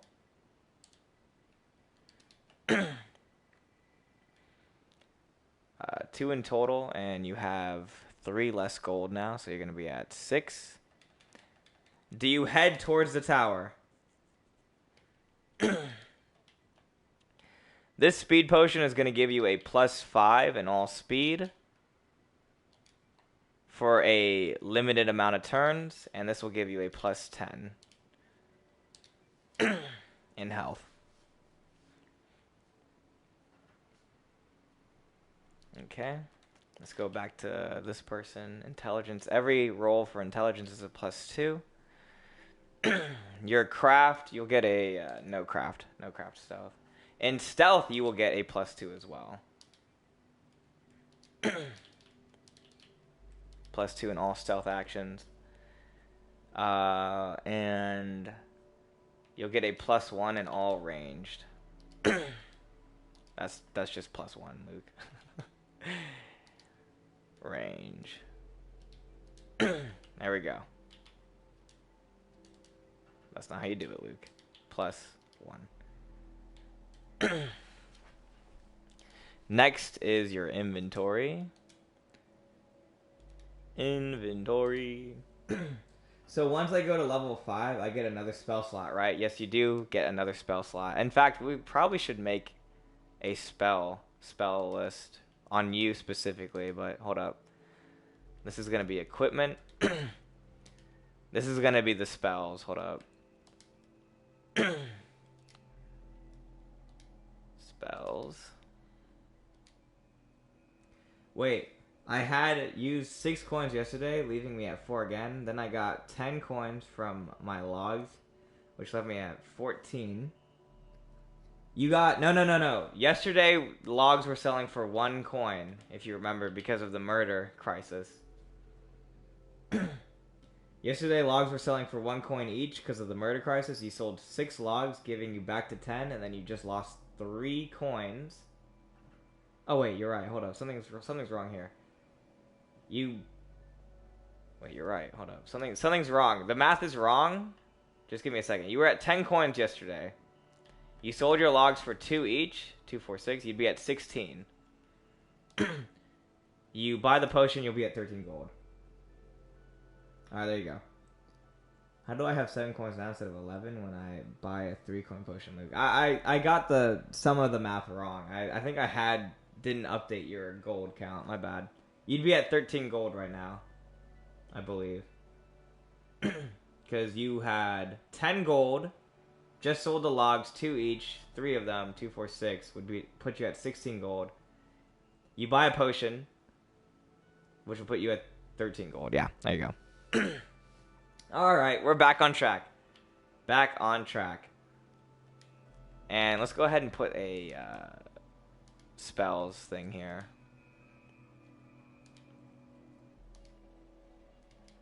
Quick math. I mean, as quick as they get, I guess, right? Let's go back over here. Equipment. Your inventory currently is... How much gold do you have? Lucky. You got 23 gold from the guy, plus 35 is 58 gold. 55, 6, 7, 8. Yeah, 58 gold. I'm going to try to learn lightning and support spells like healing and speed. Got you. What else is in your inventory? Pretty much nothing else. I'll be back in a sec, joining on my good comp. Got you. As for your equipment, you have a basic sword. It'll give you no strength bonus. Actually, no, that's not true. Actually, it'll be based off of your basic strength. That's what it's going to be. and a mage's staff, right? Mage staff. Staff. Which will give you a +2. There you go. And I think that's all of your equipment, right? Is this all your equipment, Lucius? Anyways, it's currently Curlis's turn. Curlis, do you choose to go to the tower? Or do you have other business in Ironport?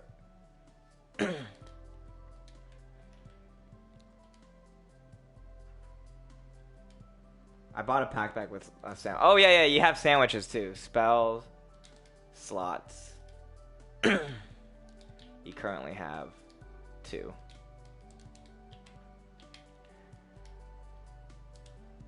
So we have fire, ice.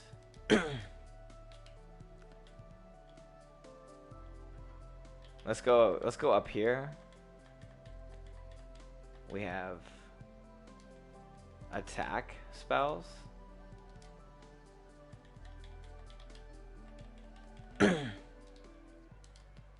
I know I spelled it wrong, I don't care. I go to the tower in my way, I collect some wood. Alright, you chop some more wood, it takes you some time. It's currently getting dark by the time you reach the tower. Since it took long, I assume I gave 1 to Christopher and ate 1, so I should have 1 left. Alright. Yeah. Those are attack spells, and your support spells are going to be over here. Support spells.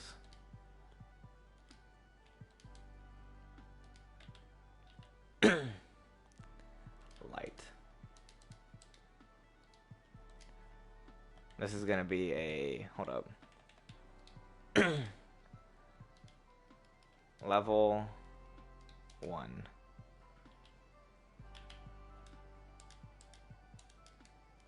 Ice is also going to be level 1, and your light is also going to be level 1. When you upgrade these levels, it'll give you bonus damage. Okay, this looks kind of fun as fuck. Hey, what's up, Cub? You're welcome to join at any time, by the way. Level 1. Alright. Let's go back to your inventory. You have 1 sandwich.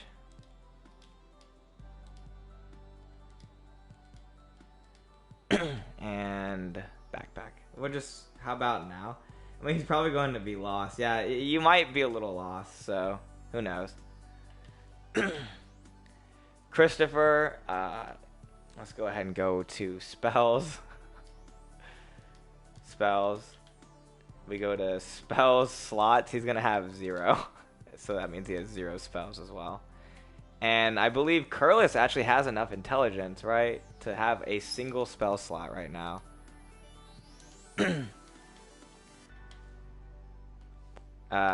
Give me 1 second, Curlis, and I'll continue your story as soon as I... Okay. Spell slots, 1. He knows no spells, though.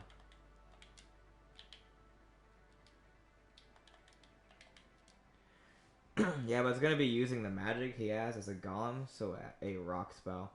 It depends on what he learns. He's only partly golem. He's mostly human because of certain aspects being changed when he made his character and got, I think, was it a 2 or something like that? I don't remember.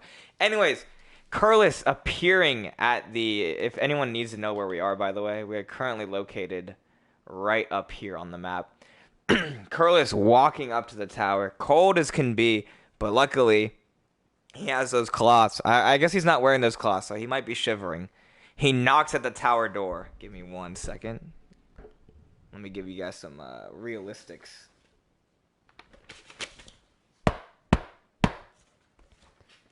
The door creeps open, and he's met with nothing but an empty room. Wanna become famous? C Butter says. Let's go ahead and ban the other one as well. Alright. Well, he walks into the empty tower. All the lights suddenly flicker on from the fire. The fire suddenly flickers on. He hears a voice, a powerful voice from the top of the tower. What is your business? Curlis, your response?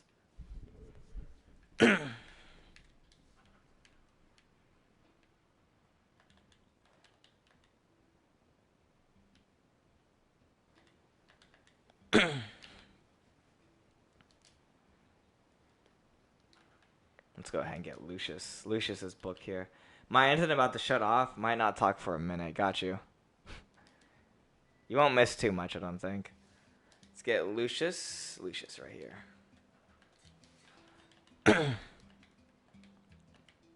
Alright. We don't need Expedy. Oh, actually, we do need Expedy. He's the only one we're talking to right now. The Warlock can teach me all the spells I want, right? The Warlock might teach you all the spells you want. He may not deem you worthy.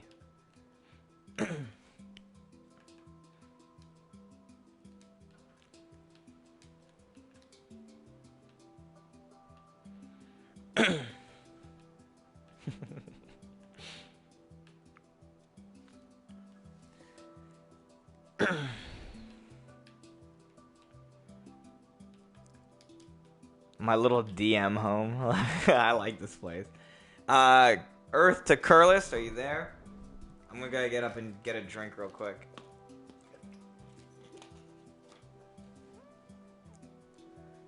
Okay, how do I join? All you have to do is state a character you want. What kind of character you want to be. You roll the d20, and then I determine how your character ends up. You also get 1 starting equipment.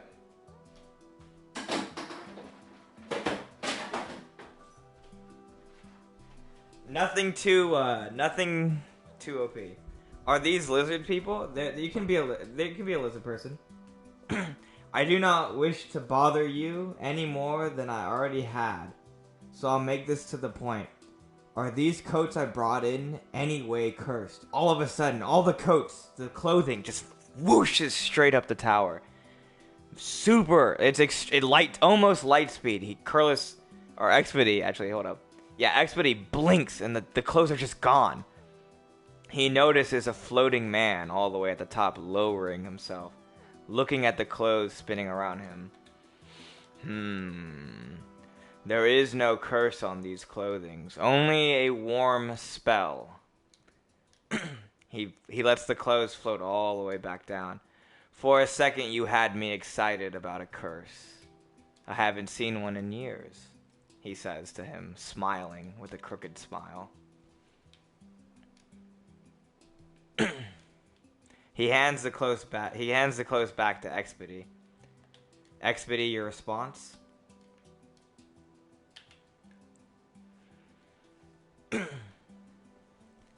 Anyways, Cup, you can go ahead and make your character right now. If you want to be a lizard person, you can. He was floating, so he obviously knows wind magic, right? He does, yeah, he knows wind magic. He is an extremely powerful warlock, by the way. Lucky. He pretty much knows all magic. Whether or not he's willing to teach you is very dependable.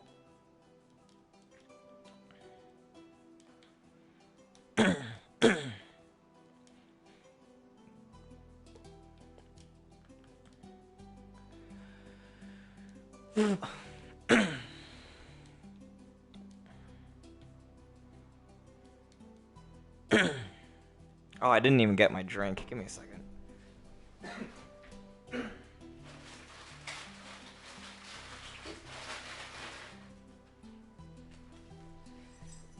I am a male lizard folk assassin / stealth boy named Quart. Pronounced Cart. Alright, Cart. What is your starting equipment?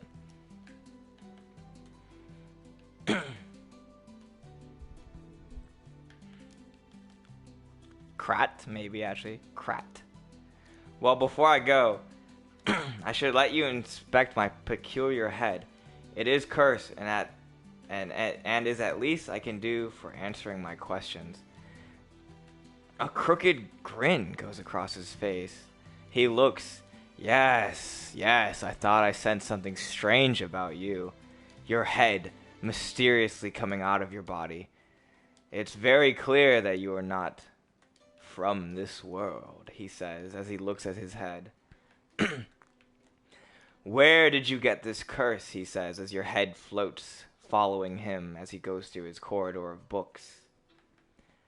Like the Krat brothers. Krat. Okay, Krat. We'll make a book for you right now so I can remember it.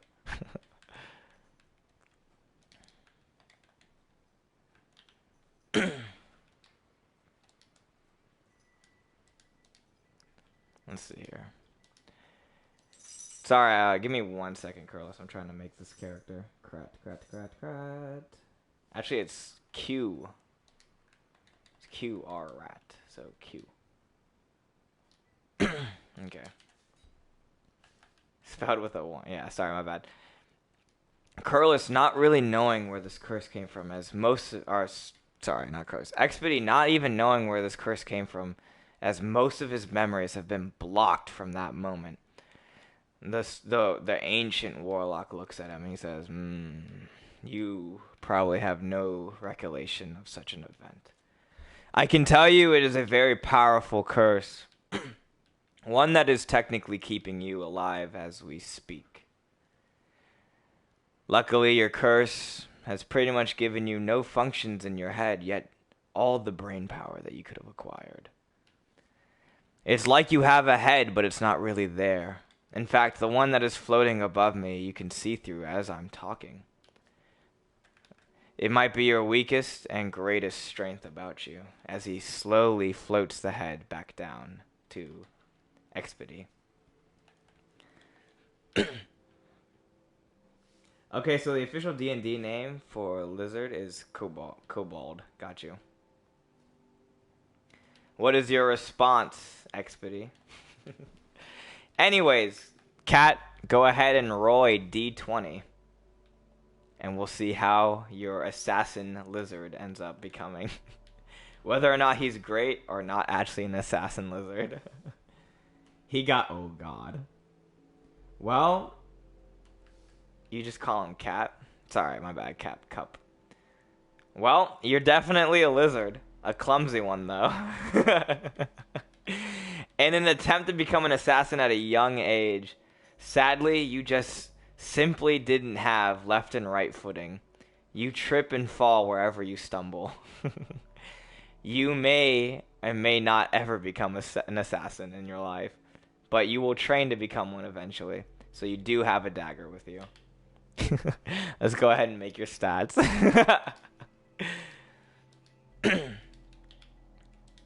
This person is owned by Cup.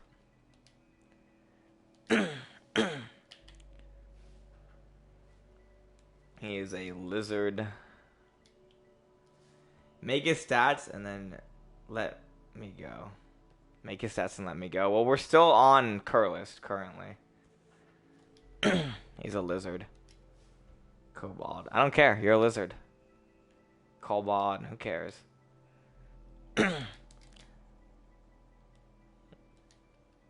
Assassin. That's the best assassin I can get out of you. We're just gonna have ass. Stealthy. We'll just have stealthy, bro. I can't even spell right now. By the way, you currently have 13, or even less than 13 minutes. Honestly, there's only 3 minutes left of this because I need to go. So, we'll have to do this at some other time. We're going to have rolled and 8. No, let me hurry up and get to the Warlock. I'm sorry, you're going to have to do the next D&D section. Will probably be tomorrow, so I'm sorry. I have to go. I just realized what time it was, and I need to get to this meeting. So, we will go ahead and end it there. Expedy's answer will come later, on a later date. But I hope you guys enjoyed this adventure. Sorry, Cup, you couldn't join in at the right time. Like, you know, this stream's been going on for 4 hours, so... Alright, let me answer this last question for Curlis. Is there any way I could attain even more of my body to be affected by this curse? I'll leave right now if you do not wish to speak with me any longer. I thank you for what you have told me as of now. Alright, this is the last thing I'll say. The Warlock, smug, he looks at him. There is many ways to obtain this curse, but whether or not they're successful on your body is by sheer luck. Plus, the man who has cursed you with this, he must also be able to curse the rest of your body. He answers reluctantly. knowing that he is yet another adventurer seeking curses on his body, not knowing what they can do to him. You have now used up all of my time. If you could please leave, that would be nice. As he floats back up to his tower, the lights shutting off and the wind pushing him out of the room. The door is slammed behind him. And that is the last we see of Expedy until the next adventure. We will start off on whatever adventure ends up happening later. Alright. I hope you guys enjoyed this. By the way, there will be YouTube videos about this to keep people posted on how this is going. Until then, guys, you know. Yeah, that's all I can say. Have a gold day. I hope you guys, next adventure starts on my turn, and what time to do the next adventure starts. Well, that's the thing. Isabel needs to be there for you, unless you want to separate from Isabel, which you'll have to make the decision right then. Actually, that's fine. You can separate from. Have a platinum day. Yes. But yeah, guys, man, that was fun. That was a lot of fun. I really enjoyed the story we have created. This is my first time being a dungeon master. So from here on, I'm going to learn a little bit more about the game before I, continue really doing it. I won't need magic soon. I shall execute Isabel. He's going to try. We'll see what happens. He wishes only to kill Isabel. It's funny. You're going to have to get through me.